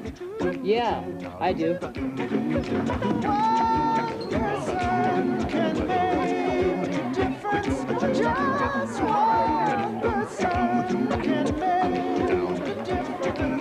Do a good turn for the Earth. A community service thought from the Church of Jesus Christ of Latter-day Saints.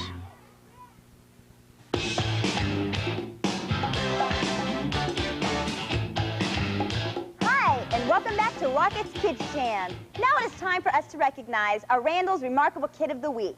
This week's recipient is Danielle Crockron, an 8th grader at Lamar Fleming Middle School in HISD. Danielle is a member of the Advanced Dance Troupe at Fleming, where she has won several awards at different theatrical arts competitions. Danielle is a head cheerleader and on the volleyball and track teams at her school. Also, she is a member of the National Junior Honor Society and of Top Teens of America. Congratulations, Danielle, on being named the Randall's Remarkable Kid of the Week. Remember, school is cool and education is paramount. We want to hear from you here on Kidz Jam, so write to us and tell us what you would like to see on the show.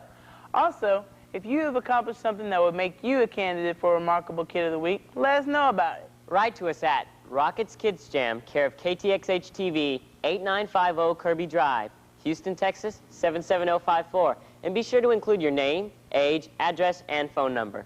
Well, that's our show for this week. Be sure and join us here again next week for more Rockets Kidz Jam. See ya!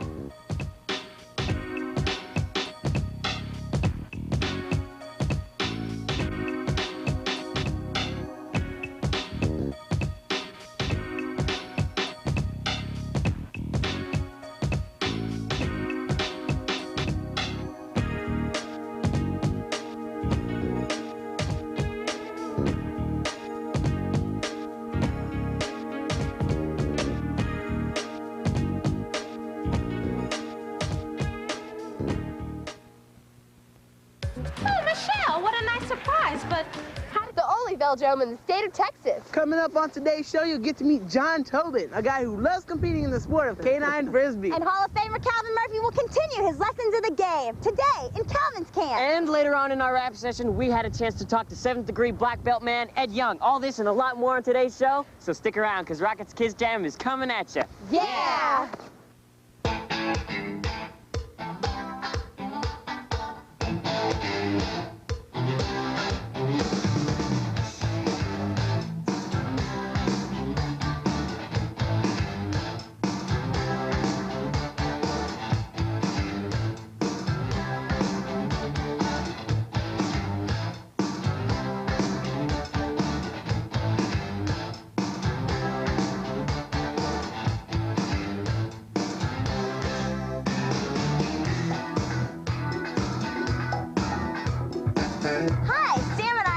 On the bank of the track inside the Alcac Velodrome. And we're here with the track manager, Kathy Volsky. Hi, Kathy. Thanks for letting us stop by today. Sure enough. Can you tell us, when was the velodrome built? In 1986. Really? It's a few years old. Yeah. Well, can you tell us some of the physical characteristics? Well, it's 333 meters around. 3 times around equals a kilometer. Okay. It's made out of concrete. This banking that we're on right now is 9 degrees. In the corner, it gets as steep as 33 degrees. Really? Wow. So we know this is the only velodrome in Texas. Yep. How many velodromes are there in the U.S. total? There's 19 across the United States. Wow. How does this one compare with the rest of them? Well, with our racing programs and our development programs, we're probably the top 3 in the country. Really? That's good. Well, about how many cyclists use the track each year? We have about 7,000 visits. Really? Yeah. Wow. Yeah. That is amazing. A lot of people use the track. Yeah. Is it only used by racers, or can anybody just come out? No, people can come out just to a recreational riding, or if they want to get fit, to learn to get some more speed in their cycling. A lot of different people use the track. It is very good. Well, do you have to have a special bike to use it? Yeah, as a matter of fact, it's called a track bike. Really? The bike is a little bit different than your normal road bikes that the kids would use. It doesn't have any brakes and only has 1 gear. Well, how do they stop? Well, it's a direct drive propulsion, so when you're pedaling like this, all you have to do is slow down the pedal a little bit. I see. Has the velodrome been used for any major competitions? Yeah, 2 years ago we hosted the Junior National Track Championships. Really? We had kids from all over the United States that came down here. We also hosted the Olympic Trials in 1988. So a lot of people train here. Has it been a training ground for any cycling champions? Yes, as a matter of fact, we had one of our kids who started out with the development cycling program. He won the Junior National Championships this year. Wow. Andy Hardwick. That's great. We're really proud of him. So you have any programs for younger kids? Yeah, we have a development cycling class, and it teaches kids not only how to ride the track, but how to ride the track bikes and the difference. We teach safety, a little bit of cycling skills. That is great. Well, thanks so much for having us today. Kathy. It was really nice talking to you. Thanks for coming. Well, coming your way now is a piece on a local man who enjoys the sport of canine frisbee.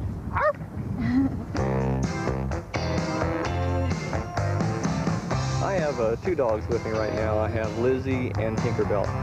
Lizzie is a border collie. Border collies are very popular in the sport because they're very fast. They're herding dogs, and therefore they have a very good eye. They're very sharp, and they can run down the disc like a son of a gun, and they get to everything rather quickly. Plus, they're very flexible. They will jump, and they'll do a lot of stuff like that.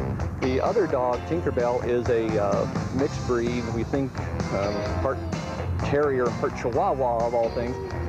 What Tinker lacks in size, it makes up in heart. It does a lot. It likes to vault. It likes to use my body as a vaulting horse to jump off me and get the disc in the air. That's how it likes to get up, while the border collie just likes just jumping itself, you know, snagging it in the air. 2 different kinds of dogs that like doing 2 different kinds of things. The keys to being successful in the sport are basically that you should try to develop your throwing skills and that you have a very good working relationship with the dog. The dog has got to be able to come, drop the disc, do things on command. The dog has totally got to be, you know, your compatriot. I compare canine frisbee disc to like pairs figure skating. You have a routine, you've worked it out, you work it together, and therefore one player must do exactly what the other one is doing. The thing I enjoy most about the sport of canine frisbee is the fun that I have with the dog, and I guess I'd have to say I like a lot when people seem to appreciate that. I think we all need to learn that dogs have a lot of value in our lives, and dog frisbee, of course, is one of many sports, but when a person really has a good working relationship with their dog, it's so much more fun with the animal than anything else. The dog looks forward to going out, like some dogs do, just for a walk, but when you're out doing dog frisbee, you're getting a little bit of exercise, the dog's getting a lot of exercise, you're both benefiting it, and it's really just a lot of great fun.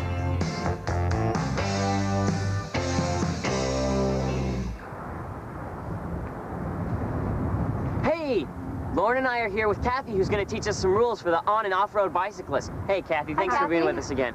So, Kathy, what do you think it takes to make a good, safe bicyclist?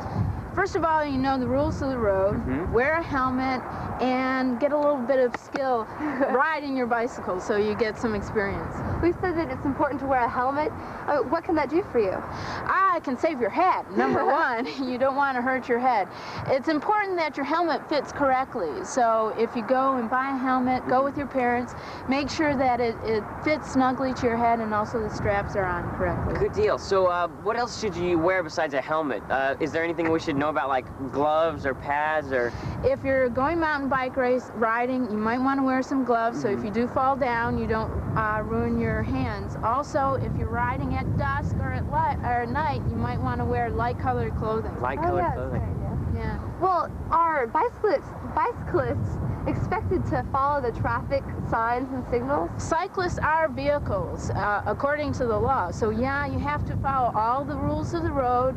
You've got to stop at stop signs, stop lights, all traffic regulations you're expected to follow. So for those of us who might not know, which side of the road should the bicyclist ride on? You want to ride on the right side. Cyclists always ride on the right. Okay. If you do get hit by a car, there's less impact. If you're riding against traffic, you can run into the car, you get hurt worse. Well, I'm a lot taller than most people, so is it important to get a bike that is proportional to your size? Well, if you want to ride safely, you have to have a bike that fits you. That's really important. And for a person like yourself, if you're taller, the seat tube length is very important to get fit. Some people have shorter top.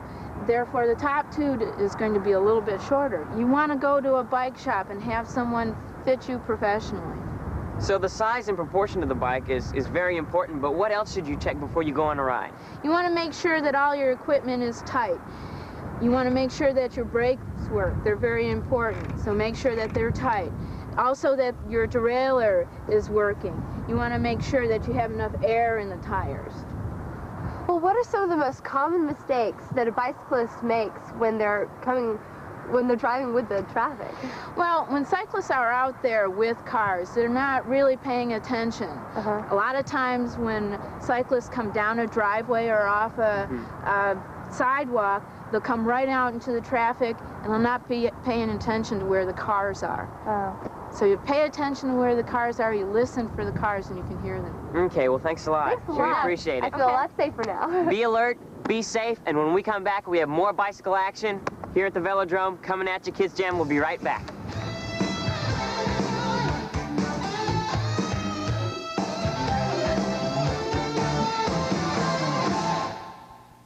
The Wild West. It's a time for adventure. A time for bonding. Hey, you can't park that animal over there. It's illegal. Work, work, work, work, work, work, work, work, work. A time of pleasures. Cleavon Little, Gene Wilder, Blazing Saddles. This morning at 9 on Paramount 20. A Ferengi will do anything for profit. I've waited my whole life for an opportunity like this. He'll go to any length It never hurts to suck up to the boss. to get what he wants. This is not about profit anymore, it's about love. For the reward It's a lot of that is always worth the risk. Should have killed you back on that station. Or is it? You're a woman? It's a female! On an all-new episode of Star Trek Deep Space Nine. Today at 3 on Paramount 20. Okay, people, your assignment today is very simple. Make this Earth as beautiful as possible. Any questions? Get started.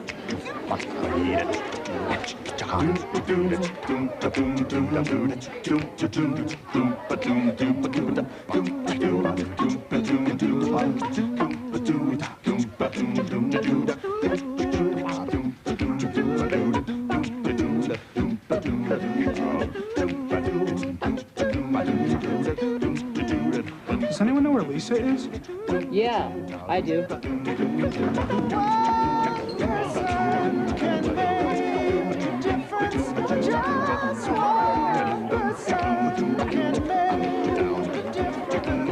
Do a good turn for the earth. A community service thought from the Church of Jesus Christ of Latter-day Saints.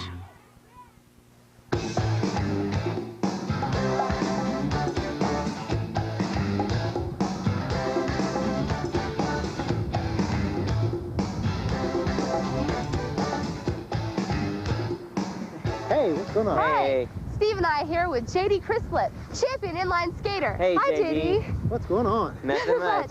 JD, how long have you been coming to the velodrome to inline skate? Oh, off and on for the last few years. Really, T? You're like a super champion inline skater, right? I'm one of them, yes. Really? So what can you tell us about it?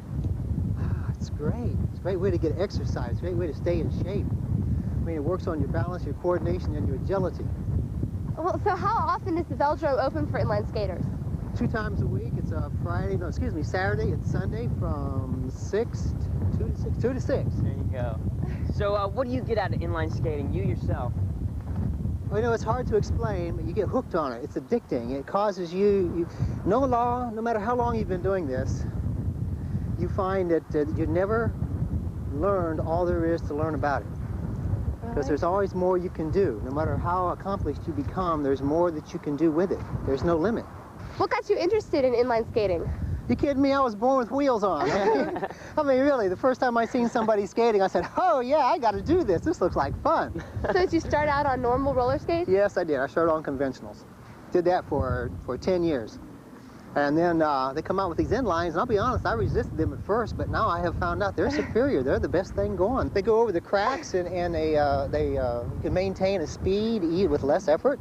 I love them. Now, normally, I've seen most inline skates have like a special plastic type covering, but your skates, man. Oh, this skate? What's special about it? Okay, well, you know, this is a racing skate, you know. I mean, this boot was made in Australia. It's a boot. It's an ice racing boot that has been adapted to inline skating.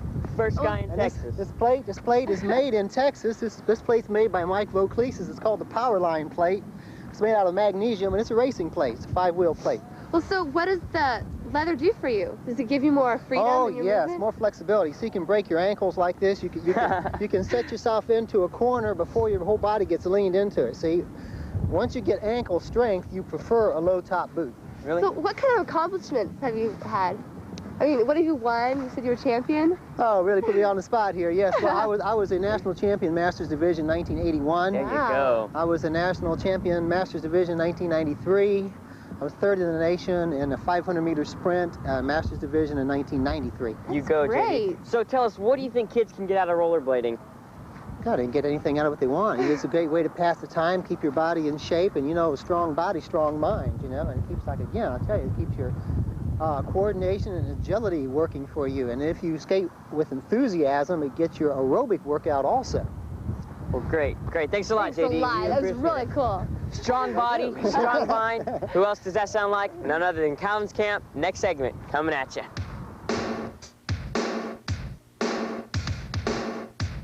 There's one thing that you've got to know. What's that? Range. How can you take a shot and not know your range? Okay, you got the ball, and you have 5 shots. Let's see what our little friend did. 1.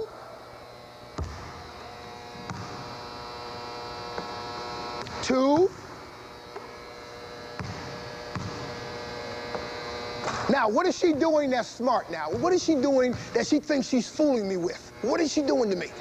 What is she doing? Ah, that's my kind of woman. You know what she said to herself? She said, this Murphy guy's crazy. The first one he shot from back here, I bricked it. Next one she shot from here, it went off. Now she's getting comfortable and she's getting to know quality from quantity. Very good, sweetheart. Now she understands her range. So let's find your range. Start inside. All the way in. Let's find your range. No problem. Back up. No problem. That's no effort. No problem. Back up. No strain. No problem. Back up. All right, bend down and push it over the top. Bend down, push it over the top. Push over the top. Good. No problem. Back up. 15 feet. Uh-oh, uh-oh, uh-oh, uh-oh. 15 feet's a problem. She's starting to strain. So we know where's her range? 13 feet. So anytime she gets a chance to shoot the ball, what does she want to do? She wants to come down within 13 feet because she knows that's her range. Now, she may get caught taking a shot further out as the clock's going down and all those kind of things. But if you have the opportunity to pick your shot, her range is 13. Come have a seat, sweetheart. What's your name? Yasmin. Yasmin! This is Yasmin World. So here's a little game you can play by yourself. If you start to struggle, you know you're out of your range. Simple. See you next time. Hi, Felina and I are here outside the Velodrome on a bike trail in Cullen Park. And we're here with Mary Lieutenant, Officer of Information for the Houston Parks and Recreation Department, am I correct? That's right. Hi, Mary Lou. How you doing? How you doing? I'm doing just fine. What can you tell us about this particular bike trail? It's one of my favorites. I think it's one of the best in the city. About 6 miles long. Really? And it goes down by a bayou, which we haven't seen yet, but we will shortly. It wanders all the way back east towards the city, past Highway 6, going that way. It's a lot of fun. A lot of people don't realize that this resource is available out here. A lot of people haven't even heard of Cullen Park before. Let me tell you a little bit about the park. We know it's a little chilly out here, but besides that, let's compare it to Memorial Park. Yeah. Memorial's 1,400 acres. What we're looking at out here is 10,000 acres. Oh my goodness. It's the largest municipal park in the United States. Well, it's beautiful out here. What kind of bikes do you need to ride on this trail? I would say any street bike is going to work. A lot of people bring mountain bikes out here as well, right? Yeah. The rugged off-terrain tires, what you got there, and that's going to do just fine. What you're going to see in this park is going to be asphalt trail. So that'll get you there, regardless of really the cycle that you use. You'll come up on tricycles out here too. Little bitty kids enjoying it. But you wander down, as you go east, you wander by a historical cemetery, by wildflower plantings, by, a lot of Girl Scouts and Boy Scouts have come out in the area and planted additional trees out here. And it's really getting better and better, but it's beautiful as it is. It is beautiful out here. How long did you say the trail was? About 6 miles. Oh, wow. And growing. Well, when was it created? Well, let's see, the park really got started in 1980, let's say 8 or so, and we're developing it by phases. And with the park being so big, you can see we can't do it all at once. We're standing in phase 1 right now, and in November '93, we're going to dedicate phase 4, so we've come a long way. The phases include picnic areas, barbecue pits, bathrooms, the velodrome that we just saw, and all kinds of other sport facilities, rugby fields, ball fields. So we really enjoy it. It's one of my favorite. It is out west of the city. It's not a day trip, though. It's pretty close. Are there bike trails like these in other Houston parks? There sure are. There are a lot of favorites in and out of the inner city, going out in all directions. I would say the best way to figure out where we are and where we want to go in the city is to call the Parks Department. 845-1000, and we'll have 3 different bike maps out to you in a couple of days. We'll mail them at absolutely no charge, and it'll give you a chance to sit down, lay the city out, and say, good, I can get there from here. Well, it's Are there beautiful any out local trails for mountain bikers? You bet. I think that the most favorite is going to be Memorial Park. On the south side of Memorial Drive, which is on the Arboretum side, if you know that. The Umbra, a group in Houston of area mountain bikers, have gotten together, developed a trail out there that'll give you, I've always seen Memorial Park as being pretty flat, but out where they've developed it, it's a lot of hill and dale. And so it's a good, challenging mountain bike trail out there. Well, it sounds great. Well, thank you so much for joining us today. You're very welcome. Anytime. Sure. Well, don't go away, because coming up in our rap session, we have martial arts expert, Ed Young. So stay where you are, because Rocket's Kidz Jam will be right back.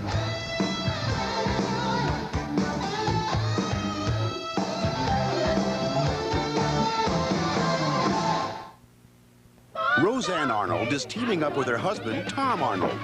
That's bullshit. Okay, you better quit before you get to illegal use of the hand. In a wild comedy adventure. I want to roll in the dirt. I want to have some fun. I want to play football. It's sons against the mothers. Do you have any idea what it'll be like living with them if they win? Get ready for the gridiron matchup of the century. Now let's get out there and show them that we're a bunch of tough mothers. Backfield in motion. Today at 1 on Paramount 20. On the next Baywatch, it's a battle of endurance. The once proud warrior. A contest of skill. In a quest for one final moment of glory. The toughest tournament under the sun. And I'm gonna win the Open Ironman competition. But while Mitch goes for the glory, Where's the lifeguard? She went under. Summer puts Matt to the ultimate test. 1, 2, 3, 4. Damn it, Summer, breathe. Next Baywatch. Today at 5 on Paramount 20. Can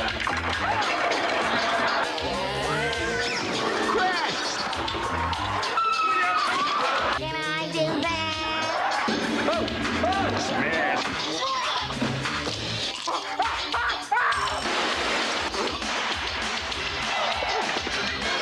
Smash! Weekdays beginning at 5. Dash! Full House! Family Matters. Full House! Coach, the Paramount 20 comedy lineup. It's good, clean fun. My teacher tells us to just say no. Policemen said the same thing. They don't have to walk home through here. 'Cause the dealers are scared of police. But they're not scared of me. And they don't take no for an answer. To Kevin Scott and all the other kids who take the long way home, we hear you. Don't give up.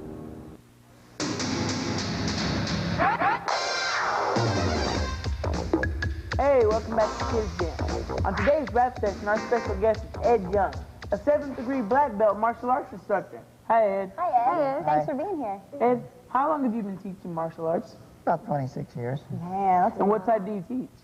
Teach a universal system, a little bit of judo, a little bit of jiu-jitsu, a lot of karate. a mix. Well, what does it take to be a 7th degree black belt? Well, it takes a lot of determination, drive. It's just something that you got to put your mind to. And, A lot of commitment. If you like it, you just stick with it. That's great. So, you're 7th degree black belt, huh? Yes. How did you get started with all of that? Well, I just ran into one of Chuck Norris's instructors one day, and I just decided to sign up, and I've been with him ever since. Man, that's great. So Chuck Norris? Do you have to be like real big or strong to do martial arts? Do I look like a giant? Well, I mean, do you have to have like any special physical characteristics? No. Really? So, I mean, do your physical characteristics, do they help or hinder your ability to fight? Well, if you're limber, it helps you, but you don't have to be. Well, what can kids gain from taking martial arts?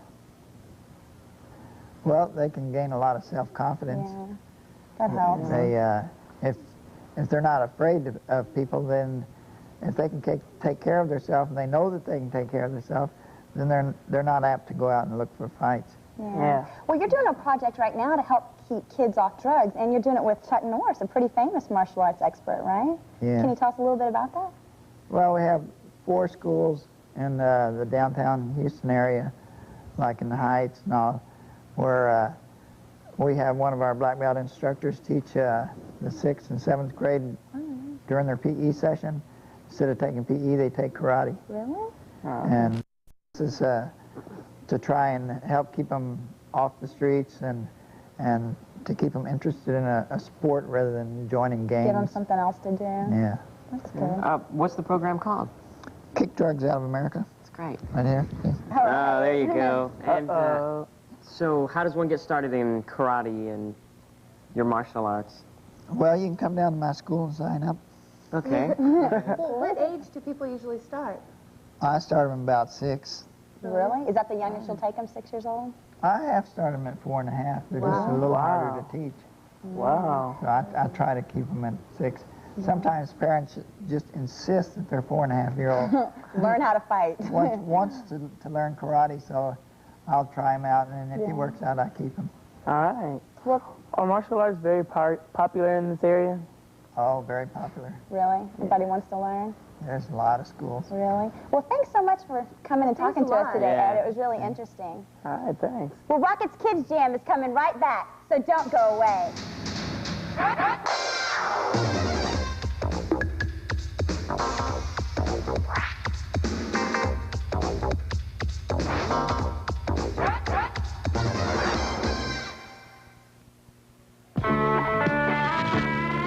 Look, the storm knocked down that big wire. Hey, let's jump our bikes over it. Now, we better move it off the road. No, you better leave that power line right where it is. There's enough electricity there to fry an elephant. We didn't think it was dangerous. You done found out too late. Remember, never play around electrical wires or you could be playing with fire. Now we know. And knowing is half the battle. G.I. Joe! Oh, Michelle, what a nice surprise, but how did you get here?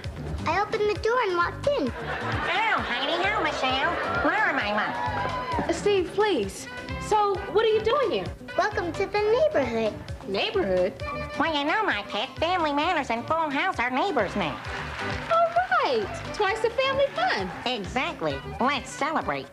It's 2 hours of fun with Full House and Family Matters, Saturday mornings at 11 on Paramount 20. Let's hit it!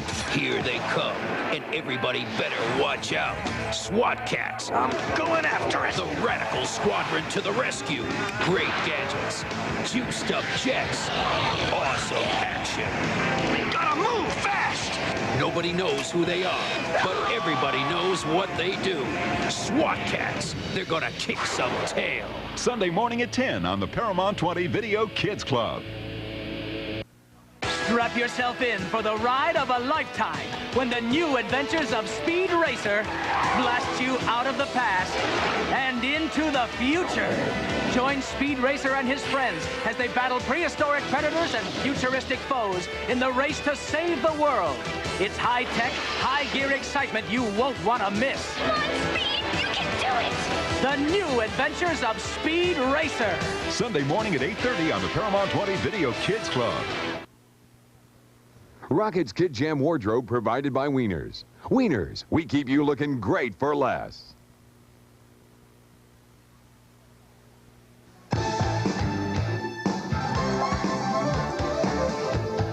Hi, and welcome back to Rocket's Kidz Jam. Now it's time for us to recognize our Rocket's Remarkable Kid of the Week. This week's recipient is Corey Dobbs, a 6th grader at Jameson Middle School in Pearland. Last year, Corey was invited to compete in the Arco Jesse Owens Games in Los Angeles, where she placed 2nd in the nation in the high jump competition. In addition to being a track and field star, Corey is the best breaststroke swimmer on the Tri-County YMCA swim team.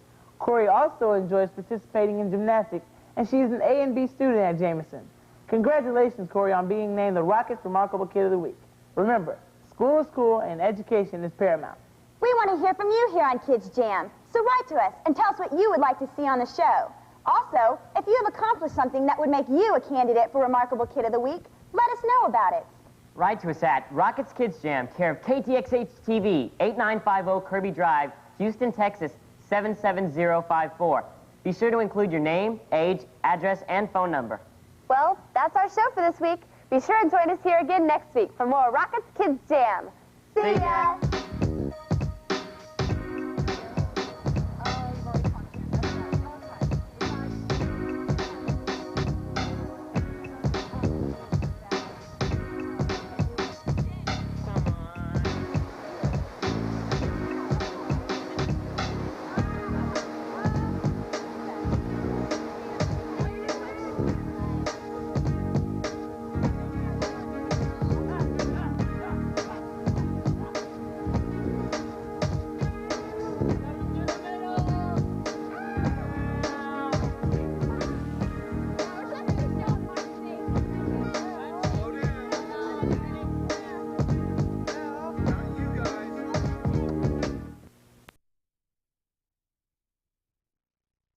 On Paramount 20.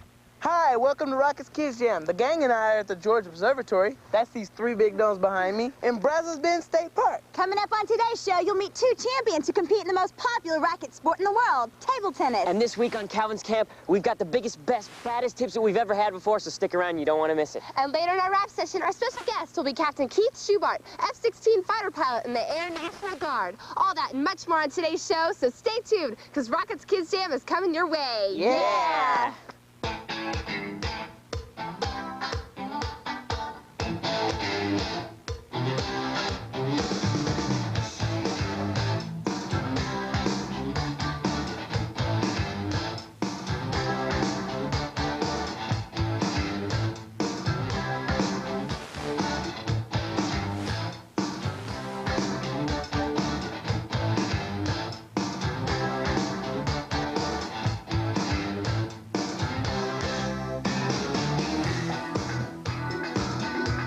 Sam and I are here with Dana Lambert. He's the manager here at the George Observatory right here in Brazos Bend State Park. Hey, Dana, how's it going? Hi, Dana, how you doing? Good. So, when was all of this built? We built it in 1989. It was dedicated October 12th, 1989, and it's been open to the public ever since. And they keep coming through. Okay. I see you got a dome here, a dome there, and another dome on the other side. They all have telescopes in them. So how many telescopes do you actually have here? Well, we have the 3 domes that are loaded, that have telescopes in each one. Then we'll also have 3 to 6 telescopes we'll set out on the deck for public viewing, and then some other, my amateur astronomers bring in their telescopes and set up their scopes on the deck too. So a lot of them. Come on, let me take you inside and show you what we have. Oh my gosh. This is definitely the biggest telescope I think I've ever seen. I've got one of these sticking out my bedroom window, man. Wow. The floor moves. This is the one to move the telescope around. You bring your up to the telescope, and now we move the telescope around. Oh, okay. So this is the main telescope here at the observatory, right? This is the heart of the whole observatory. This is what most of the public comes out to see through. Yeah. Well, exactly how does this work? This has a mirror at the bottom end of it and a mirror at the top. The large mirror is the primary mirror at the bottom. It's 36 inches in diameter, 6 inches thick. The light comes in, hits the bottom, goes to the secondary mirror, and then bounces back through the eyepiece. Oh, okay. That's great. So what do people come here to see? They come to see galaxies, planets, globular clusters, everything that you can think of. Double stars, 2 small stars close together. Planetary nebulas, which is a star like our sun that's died and collapsed and gas. There's a lot that they can see, a lot that they can learn about. All right, well, I see you've got an eyepiece here, you've got an eyepiece right there, and another one right there. Right, there's actually 3 telescopes in one. You have the main telescope, and those are 2 finder scopes. You find it with the smaller one, then you go to the next size, then you go to the bigger. Wow. All right. So that's how it works. And you can learn all about planets and constellations here, right? Right. That's great. So, approximately how many people come and visit this every year? About 20,000 people a year come through here. That's quite a few many people. Well, this is all great. I love this. So thanks a lot, Dana. Well, come out sometimes. Really? When are you guys open? We're open on Saturday to the public. We open up at 3 and we go till 10 o'clock at night. Viewing here goes from dusk until 10. Then there's special groups that come through on Friday too. So. Right. Come out again. Well, we appreciate it. And next, coming up is our next piece about a tabletop sport that's making a comeback. It's got to be the best indoor racket around. You can do whatever you like. Just don't call it ping pong with these guys. Check it out.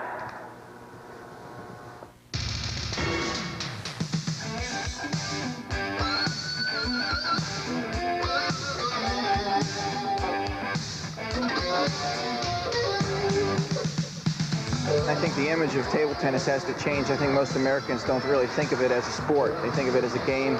They don't really know that it can be a sport. So that's the first problem. And of course, we need to get a lot more kids playing. We have about a couple thousand kids in the USTPA, but still we need more kids and better coaches. But I think it's the image problem that most people don't take it seriously, so they don't know that it's really a sport. And that's probably our #1 problem we need to identify and work on.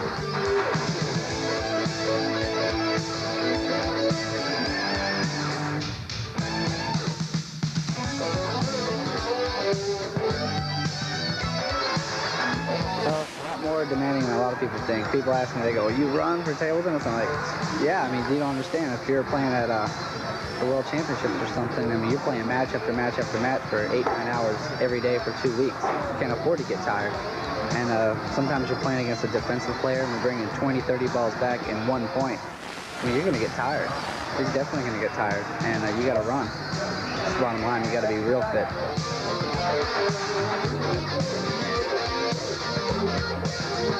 Well, table tennis is a kind of sport that you have to be quick, but you also have to think and have good strategy, and you have to concentrate. So there's a lot of mental ability in the sport.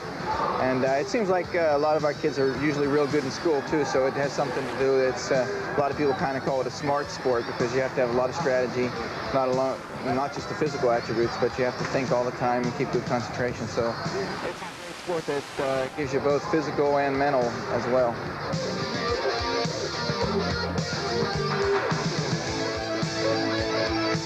I'd really like to go to the Olympics in '96, but in 2000, I'd like to, might seem kind of far-fetched, but I'd like to win a medal or something in 2000 Olympics. I think that'd be great.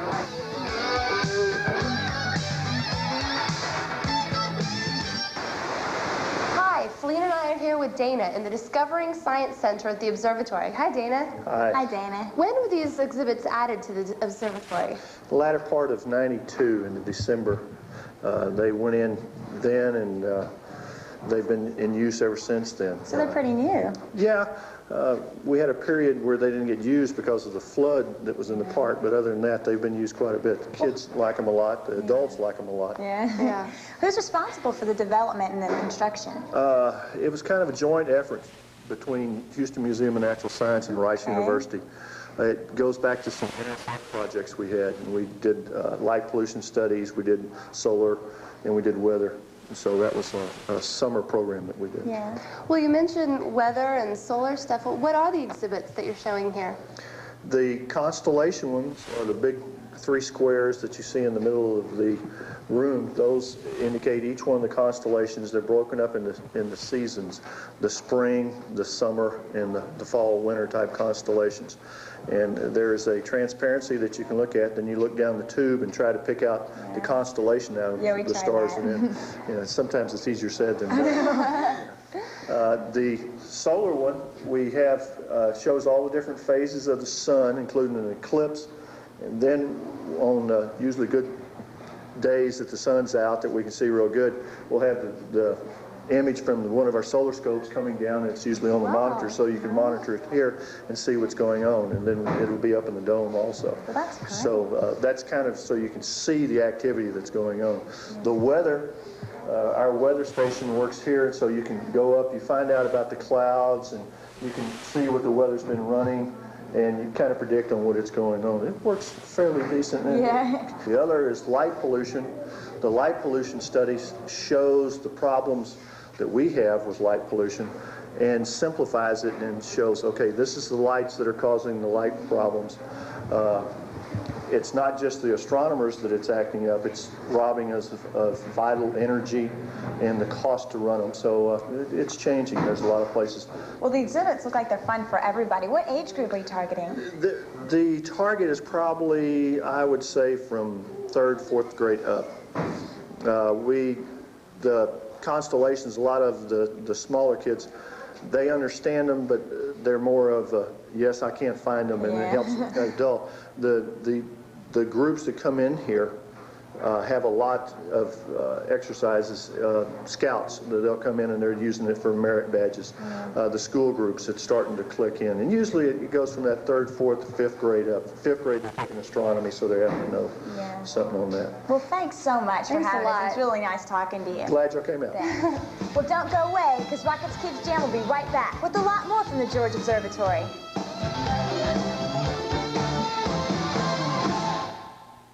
On the next Baywatch, gangland warfare has hit the waterfront. Now we'll be stuck in the middle of a turf war. And the crew of Baywatch is caught in the middle.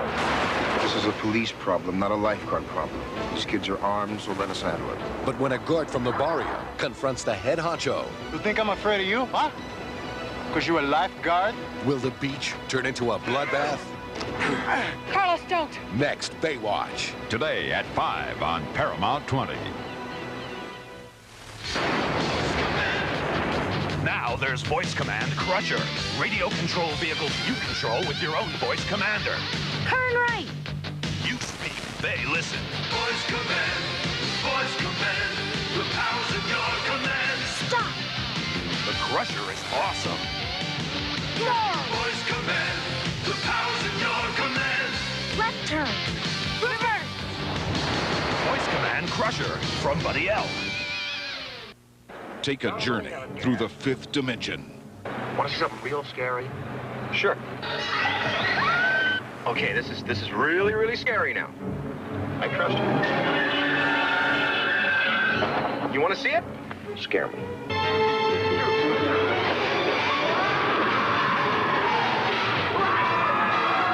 Twilight Zone, the movie. This morning at 9 on Paramount 20. Becky's all ears. You don't want to grow up and be selfish like Becky. She's really starting on my nerves. When she hears what Jesse says about her, so she decides that breaking up is best. This relationship is over. The family wants them together. You're just like Ken and Barb. But will their scheme blow sky high? Becky, I've been thinking about you nonstop. Jess, I thought we were leaving. It looks like the end on the next Full House. Monday night at 6 on Paramount 20.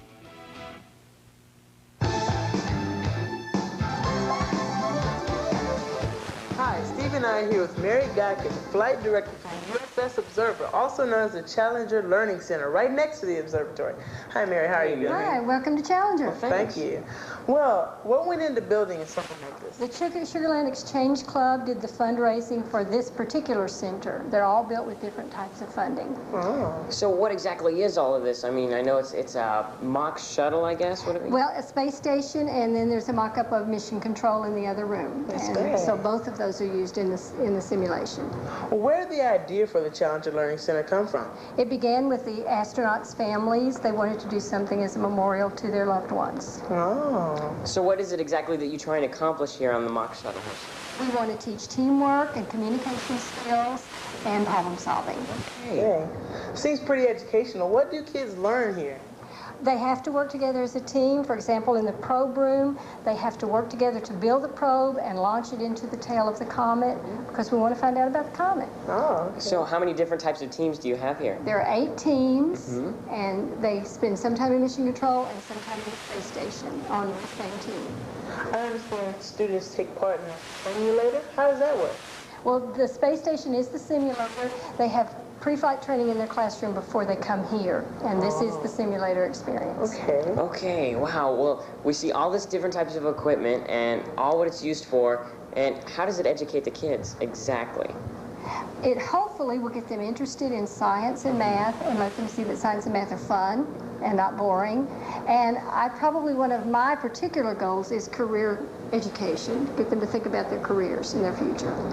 Well, who uses the Learning Center exactly? It's open to any school group to come, and we do have some adult groups come. Oh.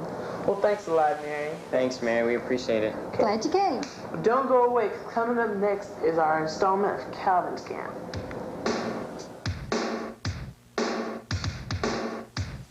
Today we're going to talk about the jump shot. Now there's a lot of different ways to shoot the jump shot. Some people even look like they're not jumping.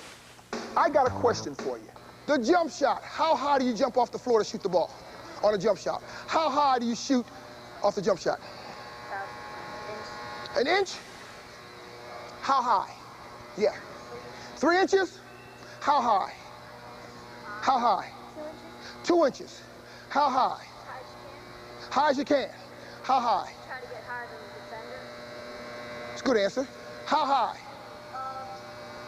Around the foot. Huh? Around the foot. All right. How high? All right, let me tell you the answer. What does a jump shot mean? It just means leave the floor. It doesn't say how high. A jump shot simply means you left the floor. So a jump shot is what's ever comfortable to you.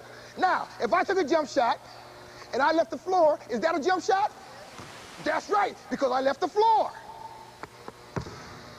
Is that a jump shot? I left the floor. So understand what a jump shot is. Now, if you want to be one of these real flyers and get up high and shoot the ball, that's up to you. but I'm a lazy daisy. So if nobody's guarding me and I want a jump shot, as long as I leave the floor, that's a jumper. So understand, as a shooter, you've got to know the height of your jump. Whatever comfortable, whichever you can control the ball with, and have accuracy. That's how high you want to jump on a jump shot. So as you can see, there are many ways to shoot. Know your height and do whatever's comfortable. That's the key. See you next time. Brazos Bend is the location of the George Observatory, but it's also home to a wide range of wildlife. And here to tell us a little about it is the park manager, Jerry Bartell. Hi, Jerry. It's nice to meet you. Thanks for being here. Thank you. Jerry, can you tell us what kind of wildlife can we find when we're here at the park? You'll find a wide variety of wildlife here at the park. A lot of alligators and snakes, reptilian-wise, and then there's deer, bobcat, armadillo, river otter, and a lot of other wildlife. Rabbits, squirrels, that type of thing. A lot. Well, about how many alligators are there here in the park? There's close to probably 400 or 600 alligators. Oh my goodness. Well, is it possible for the visitors to get up close but be safe and see them? They can see them at a short distance, and as long as they abide by the safety rules that we have in the park, there shouldn't be any problem with seeing the alligators. Well, what about the other animals? Do they shy away from the visitors when they try to go near them? Majority of them do. The deer population, they're pretty comfortable with seeing people in the park, so they may not run off like other deer do. Yeah. Well, how large is this park? The park's got about close to 5,000 acres. It's 4,897 to be exact. God, what kind of plants and trees do you have here? Well, one of the things you'll see a lot of in the park is our live oak trees, and you'll notice the Spanish moss hanging down. That's real indicative of this area. A wide variety of hardwood trees and other types of trees throughout the park, plus several types of vegetation. Yeah. Well, is there any history associated with this park? It used to be a ranch. It was called the Hale Ranch at one time, and it was a working ranch. And everything on it, and then it went to a hunt club, and then it was donated or bought by the state of Texas to be a park. Man, we have quite a few acres here. What does it take to keep the land looking good and fertile and the trees in good shape? It takes a lot of work. We have a full-time staff of about 14 people, plus a large volunteer organization that helps us with that. We're very busy. Yeah. Well, what exactly does it mean to be a state park? What does it mean to be a state park? Yeah. It's a fantastic job. We are, in all intents and purposes, stewards and protectors of a small piece of Texas, and that's a very honorable profession to be in. Really? What kind of facilities and activities can the visitors take advantage while they're visiting? We have a lot of things you can do here. For day use, you can come in and picnic. You could ride your bicycle over 17 miles of trails and hike those trails. We have camping facilities, overnight camping, screened shelters, and campsites with water and electricity. You can come in and just enjoy and see nature all over. Well, that's great. Thanks so much for talking to us today. Well, thank you for coming by. Well, don't go away, because coming up next in our rap session, we have special guest, Captain Kidz Jam, an F-16 fighter pilot in the Air National Guard. Oh, Michelle, what a nice surprise, but how did you get here? I opened the door and walked in. Oh, honey, how, Michelle? Where am I? Steve, please. So, what are you doing here? Welcome to the neighborhood. Neighborhood? Well, you know, my pet, Family Matters and Full House are neighbors now. All right. Twice the family fun. Exactly. Let's celebrate. It's 2 hours of fun with Full House and Family Matters, Saturday mornings at 11 on Paramount 20. And now, a Paramount 20 Video Kids Club news flash. Oh my, this news flash just in. Kids invade Paramount 20. A group of Houston area kids, led by Bradley, Chelsea, and Trent, launched an invasion of Paramount 20 after school. Their big beef with grown-ups at the station? Not enough kids stuff. Vowing to change that and to bring more of everything kids could ever want to Paramount 20, they took command of the equipment. They took over the studio, and they held their first staff meeting.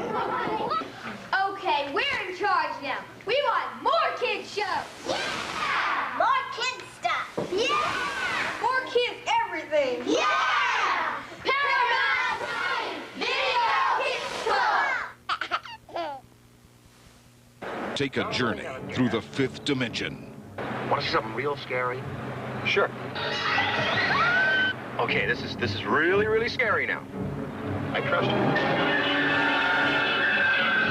you. You want to see it? Scare me.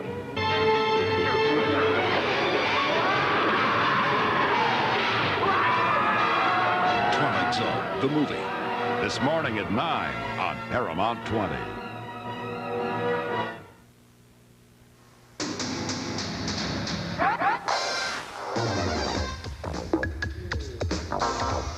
Hi, and welcome to our rap session. Today, our special guest is Captain Kidz Jam, an F-16 pilot in the Air National Guard. Thanks for being here, Captain Jam. It's nice to see you. Well, can you tell us some of your duties as an F-16 pilot? I'm an instructor pilot in the squadron, and I teach the other pilots how to upgrade into various missions, and I'm help with the training and scheduling duties in the squadron. How long have you been flying F-16s? I've been flying the F-16 for a little over 3 years now, and I've been flying fighters for about 10 years. Wow. What first made you want to become a pilot? Well, I've always wanted to ever since I can remember. Just being a little kid and looking up there, that's something that I wanted to do, and I'm very fortunate to have achieved that. Yeah. So what else do you fly besides F-16s? Well, right now, that's all I fly, but previously I've flown the F-4 Phantom, and I've flown the F-86 and a variety of civilian airplanes. Which one was your favorite one? Well, I'd have to say the F-16 ranks right up there. Yeah. Well, what kind of training does it take to become an F-16 pilot? Well, we go to undergraduate pilot training, and that lasts for about a year, and they teach us the basic flying skills and flying in jets. We fly in 2 different aircraft, the T-37 and the T-38. And then we go to basic fighter training, where we learn the fundamentals of fighters, and then we go to F-16 specific training, and that all lasts about 2 years. What kind of speeds does the F-16 reach? The F-16 is a Mach 2 class fighter, which is 1,400 miles an hour, and it's capable of 9 Gs, which is 9 times the force of gravity. So a 180-pound man weighs 1,620 pounds. It's very physical up in the cockpit. Well, how do you feel when you're going that fast? I mean... Well, the sensation of speed isn't really there, but the sensation of the G-forces is something you deal with all the time. Does it make you sick? I mean, how do you keep from not getting sick up there? I don't know. I've never been sick. You haven't ever been sick going that fast? Really? It's fun. Wow. Man. Well, what equipment does it take when you're up there, you know? Well, we have our flight helmet, which is a Kevlar helmet, and then we have our harness that straps into the ejection seat, and that is a rocket-powered seat. If we have to get out of the airplane, we pull one handle, and it sends us up 400 feet and automatically deploys a parachute. So have you ever had to use your ejection seat there? No, I haven't had Not to use yet. it. I don't want to. Maybe It's never. nice to have, but I don't want to use it. Yeah. Well, what do you enjoy what do you enjoy the most about being a pilot? Well, I love it all. It's very fun. Every time I go up, I have a good time. Really? How important is a good education for someone who's interested in becoming an F-16 pilot? Well, it's very important that you get your education, because you have to have a college degree to even apply, and you have to have good grades to get in. It's very competitive. You say good grades and education is very important. What other advice would you give to kids that want to become pilots? I'd tell them to be very persistent. It's very, very competitive. Hold on to your dreams and keep pushing. All right. Well, you said the F-16 was your favorite. Why? Is there any particular reason? Well, it's the newest thing that I've flown. It's the most maneuverable. Every time I go into aerial combat now, I have an advantage over most other adversaries. Is it the fastest plane you've flown? It's not the fastest. It's very close to the fastest, but it's much more maneuverable than anything else I've flown. Well, that's really neat. Thanks for stopping by, Captain Schubert. That's really cool. Well, stay tuned, because more Rockets Kidz Jam is coming your way.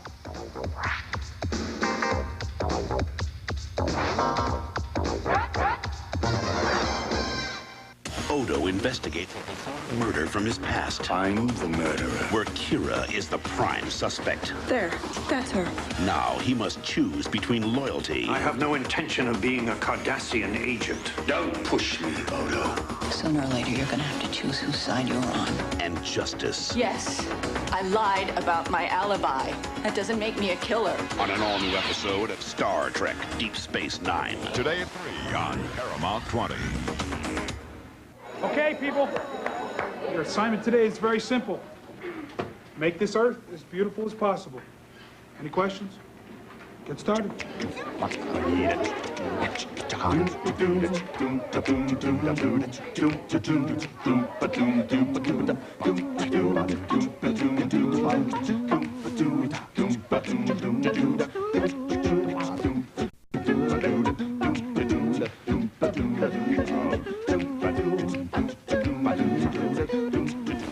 Does anyone know where Lisa is? Yeah, I do.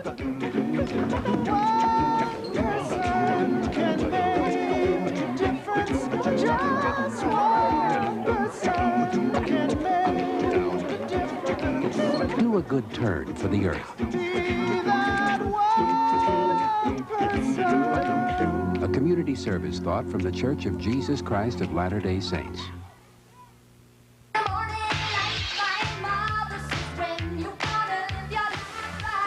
Hi. Stay away from him. He's a boy. Now we got a deal. We made a deal when I was 7½. Nightlife was the Muppet Show. The moves, the music, the movie. Let's do it. Girls just want to have fun. Sunday at 1 on Paramount 20. Rocket's Kidz Jam wardrobe provided by Wieners. Wieners, we keep you looking great for less.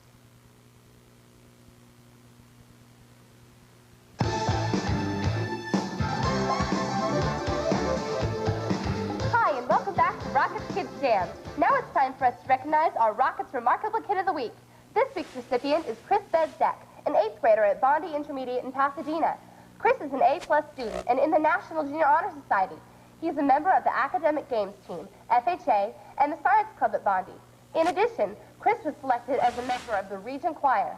Chris is also a very good athlete. He enjoys competing in tennis and gymnastics. Congratulations, Chris, on being named the Rocket's Remarkable Kid of the Week. Remember, school is cool and education is paramount. We want to hear from you on Kidz Jam, so write us and tell us what you'd like to see on the show. And if you've accomplished something that would make you a candidate for the Remarkable Kid of the Week, let us know about it. Write to us at Rocket's Kidz Jam, care of KTXH-TV, 8950 Kirby Drive, Houston, Texas, 77054. Be sure to include your name, age, address, and your phone number. Well, that's our show for this week. Be sure and join us here again next week for more Rocket's Kidz Jam. See ya!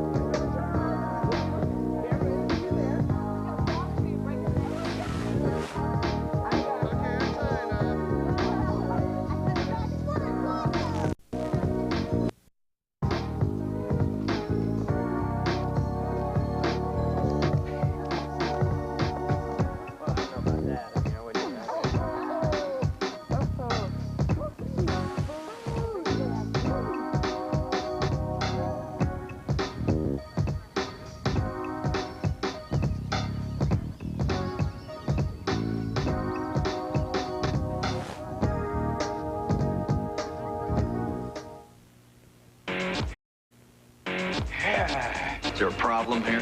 Blood. Nothing is over! Today at 1 on Paramount 20. Hi, welcome to this week's edition of Rocket's Kidz Jam. Today, the crew and I are checking out some fantastic exhibits at the Houston Museum of Natural Science. Coming up on today's show, you'll see an unbelievable sky dance performance of aerobatic champion Sean D. Tucker. Also, Hall of Famer Calvin Murphy will give you his tips on shooting the J today in Calvin's camp. And best of all, in our rap session, we'll be talking to Houston Rockets frontman Scotty Brooks. All that and much more. You don't want to miss it. Stick around because Rockets Kidz Jam is coming at ya. Yeah!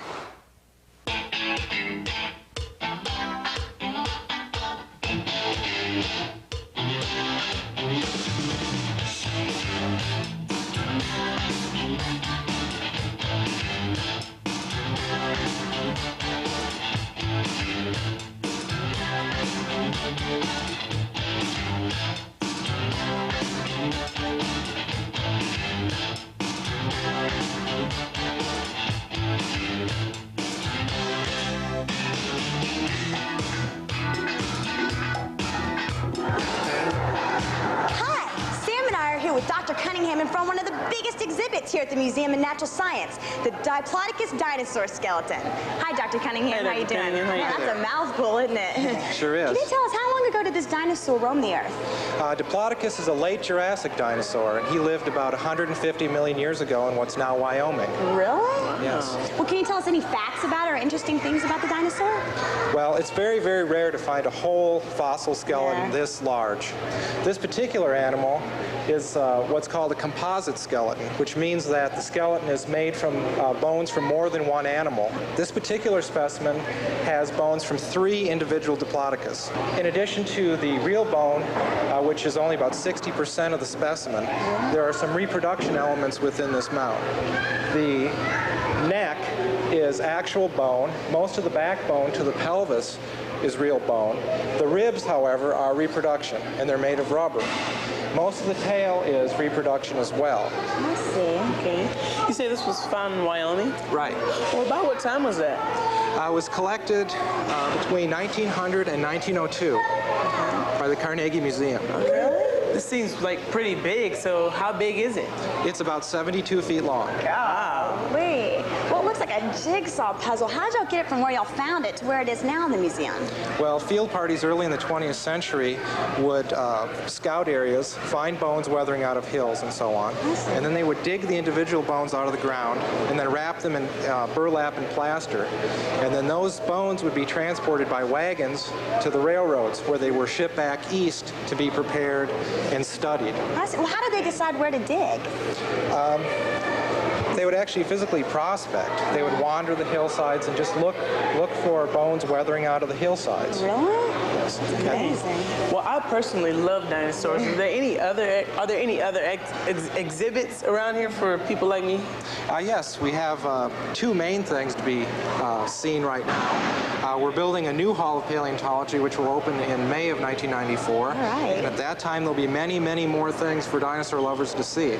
But we currently have 2 pieces that would be of interest to you: a cast skeleton, or a cast skull rather, of a Tyrannosaurus rex. It's a famous specimen. It's a cast of the skull of the dinosaur that's in the American Museum in New York. Really? We also have a representation of the largest flying animal in history, which is a Texas pterosaur. Yeah. So those are quite spectacular exhibits. Well, this is great. Thanks so much. Thanks a lot, man. Well, coming your way now is a piece on aerobatic champion Sean D. Tucker. So check it out.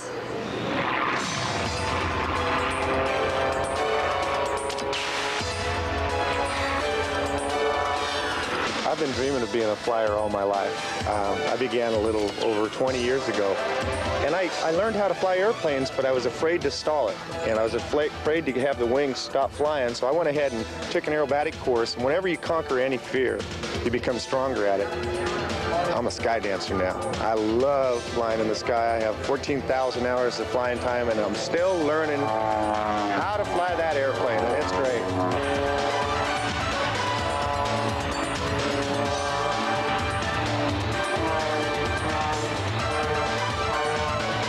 Airplane is a mean, lean skydancing machine. This airplane, I've got a little over 2,000 hours in. I've owned her for 6 years. I'm still learning how to fly her. She has 350 horsepower. We call her the Randolph Sunglasses Challenger. And she's my good friend. I mean, I love her dearly. I love flying her. I'm excited every time I buckle up the seatbelts and get in it, because I know I'm going to go out there and dance.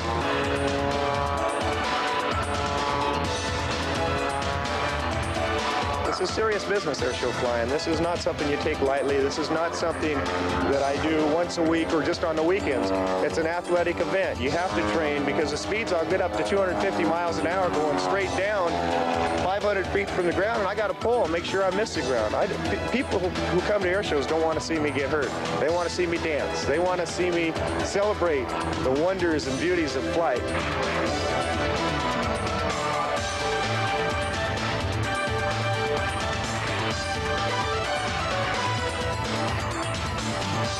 What I'm trying to do is show the people that I'm giving 110% in my life, and I'm doing it through flying. And I think whatever you do as a human being, you got to give 110%. I'm just a lucky guy to have an incredible airplane to fly and be able to train and be the best I can be.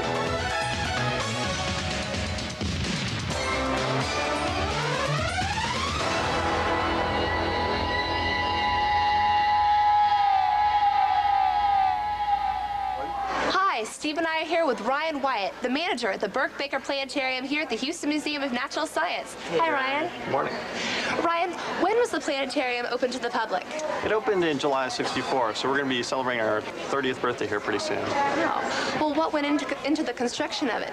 There was about a year of construction that preceded the opening of the planetarium, and the first thing that we did was purchase an instrument that goes in the center to project all the stars. So that's kind of the first thing you do in any planetarium, and then every planetarium is a little bit different in design, sort of around that central projector.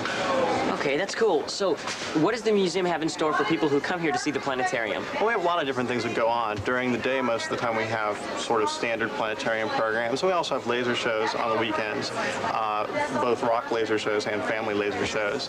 And we've also got education programs like class that's going on right now, even as we speak. And in fact, you might be able to hear some of the kids learning about constellations here in the background. So we've got something for really just about everyone, all kinds of ages, general public, and also especially for kids. Well, I've been to the planetarium a couple times, and I've always been amazed by it. Can you tell us a little bit about how it works? There are a lot of things that go into the making of a planetarium show in that. We again, the centerpiece is the projector in the center of the planetarium, and we've got a much more sophisticated planetarium projector than we had when we started out with. Now we use a digital projection system that actually has three-dimensional images stored in it, and then we can sort of fly around the images. We can look at pictures for each of the constellations. All of it's done on the computer, so we have a lot of flexibility, and we can have a lot of things that we can control and change during the shows. And that makes laser shows really exciting, and even planetarium shows more exciting, because we can do things that you couldn't do with the old projectors. Well, that's cool. You told us a little bit about the planetarium and what else is going on, but could you tell us a little bit about the laser light show? The laser shows are really designed for just kind of entertainment. So we've got rock laser shows that go on in the evenings on Fridays and Saturday nights, and we also have family laser shows on Saturdays and Sundays in the afternoon. So basically there's a much more colorful, sort of exciting thing to do in the planetarium. We project images up at the front of the dome, and then we use that star projector to create three-dimensional effects that cover the entire dome. Wow. Well, cool. Thanks a lot, man. Thank you. We appreciate you having us here. And thanks. I love it. How about you? I love it. Well, stick around, because when Kidz Jam returns, there'll be more Houston Museum of Natural Science right after this.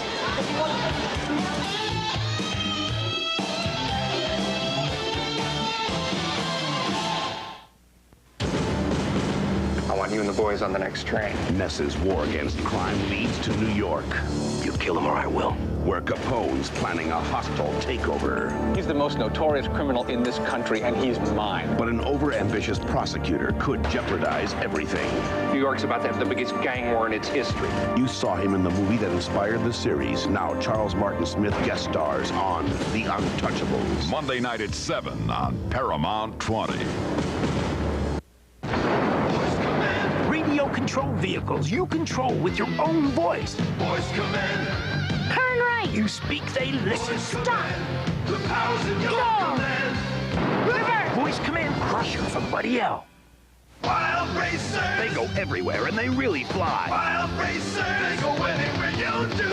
Racing with no track to hold you back. Impossible. Curves, bumps, spins.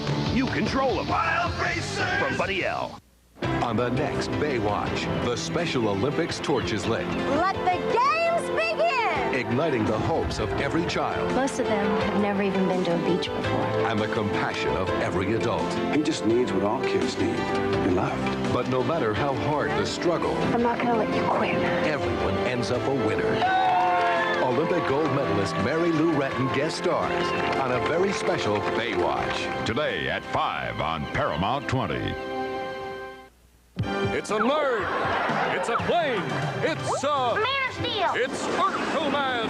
Danger's my middle name. Disguised as a mild-mannered next-door neighbor, Hi-ho, Winslows. Urkelman fights for truth, justice, and Laura. You're safe now, Missy. Don't miss the exciting adventures After all, I am faster than a speeding bullet. of Urkelman My hero. on Family Matters. Now at 4:30 and 5:30 weekdays on Paramount 20.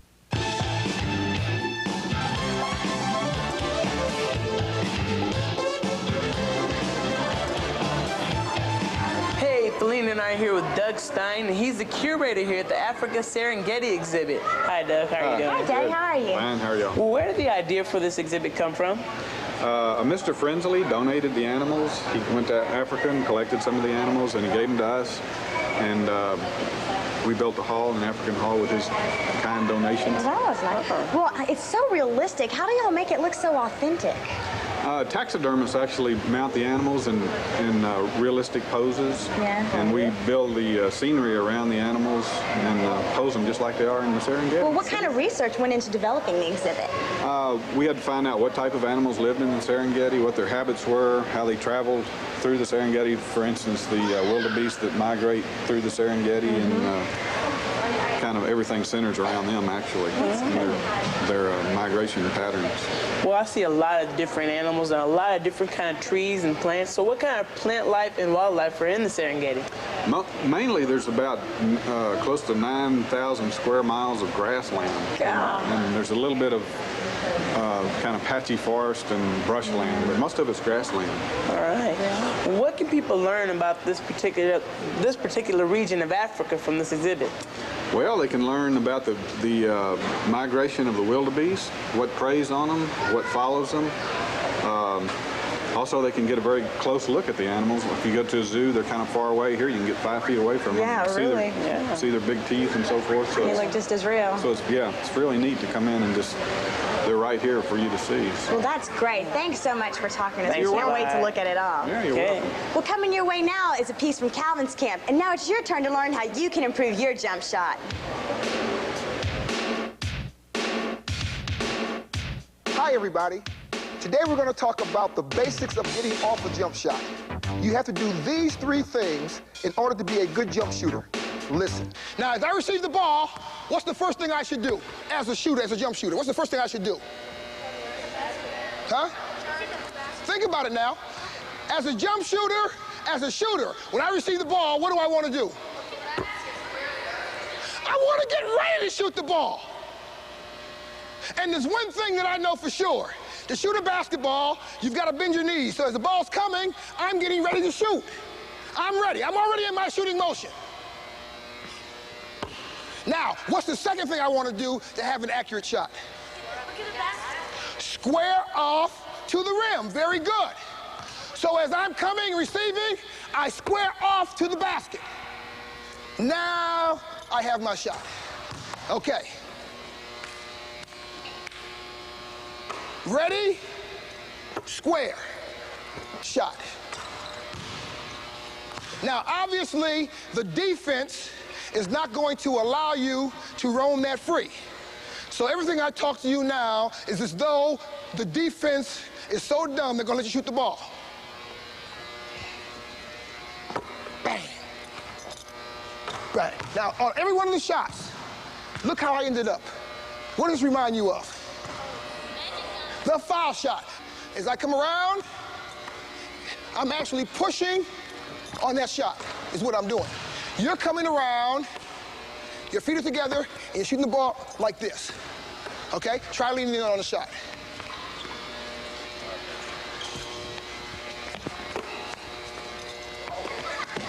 Okay?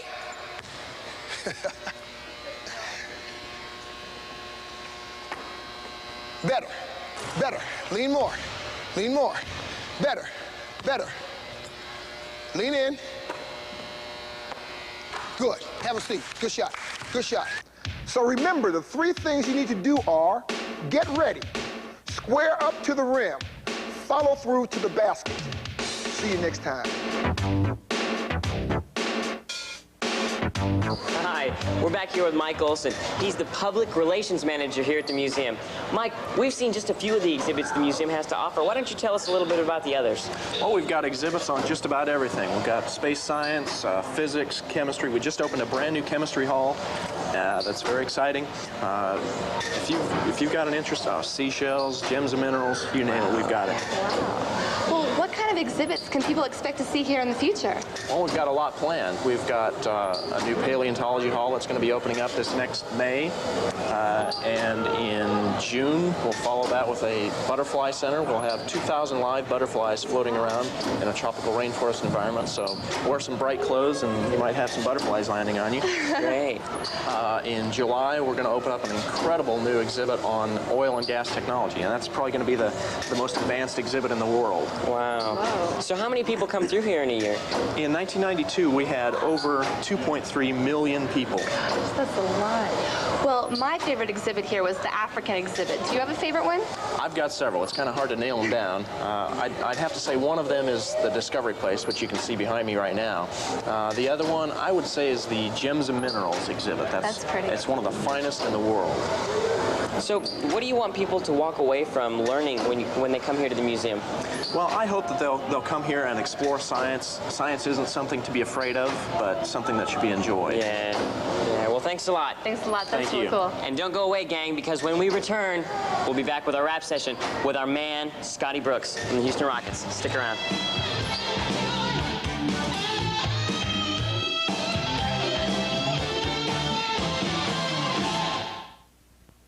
Hi, I'm Dave E. Crockett. And I'm Miss Nancy, here for the 9th Annual Farm and Ranch Holiday Food Drive. The Farm and Ranch Club has collected over 300,000 pounds of food for these Houston youth and family agencies. Now this year, we're counting on you to make it even more successful. Drop off food donations at KTXH Paramount 20 and receive a 93Q Country buck. Plus, you can drop off food at these other area locations. Join 93Q Country live on Saturday, December 4th at the Farm and Ranch Club and receive free admission to the Arts and Crafts Show with the food donation. Let's help make this holiday season brighter for those less fortunate than us.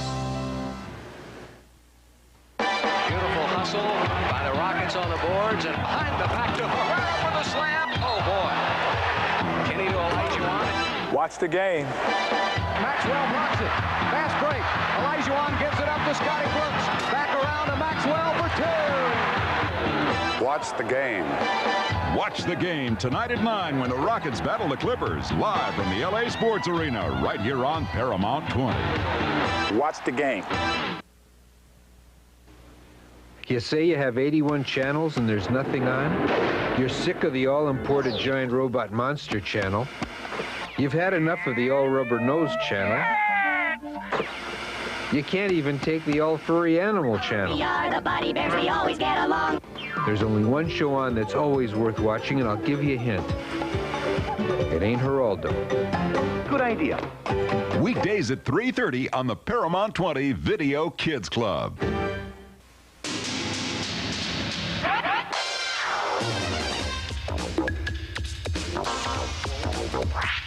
Hi, and welcome to our rap session. Today's special guest is Houston Rockets guard Scotty Brooks. Thanks for being here, Scotty. Hi, Scott. Thanks for having me. So, let's see. First question of the day is, what do you think your keys to the success are in playing in the NBA?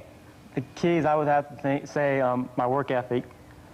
Guy with my talent level, which is not the most talented guy in the league, but... come on. No, really, I'm not. I mean, I might look like I'm talented, but I think the key for me is showing up practice early and being the last one to leave. Yeah. I think I have that work ethic. I think that's all been instilled through my mom. She's my biggest influence. Well, you're probably somebody's favorite athlete. So who were some of your favorite athletes when you were growing up? Believe it or not, my favorite athlete was Julius Erving, Dr. J. Yeah. Some of you, you do remember him. Yep. He was about 6'6", had talent like Michael Jordan. For some reason, I wanted to be like him, not knowing that I would never be able to do all those crazy things in the air, but he was my favorite player growing up. Really? Yeah. When you were younger, who helped you achieve your goals? Well, the biggest influence by far is my mom. Really? She raised 7 kids all by herself with no help from my father, so-called father. Hi, Mom. And, yeah, hi, Mom. And no governmental aid or nothing like that. She's such a determined person. And what she accomplished made my goals very easy to accomplish. All I had to do was make it to the NBA. She had to raise 7 kids all by herself, work 6 days a week, and instill the confidence and the motivation in all 7 kids, and we've all turned out great. Yeah. Even me. When did you realize that you were good enough to play in the NBA? Can you repeat that question, please? Well, when did you realize that you were good enough to play in the NBA? I'm still haven't realized it yet. How modest. Really? No, well, I think my junior summer, well, what's that? Going into my senior year in college, I felt I had a chance to make it. It's always been a lifelong goal of mine to make it in the NBA since I was the 8th grade when I started playing ball. But my junior year, I really had a feel that I was going to make it. So, did you ever have doubts about your talents at all? Or you think you weren't big enough or weren't strong enough or good enough to play in the NBA at all? Well, one thing, like I said, my mom, she's instilled, I always told me to set my own goals, set my own limitations. If I would have listened to my friends, the media, or coaches, I would have never made it because I was too small, wasn't quick enough, didn't jump high enough. So I've always believed in myself. If I couldn't jump high enough, I was going to work extra hard to compensate that I can't jump high enough. But I think, like I said, the biggest key is my work ethic. That's amazing. Well, what do you enjoy doing when you're not on the court? Well, my #1 hobby is basketball. I love to play. You know, I play 12 months out of the year. I really have a fun time going out there and competing with friends when I'm back home in California. Other than that, I love to golf. I even love to surf. Really, mainly boogie boarding. Really? I grew up in California. And Cool. It's great. What a feeling going down on a wave, getting smashed and crunched. So you say you go golfing, boogie boarding, surfing? All on the same day. So did you do a lot of that when you were younger, or did you just play basketball? I didn't have the funds actually to play golf when I was young, but I played mainly basketball. When I was growing up, starting in the 7th, 8th grade, I played basketball. I played just about every day since. All right. Really? Well, who do you think is the toughest person you have to guard in the NBA? Uh-oh. The toughest. There's so many good players in the league. If you make it the NBA, you're a good player. That's the bottom line. There's not a bad player in the league, but the toughest will probably is Kevin Johnson and Tim Hardaway. They're pretty much a toss-up. Those guys are so quick and so strong and so offensive-minded. They love to score and they want to score every time. Yeah. But being a point guard, my job is mainly to distribute the ball and make sure everybody else is happy. But they have more of a scorer's mentality, so it's pretty tough to guard those guys. Yeah. So are you really excited about playing for Rudy T this year? Oh, not at all. No, I'm very excited. He's given me a lot of confidence. He's a great coach, and he's a player's coach. The guys really respect him, and he has a lot of good things, a lot of good pointers that help all of us. Being in his system, it enables a lot of players to really play their game. We don't feel like, well, we have to do this, we have to do that. But he just lets us play, and it's a great job. It's a fun time playing for the Rockets. Yeah. What's your outlook for the season for the Rockets? Very good. I think we have a strong nucleus, and all the guys respect the coach's philosophy, and we all work hard towards our goals. And our goal is to win it all this year. We had a great season last year. We're proud of what we accomplished, but we really believe that we have a good team to win it all. Well, hey, thanks a lot, Scotty. We really appreciate it. Cool. And good luck on the rest of the season. And you don't go away because there's more Rockets Kidz Jam headed at you.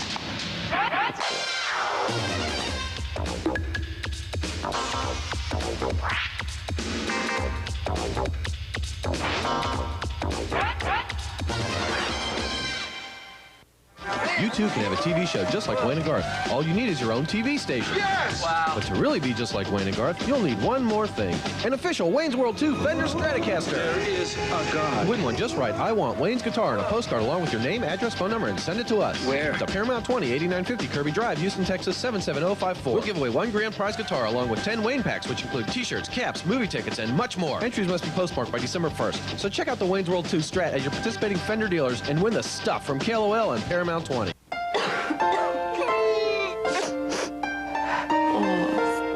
Because relieving your cough and cold often means taking a cough syrup and a cold medicine, Vicks introduces relief that replaces both.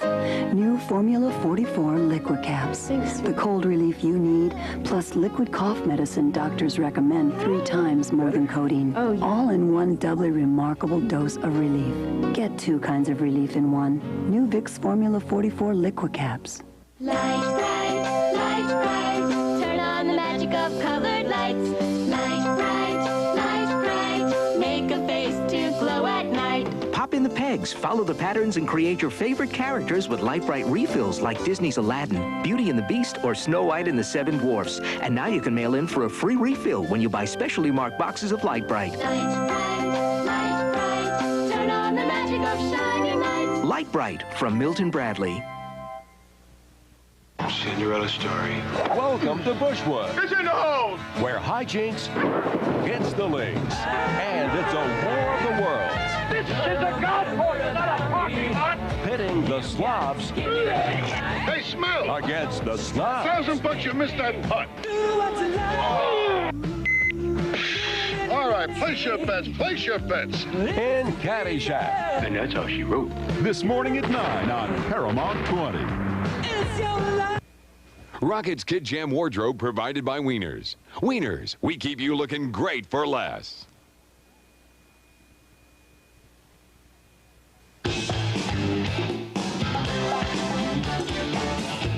Hi, and welcome back to Rocket's Kidz Jam. Now it's time for us to recognize our Rocket's Remarkable Kid of the Week. This week's recipient is Rachel Ackerman, a 13-year-old student at Black Middle School in Houston. Rachel is an all-A student at Black and has been in advanced classes since kindergarten. Also, she is a member of the Booster Club and student council at Black Middle School. Some of Rachel's hobbies include writing stories and doing arts and crafts projects. Rachel wants to be an aviator when she grows up.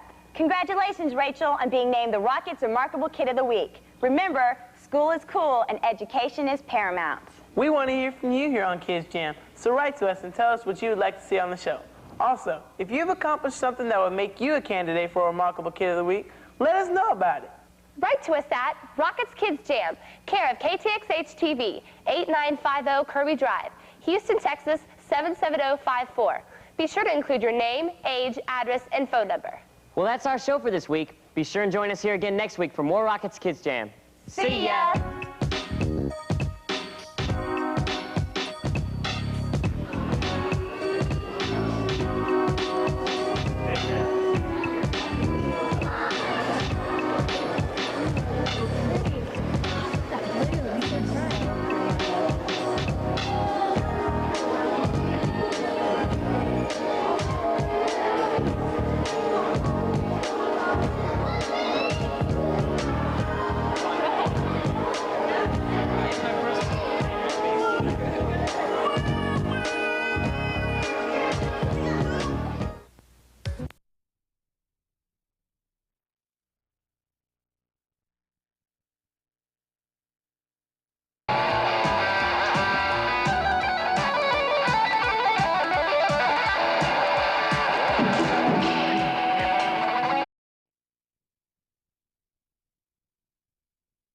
Right here on Paramount 20.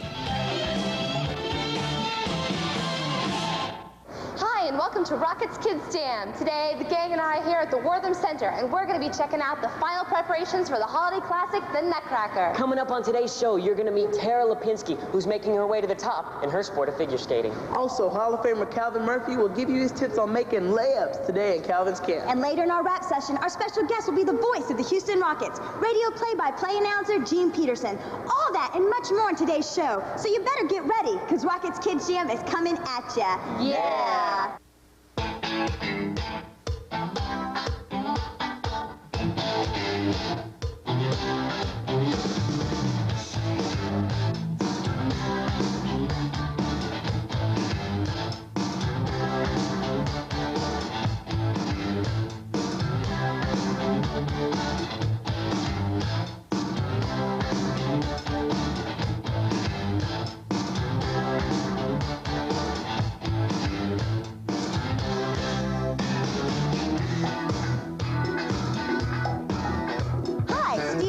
Vivian Arnold, the public relations manager of the Houston Ballet. Hi, Vivian. How you doing? Hey. Hi. It's good to talk to you. Thank you. Vivian, can you tell us, what is the story of the Nutcracker about? The Nutcracker is about a young girl named Clara who, on Christmas Eve, is given a gift of a wooden nutcracker. The Nutcracker comes to life and takes her into the land of snow, through the land of snow, and into the land of sweets. And it's really up to the audience to decide if that is a dream or reality. So it's a fairy tale. Well, who composed the music for the Nutcracker? Peter Ilyich Tchaikovsky, who was Russian, composed the music for the Nutcracker, and it was first seen 100 years ago. Oh, so it's an anniversary. Today. That's great. Good deal. So what does it take to put on a production like this every year? Well, Houston Ballet's production of the Nutcracker is very elaborate. There are 56 dancers, there are 70 children from Houston Ballet Academy, there's a huge production crew of about, I would say, 30 people. There are wardrobe personnel and dressers. So it takes about 2 months worth of preparation, from rehearsing the children to, refurbishing the costumes to getting it on the stage and rehearsing it. So it takes a lot of preparation. Well, what can audiences expect to see when they come to a performance of the Nutcracker? Well, the Houston Ballet's production of the Nutcracker runs through December 30th in the Wortham Center, and it's a wonderful treat for the whole family, whether you're 80 years old or 8 years old, whether you're male or female, there's something in it for everybody. There definitely is. So can you tell us why it's a family favorite and why it keeps coming back year after year after year? I think there are two elements. The music, everyone knows the music, everyone loves the music, and when you're in the theater and the conductor is there with a live orchestra, the music really hits you. Also the storyline, it's about dreams coming true.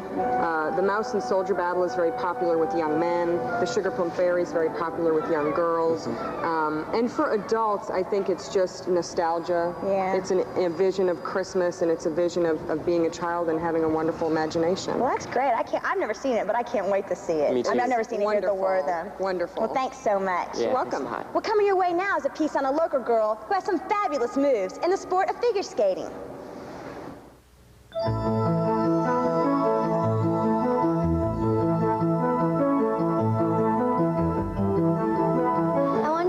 Figure skater because I was watching the Winter Olympics a lot, and I saw everyone jumping and spinning on the ice, and I thought it would be neat to do it. Well, this year I have done 28 clean programs, short and long, in all my competitions.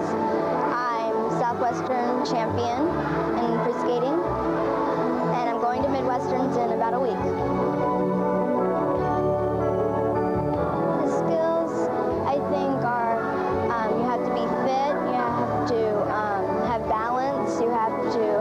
Confidence in yourself to be a good skater.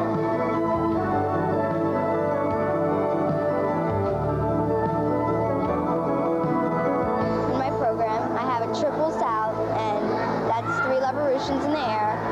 I have a triple loop that's almost clean, and I do many doubles like double flip and double lutz and double loop in my program.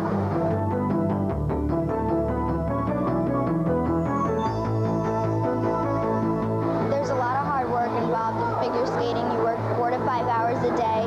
Each move you do, you have to think as it's competition time, and to make sure it's definite, and it all pays off in the end. My goals in figure skating are, I would like to win Midwesterns and try to go to nationals, and I would like to move up to junior and then senior and do the same. And then I would like to go to the Olympics. After the Olympics, I would love to teach ice skating because I think it's a great place for kids to learn how to be disciplined and have self-esteem. Hi, Sam and I are here with Martha Butler, a principal dancer with the Houston Ballet. Hi, Martha. Hi. Martha, can you tell us what role you're going to be playing in this year's production of the Nutcracker? I'm doing both the Snow Queen and the Sugar Plum Fairy. Can you tell us a little bit about your roles as the Snow Queen and or the Sugar Plum Fairy? Well, the Snow Queen is when Clara has come into the land of the snow, and she's on her way onto the land of the sweets. So first she meets the Snow Queen, and then when she moves into the land of the sweets, she meets the Sugar Plum Fairy. Well, can you tell us a little bit about your actual dances that you're going to be performing? The actual dances are pretty much classical ballet. They're your basic pas de deux. They have some variations. The Snow Queen goes around with the snowflakes, amongst the whole group. The Sugar Plum Fairy is your basic classical pas de deux, where you have a pas de deux variation in a coda. And just for some people who don't know, can you explain what a pas de deux is? A pas de deux is a dance for two. Thank you for explaining that, because I didn't know. You didn't know. How long does it take to master the dances that you do on stage? We rehearse Nutcracker for about 2 weeks, 2 to 3 weeks. Well, is that with the whole cast together, or how much time does it take for you personally to learn the dance? I generally have 1 to 2 hours a day to work on my parts. We divide up the day like that. What do you enjoy most about being in something like the Nutcracker? I enjoy the excitement that it brings to the audience, the way that it brings the whole city into Christmas spirit and get everyone ready for the holidays. Well, thanks a lot for stopping by and talking to us. Thank you very much. Don't go away, because there's a lot more coming your way on Rockets Kidz Jam.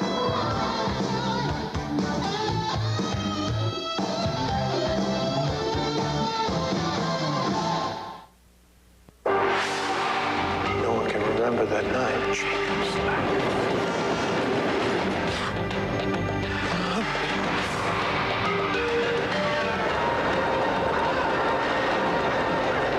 Jacob's ladder. Jacob! I'm not dead. What are you then? Jacob Singer! I'm alive. What is the secret of Jacob's ladder? A broadcast premiere tonight at 7 on Paramount 20. This is a test. This station is conducting a test of the emergency broadcast system. This is only a test.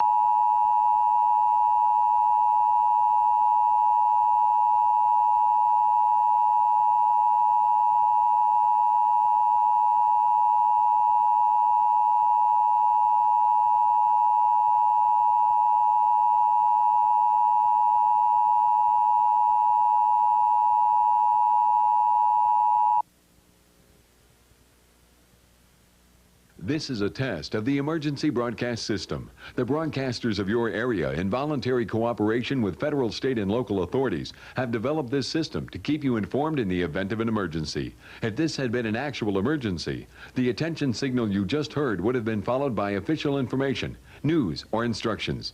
This station serves the Houston area. This concludes this test of the emergency broadcast system. Paramount 20 and Z107.5 invite you to join the Rockets as they take on the Miami Heat Thursday, December 9th at the Summit. Bring a bag of canned foods for the food bank and receive $2 off $11 seats and $3 off $14 seats. See you there. You're watching Paramount 20, KTXH, Houston. In most American cities, you can find some sort of gang activity going on each day after school. The Salvation Army programs for youth, giving kids a fighting chance.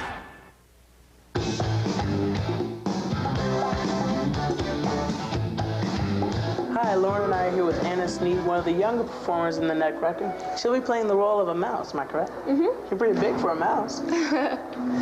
Well, how long have you been studying ballet? About 10 years, and the last 3 years with the Houston Ballet Academy. Wow. Is this your first time performing in the Nutcracker? Yes, it is. Oh, well, can you tell us how you're selected to be a part of this cast? Well, I'm in level 7 with the Academy, and they pull parts from there. They give you a part in the Academy. Are there other young people besides yourself that will be performing? Yes, other people from the Academy are cooks, and they get to fly across the stage, and other mice and party children in the party scene. Well, can you tell us what we can expect to see from you in the show? Well, just a lot of fighting with the soldiers, and there's others. The soldiers are children too, so that's fun. Well, how do you feel being a part of a Christmas tradition such as the Nutcracker? I'm excited. I'm very privileged. Yeah, it's nice. Well, I, for one, don't particularly like audiences. Do you ever get nervous when you're up there on stage? You do at first, the first few performances, but you just get used to it. Oh, well, thanks a lot, Anna. Thanks a lot. That's really cool hearing from you. All right, and you, don't go away, because coming up next is Calvin Murphy. He's going to give you his tips on shooting layups, and today in Calvin's Camp.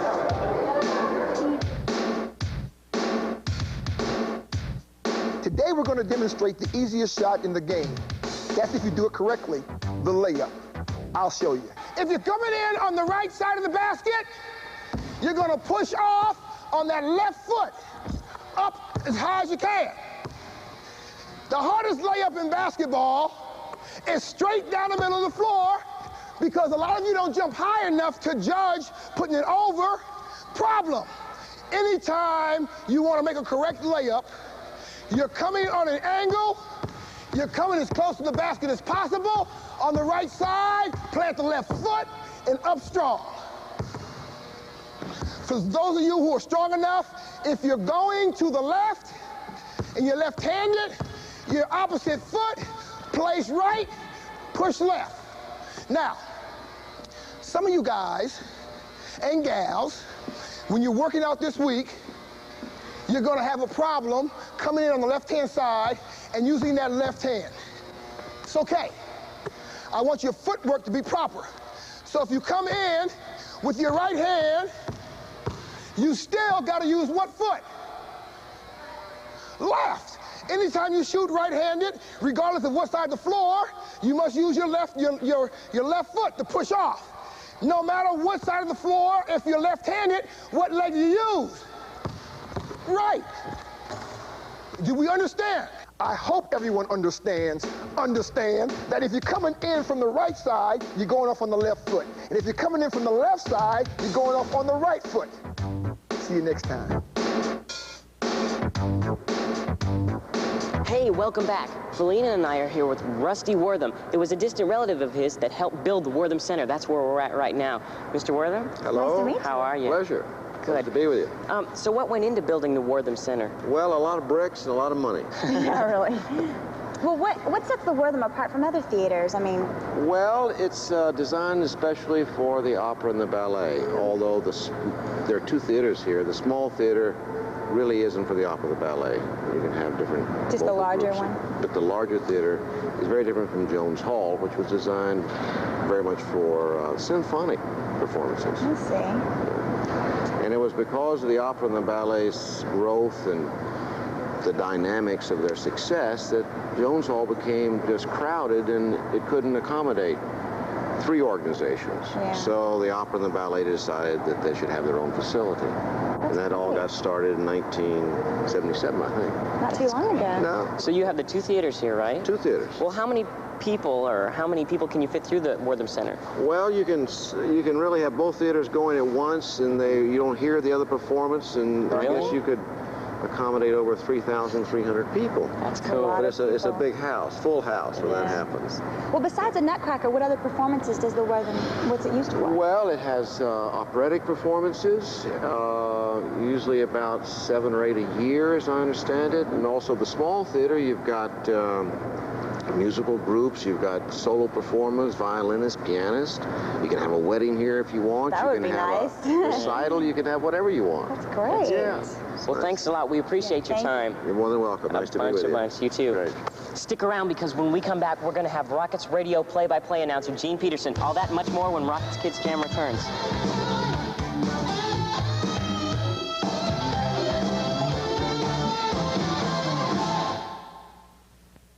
Hi, I'm Dave E. Crockett. And I'm Miss Nancy here for the 9th annual Farm and Ranch Holiday Food Drive. The Farm and Ranch Club has collected over 300,000 pounds of food for these Houston youth and family agencies. Now this year we're counting on you to make it even more successful. Drop off food donations at KTXH Paramount 20 and receive a 93Q Country buck. Plus, you can drop off food at these other area locations. Join 93Q Country live on Saturday, December 4th at the Farm and Ranch Club and receive free admission to the Arts and Crafts Show with the food donation. Let's help make this holiday season brighter for those less fortunate than us.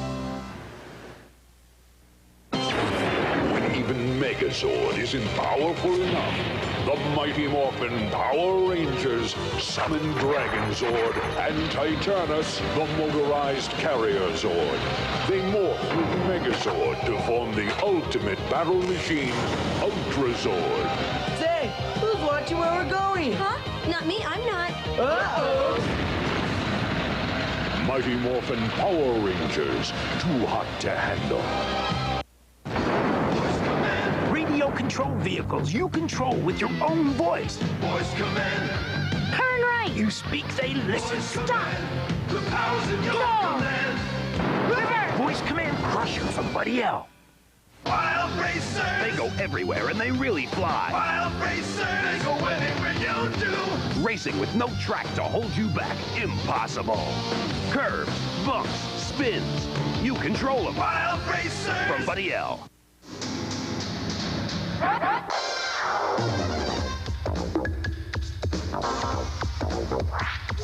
Hi, and welcome to our rap session. Today, our special guest is Gene Peterson, voice of the Houston Rockets. Gene has been the play-by-play announcer for the Houston Rockets radio broadcast for 19 years. It's a long time, isn't it? Hi, Gene. Hi, how you kids doing? Long time, yeah, in your eyes, because y'all are so young. But in my eyes, at my age, it doesn't seem all that long. Well, how'd you get started as a play-by-play announcer? Well, play-by-play came later when I came to Houston. This is actually my 30th year in broadcasting. Man. But that's a long time, too. You guys got to quit saying that. We're going to make you feel old. But years ago in the service, this was back in the late 50s, I guess, when I I was over there, overseas. Somebody thought I had a pretty good set of pipes and said, why don't you, try going into broadcasting? And I didn't know what I wanted to do. I was just a kid.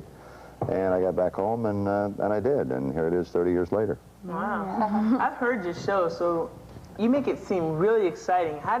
What's your secret? How do you bring the excitement over the radio waves to your listeners? I know. That's the game of NBA basketball is an exciting game anyway, so I'd kind of be cheating if I said I did it all, because I certainly don't. I mean, the guys are so talented and do such a tremendous job on the court. I just kind of have a word theory that I say what I see. And if I see something exciting, it just kind of comes out naturally. But that's what I try to do. You keep up your enthusiasm. I think that's pretty much the same thing in anything you do in life. Well, what do you enjoy most about being a play-by-play announcer? I think, oh, gee whiz, the salary's nice. I don't know. There's so many things. There's so many intangibles that go with it. I love the business a lot. And it isn't just play-by-play, but it's all the camaraderie you get with the players themselves. And, they're always great guys. We've had a great bunch of guys over the years. And you do interviews with them. You do interviews with all the people around the country. And you see all these great arenas. And you get to talk to all of the talented people. It's a whole camaraderie of things, But it's a neat business. What do you think it takes to make a good play-by-play announcer? Years ago, you could have just said, well, voice, that gets you in. Today, that's not the case anymore. I think the most important part, probably, of being a play-by-play announcer is the ability to pay attention. You see a lot of them where, they're trying to make commentary. Color analysts have a job, too. And their job is just what it says, to analyze what has happened already. That's what they do. But the play-by-play, as I said before, you say what you see. You really have to pay attention to what you're looking at. And I think the people, if, for example, if, heaven forbid, they should listen to my broadcast and watch television, if that should ever happen, I would like to think that what they're seeing is what I'm saying. Yeah. Well, what do you enjoy doing when you're not covering the Rockets? I love to play golf. Really? Love to play golf. Time with the family. I've got a wonderful lady that I've been with for over 30 years. And my children all live in Houston, so we get a chance to visit them. And all our grandchildren so far are cats. But I'm hoping one of these days, well, I spend a lot of time playing golf and time with the family, and I enjoy that a lot. That's great. All right. Now, you say you've been doing this for 19 years, right? Now, let's think, all those 19 years. What's the most memorable game? Oh, you're not going to do that. What is the most memorable game you've done? Think way back. Can I? Oh, you're pushing it. Can I give you two? Got a pen? Can I give you two? Yeah. Back in 78, we were still, 77, we were still in the Eastern Conference, and we were playing the Philadelphia 76ers in the Eastern Conference Finals. And we were 17 down going into the fourth quarter. John Lucas was with us then in those days. And in fact, it was his 76, 77. It was his first or second year, I can't remember. But Moses Malone was there then. But we were 17 down, and it was in the Eastern Conference Finals, and came back and won that game in Philadelphia to send it to 6. Now, I don't know how I maintained that fourth quarter. I don't know how any of us did. But that's one. The other one probably would have to be when we eliminated the Lakers in '86, when we went on to the finals. In Game 5, after we had lost the first game to L.A. and then won 4 straight in that fourth game when Ralph hit that incredible shot. That, I don't know, my broadcast partner broke his microphone on the play. Took us 10 minutes to get that fixed, and I don't know if either one of us were coherent for 10 minutes after the game was over. But you survived. Those two. Oh, yeah. Oh, and it was wonderful. It was an incredible thrill. Yeah. Well, you said play-by-play announcing wasn't the first type of broadcasting you've done. What made you decide to go into play-by-play? I always wanted that. I think when I was finally convinced I was going to be in broadcasting, and when I was in high school, you kids, well, I'll tell you, I go back and look at all those years, and it was hard for me to do a book report where you had to do the oral book report. I mean, I would read I'd read 2 lines over and over, so I didn't think no way I can do this. But I found out once that little red light goes on, if you pay attention, you can do it. So I decided to go ahead and go into that. But that was just the broadcasting. And play-by-play, just after coming to Houston and going into sports full-time and sitting watching the Rockets up and down the court, doing it, you know, not into a tape recorder, but I'm watching the guy across the way doing it, and I'm doing it myself, and sometimes I had to look around to hope nobody was listening or hearing it. But that was pretty much it. You know, it's what I wanted to do once I got to Houston. Do you think it's easier to do your play-by-play show when the Rockets are winning, or is it basically just the same all the way around? Sure, it's just like the fans. They enjoy watching more when you're winning. Yeah, oh yeah. See, we went through a season a few years ago and we won 14 games and lost 68. I mean, I deserved the biggest bonus on the whole team that year for trying to make something out of something that wasn't there. That was really hard work. But when you're winning, oh, the flow just takes it, and that makes it a lot easier, yeah. How do you think the Rockets are going to do this year? Oh, I think we're going to have a wonderful season. We had 55 wins a year ago, and we were just that close to a Western Conference final. And this year, all the parts are back, all the key ingredients, a couple of new additions, and I just think it's going to be a wonderful season. The one intangible that every team has to watch out for is injuries, and if we can stay away from those, we're going to be right there. What do you think some of the keys to our success is going to be? Well, as I said, injuries is number one, and Elijah Wan, the Dream, just had a marvelous year last year, and there's no reason to believe that he can't repeat himself because he's such an incredible talent. Robert Ory's got another year under his belt. He's going to be better. Otis is off to a wonderful start. Otis Thorpe has had a marvelous camp, and Mario Ellie just got him in a trade from Portland in the offseason. And he's going to be a super addition, too. So it's going to be a lot of fun, I think. Well, thanks so much for coming today, Oh, Gina. my pleasure. My pleasure. God bless you, kids. This is great. This is great. Well, don't go away, because Rockets Kidz Jam is coming right back.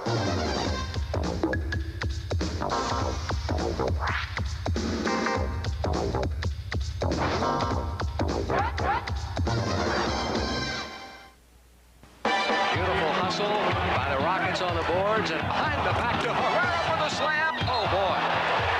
Kenny to Elijah Wan. Watch the game. Maxwell blocks it. Fast break. Elijah Wan gives it up to Scotty Brooks. Back around to Maxwell for two. Watch the game. Watch the game Sunday night at 6 when the Rockets take on the Cavaliers, live from Richfield Coliseum in Cleveland, right here on Paramount 20. Watch the game. Doctor, my belly aches. You've got butterflies in your stomach. You got a Charlie horse. Operation. A broken heart, of course. Operation. The whitest cramp is true. Operation. And I'm the doctor for you. Operation. Remove the pieces and collect your fee, but don't touch the sides. Water on the knee. Operation. $1,000 fee. Operation. Pay a rib or two. Operation. I'm the doctor for you. Next, please. Operation from Milton Bradley. Thomas, the cheeky, fussy little engine, and his pals from Shining Time Station could be rolling down the track at your house now. From the Distinguished James, helpful Toby, and proud Gordon, heading for the station on schedule again. Noisy Harold the helicopter, he's here too. And you can wave to Sir Topham Hatt as you roll through. Ertl makes a whole world of Thomas in sturdy die-cast metal, along with playsets complete from tracks to town. Shining Time Stations, Thomas the Tank Engine, and friends from Ertl. Be cooler than the rest. Be cruising with the best. Are you 10 or older and tired of doing the same things over and over? Well, the Boy Scouts don't have that problem. A new way of hanging around. It's getting high, high off the ground. You can do it. To find out how you can become a Boy Scout, call your local Boy Scout council. We do it, the Boy Scouts. Rockets Kidz Jam wardrobe provided by Wieners. Wieners, we keep you looking great for less.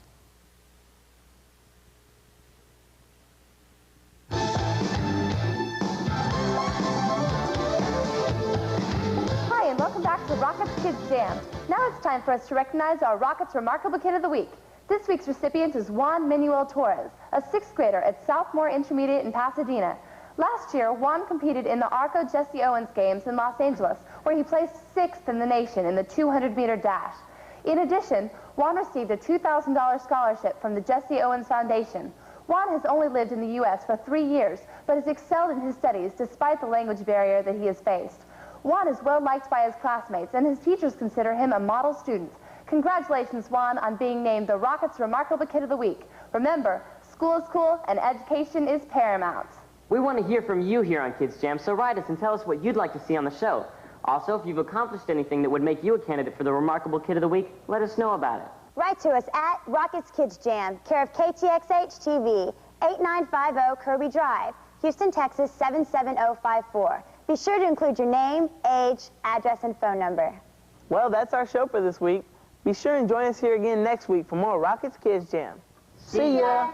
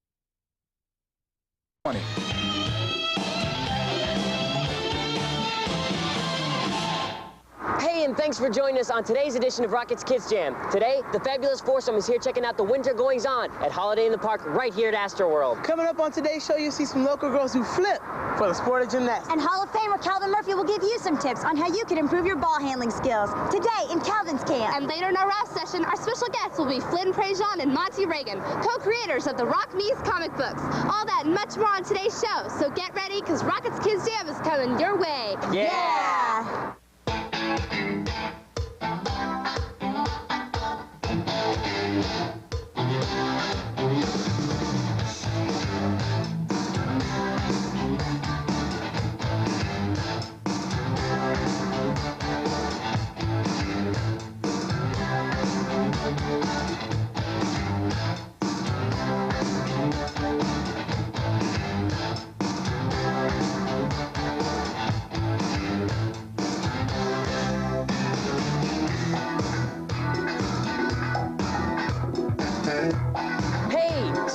Here with Brian Keel. He's the games and attraction supervisor here at Astroworld. Now, you're not going to believe this, but Sam and I and Brian, we're standing in front of a very rare sight on a Houston December day, and that's a snow-covered hill. Yes, that's right.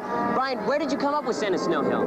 Well, about 5 years ago, the park said, hey, let's give the guests of Houston a great fun time, and just said, hey, let's build a snow hill out here. There you go.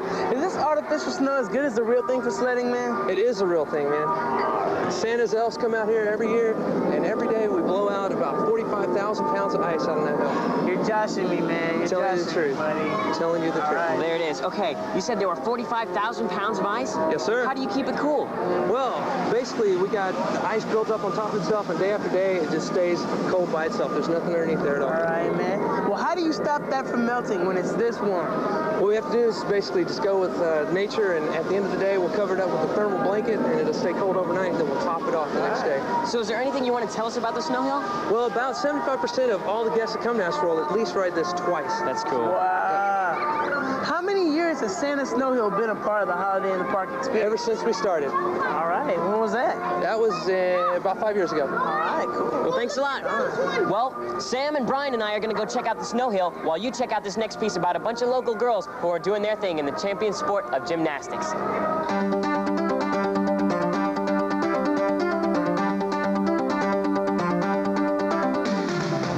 Most of these gymnasts in this gym have been competing or training. Some of them start at age 2 or 3 years old. They start in a Tumble Tots program, and then they move up to a Hopes program, in which we train and gear them towards competition. They move up from Hopes to a level 4 or level 5, and then they're well on their way to becoming outstanding gymnasts. The 4 events that constitute gymnastics are vault, balance beam, uneven bars, floor exercise. The keys to vault is vault happens in less than 5 seconds. Run down and finish the vault. So what they need to concentrate on more so ever is the fact that they need to hit the board and block off the vault strongly, and that will effectively give them a good vault.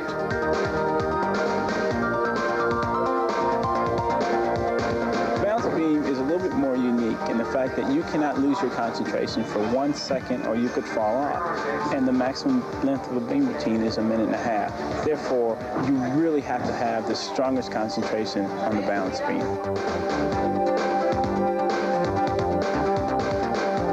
Uneven bars is an exercise that probably takes less than 25 seconds. And they need to concentrate on a lot of different things because they're releasing, they're swinging, they're going one way, then they're going the other way. So that concentration takes a lot of control and a lot of strength.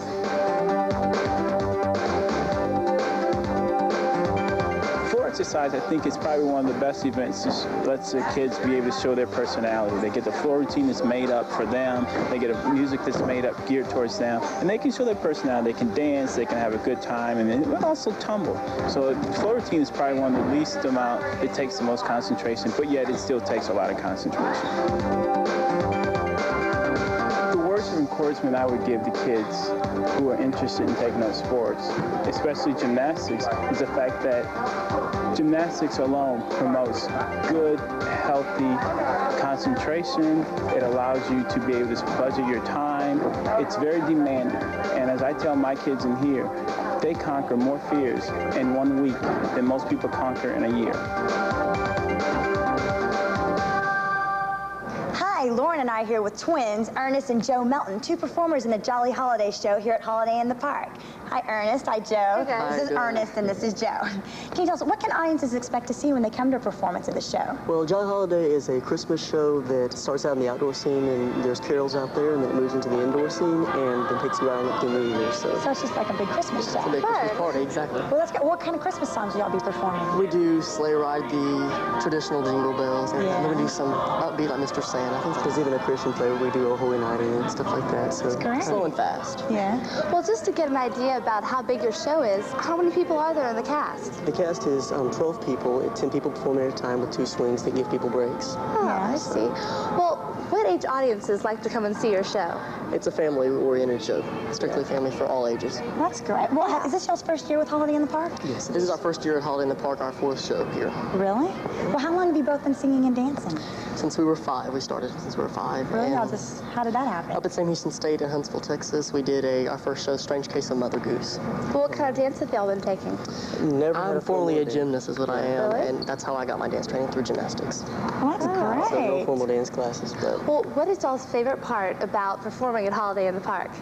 Seeing people smile, having a good time, people spending Christmas with the family, and basically keeping the theme park shows alive, because that's really the true meaning of theme park. So. Well, this isn't all y'all do. I understand y'all are doing something a little different tomorrow, right? We're shooting a video. It's, I don't know how much we need to say, but it's a promotion for the theme parks that are going on a retreat, so we'll be helping them put a video together. Well, that's great. Well, thanks so much for talking to us. We can't wait to see y'all's show.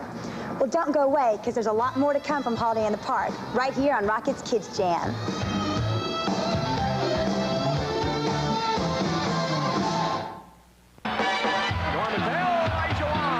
Swats it away and cleans off the backboard. The Rockets are playing some great basketball. Watch the game. And around to Vernon. Vernon puts up a 3! Vernon Maxwell with a three-pointer with 31 seconds left to play. Watch the game. Watch the game Tuesday night at 6:30 when the Rockets take on the Heat. Live from the Miami Arena right here on Paramount 20. Watch the game. You think you can knock out these bricks? No problem. Without making the wall fall? Let's rock and roll. Hammer knocks out those bricks. But you gotta be careful, you gotta be slick. Don't let the wall fall, that's what it's about. Knockout, it'll knock you out. Look out below. You're out. It's knockout. Knock out the bricks with the rammer hammer. Stack them up, but don't let the wall fall. Don't let the wall fall, that's what it's about. Right. Knockout, it'll knock you out. Yeah. Maybe next time, dudes. Knockout, it'll knock you out. He was a tribal leader with raw basketball talent. A desperate coach lured him to America with dreams of basketball and great Mexican food. See for yourself. Join me, Bruce Keatson, along with Charles Gutanga Maina, star of the upcoming film The Heir Up There, and NBA legend Bob McAdoo at Taco Cabana on the corner of Richmond and Chimney Rock on Wednesday, December 15th from 7 to 9 p.m. We'll be giving away movie passes, autographed pictures, food prizes, and much more. So enjoy a meal with basketball stars from the movies and real life. Brought to you by Taco Cabana and Paramount 20. Hi, Steve and I are here in front of Batman the Escape with a good friend of ours, Catherine Potts. She's the public relations coordinator here at Astro. Hey, hi, Catherine. How you doing? Just fine, thanks. Tell me, are the rides a big part of the Holiday in the Park experience? They are. We wanted to create a winter wonderland where people can come out here, see carolers, see holiday shows, and also enjoy our rides. It's a great time of the year. The families are on vacation. They can come out and enjoy the rides and see the holiday shows. Well, that's great. How many attractions does Astro World have to offer here at Holiday in the Park? Well, we have over 100 ride shows and attractions. We have some special shows that are just geared for the holidays and song and dance productions. We also have a snow hill, an area for kids to make Christmas crafts and ornaments. So there's something here for all ages. Great. All right. Will all of the rides be open during Holiday in the Park? All the rides but our water attractions. I know you don't want to get wet. And then the Texas Cyclone. But there's our rides like the Ultra Twister if you like heart-pounding thrills, or if you would like something a little more slower, there's our Carousel. So there's all rides for all age groups. We also have an authentic steam engine that goes around the park where you can see the whole park, and you can jump on our Astroway and get a bird's eye view of all the holiday lights. So have the rides here gotten a holiday facelift?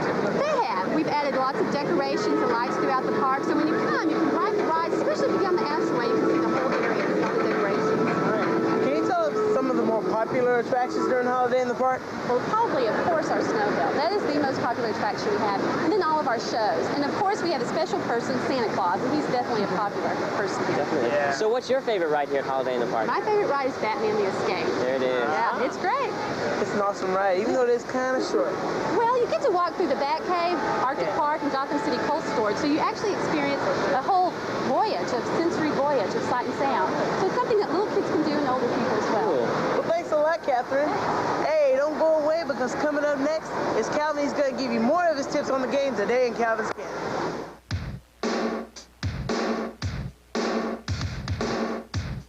Now, today we're going to talk about some of our rules of dribbling. And then later on in the discussion, we're going to show you the crossover. Let's get started. Fingertip control, eye contact, waist-high dribbling, knees are bent. A good dribbler uses both hands equally well. I'm going to learn to protect the basketball. Very good. There are your basic rules. Now, once you learn the rules, we're going to take one step up, and we're going to talk about the offensive moves that you would use in a game. Now, anytime you put the ball on the floor, you want to remember, you want to be an offensive threat. You want to be in position to go to the basket at any given moment. Now, what is the most commonly used offensive move in the game? Yes, sir. Off the dribble now. Crossover. Come here. You were lucky. Crossover. Show me a crossover dribble. Up there.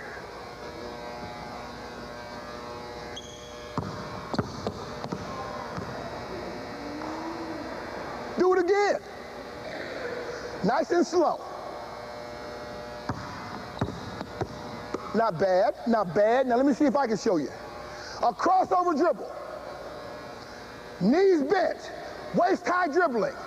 As a defender reaches for the ball, that ball is parallel to my body. I still have protection, and I'm able to go to the basket.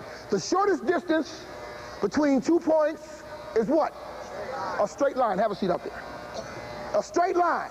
So a crossover dribble with fingertip control. The ball is parallel to my body, protection, and straight to the basket.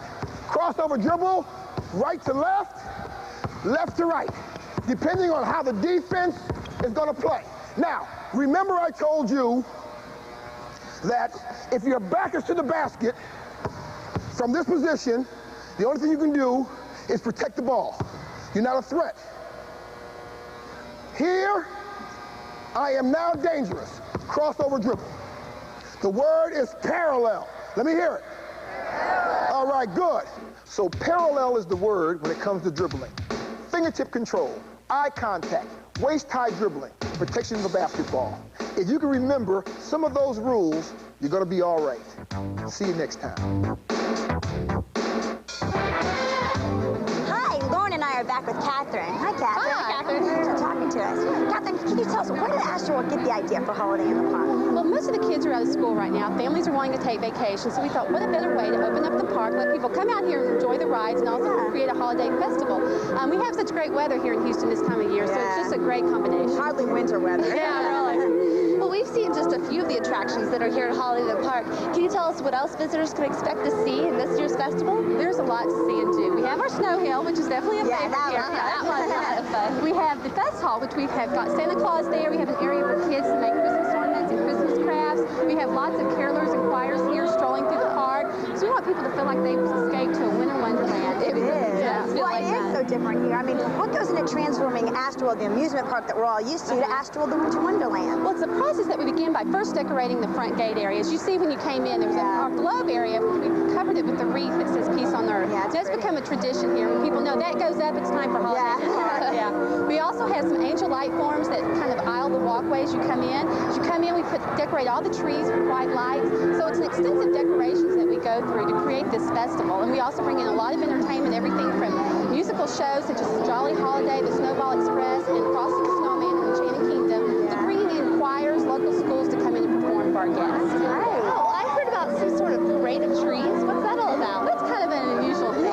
What it is, we have over 50 companies that have come in and decorated trees in our fest hall. So you can walk through there and feel like you're entering a fantasy forest. And each tree is decorated to sort of that company's style. So it's a great way to get some holiday decorating tips. Well, is it a contest between the companies to see who has the best tree? No, I think everyone tries to be a winner by this contest. Yeah. Well, there's so many things here that I enjoy. What kind of activities are there for younger kids when they come to the park? What we try to do is definitely make this a family event. And for the little kids, they can enjoy Frosty the Snowman and Enchanted Kingdom and go and play snowballs and roll around the snow over at our Mrs. Claus snowbox by the snow. No, some of these kids have never seen snow. That's a real rare treat for some of them. And then they can also go and make crafts and Kris Kringle's crafts and help decorate their tree at home by making little ornaments and things like that. That's great.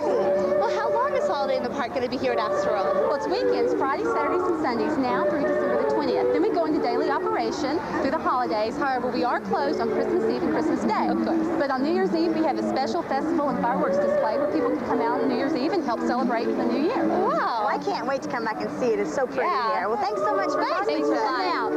Well, don't go away, because coming your way is our rap session with special guests Flynn Prejean and Monty Reagan, co-creators of the Rock Me's comic book. Kidz Jam will be right back.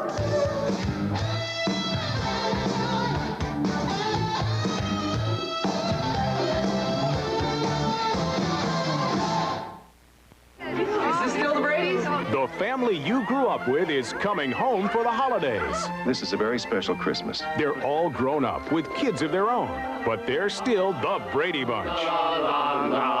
Merry Christmas! So deck the halls and trim the tree. Is this a good time for me to talk about the missing pies? No, Alan. It's time to celebrate a very Brady Christmas. Tonight at 7 on Paramount 20. Radio control vehicles you control with your own voice. Voice command. Turn right. You speak, they listen. Stop. The powers in your command. Reverse. Voice command crusher from Buddy L. Wild racers. They go everywhere and they really fly. Wild racers. They go anywhere you do. Racing with no track to hold you back. Impossible. Curves, bumps, spins. You control them. Wild racers. From Buddy L.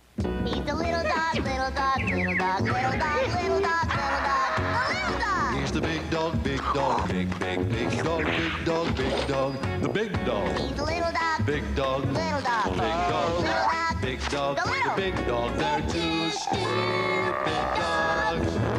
They're two stupid dogs. Two stupid dogs. Sunday at noon on the Paramount 20 Video Kids Club.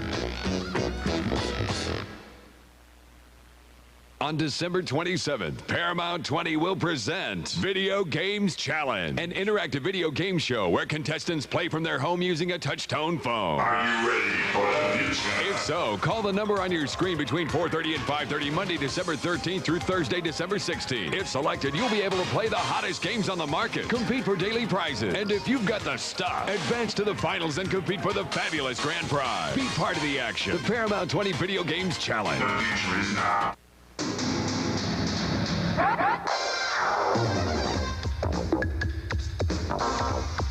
Hi, and welcome back to Kidz Jam. Today I have with me Flynn Pragine and Monty Reagan. They're the co-creators of the brand new comic book, The Rockmies. So guys, what can you tell us about The Rockmies? Well, the Rockmies are a combination of inner and outer space, and what I mean by that is four shooting stars from outer space collided with a volcano and created a new form of life, these volcanic beings, and these guys are these volcanic rock and rollers. And they've come to the United States in the guise of humans, and they're inner-city school teachers. And they turned back into the Rockmies by performing something called the Ultimate Sound, which is kind of the best influences of every type of music. So what sets your comic book apart from, say, other comic books? Well, it's more, it's not really as violent as most comic books are. It's a little more humor-oriented. We really wanted to get back to the basics of a comic book. That's why I imagine they're called comic books in the first place. Most of the comic books you see out today by companies, which I won't mention their names, but they're really serious. They're, you know, super dramatic, and we just wanted to get back. We wanted to get back to just having a really fun book, you know. So that's the whole premise of the Rockmies. Well, cool. Where did you guys get an idea for a volcanic rock and roller? I mean, where did this idea come from? Well, it's kind of an ironic coincidence. John Peterson and Jim Wire were working together on an art project, and the idea was a costume character for the Rockets. Oh, okay. They pitched it to the Rockets team, and it didn't go anywhere, but that soon evolved into a whole family of these characters. And then that's the premise of how they were created. Originally, there was only one character. There was only one Rockmie. He was called Rocket. Yeah. And the person that created it, as you said, John Peterson, had the costume made, and he would go around to these Rockets games dressed as Rocket, and he would be, you know, just running around with his a guitar and things like that. So they started running the adventures of this character in the U of H magazine, and they decided to go ahead and make 3 more Rockmies and just make it a team. Yeah. And then they developed a whole history and decided to just make a full-fledged comic book out of it. Golly. All right, so exactly how many people worked on the comic book? 4. Four? There's me, Flynn, Jim Wire, and John Peterson. Okay. And all 4 of us handle all the duties. John Peterson writes, and then we get together, have like a story session, and then we come up with a thumbnail book of how it's going to all look. From there, we get back together and we kind of mull it over, and whether or not we like it or not. If that's all agreed on, I sit down, I pencil out the pages, 11 by 17, hand them to Flynn, and we'll take it from there. Yeah, after I get the pages, Monty gives me the penciled pages, and from there I do finalized black and white art, which is the outlines of what he's previously drawn, plus the shadows that are applied to the characters. And then we go back and we both apply the color to it. But the most time-consuming thing, or one of the most time-consuming things, is the preliminary stages. Yeah. Most people think that you just sit down and start doing this artwork. It doesn't happen that way. For each piece of artwork, we'll probably do 5 to 10 sketches, and we end up redrawing probably just totally sometimes. It's important to kind of follow the story and carry it from page to page, and to make sure that it's going to flow and that all the characters interact. And then you've got to create, like if you have a villain, you have to create that character and give it a personality and bring it to life. And then you sit around, and what is kind of fun is when you have all these pages out in front of you and you think, oh, that's cool, is you might come up with another idea. And it's like, gosh, we just did all this work, but this idea is better. And that's really kind of a lot of the fun work in it. So that does sound like a lot of work. Exactly how much time does it get from the original idea to the final comic book? Well, it's actually probably about 6 months worth of work. Just for one comic? For one comic book, but that's the reason that it's ideal to have several people working on it. We have to take about 6 months worth of work and cram it into a month's period, because these have to come out on a regular schedule. So we have, it's kind of like a little conveyor belt of work going. It's not, Monty doesn't pencil the entire book and then hand it to me. He does one page and gives me each page, and these pages go from person to person. Awesome. Wow. So, and we overlap duties as well. When he finishes an inked page, if he's still working and I've got free time, I might start on the color, and then when he's finished, we'll all join up and do color, and then he goes to the guy that does the text, and he puts all, so it is kind of a continuous cycle of work for all of us. That's cool. So if somebody wanted to pick up an issue of the Rockmies, where would they go? Well, actually, most comic book stores around Houston carry it. It also has nationwide distribution. It's been in Stop and Go's, Walgreens, all kinds of newsstands across the state and the nation. Yeah, Canada and UK, and hopefully we'll be in Mexico soon. Great. Well, what do you guys enjoy most about creating comic books for kids? Probably just actually creating the characters. The thing that got me into comic books is I've realized that I've wanted to do it ever since I was real small. Yeah. And the thing that's great about comics, aside from all the work and production that goes into it, is you're taking ideas that you've thought of and you're making them concrete. Yeah. So it's not, a lot of people have ideas and they say, well, what would be really neat if we could do something like this or like that. We actually get to take our ideas, put them on paper, so all of our ideas are coming to life. The imagination. Yeah, so it's everything stems from the imagination of the 4 people that work on it. That's great. So that's what's most fun about it. It's fun to take everyday situations that happen to you that, if you really think about a lot of things that happen to you, they're really funny. Yeah. So we put a lot of that into the books because it's everyday type stuff. Okay, well, cool. Thanks a lot, Flynn. Thanks so much. Monty, we appreciate you being here on Kidz Jam. Oh, no problem. Don't go away, because when we come back, there's more Rockets Kidz Jam coming your way.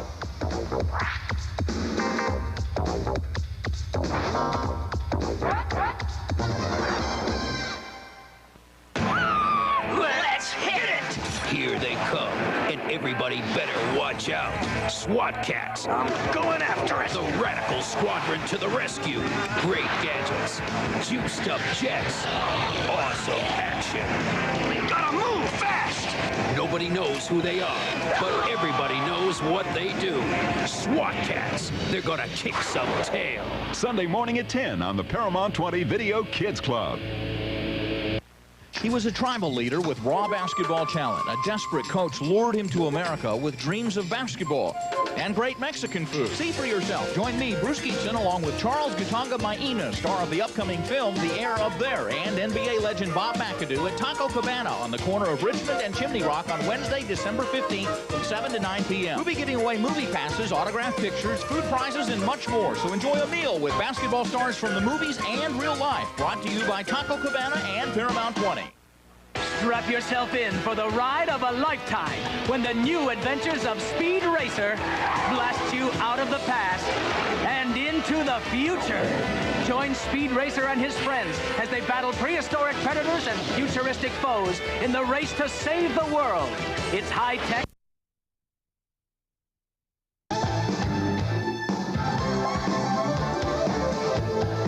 Hi, and welcome back to Rockets Kidz Jam. Now it's time for us to recognize our Rockets Remarkable Kid of the Week.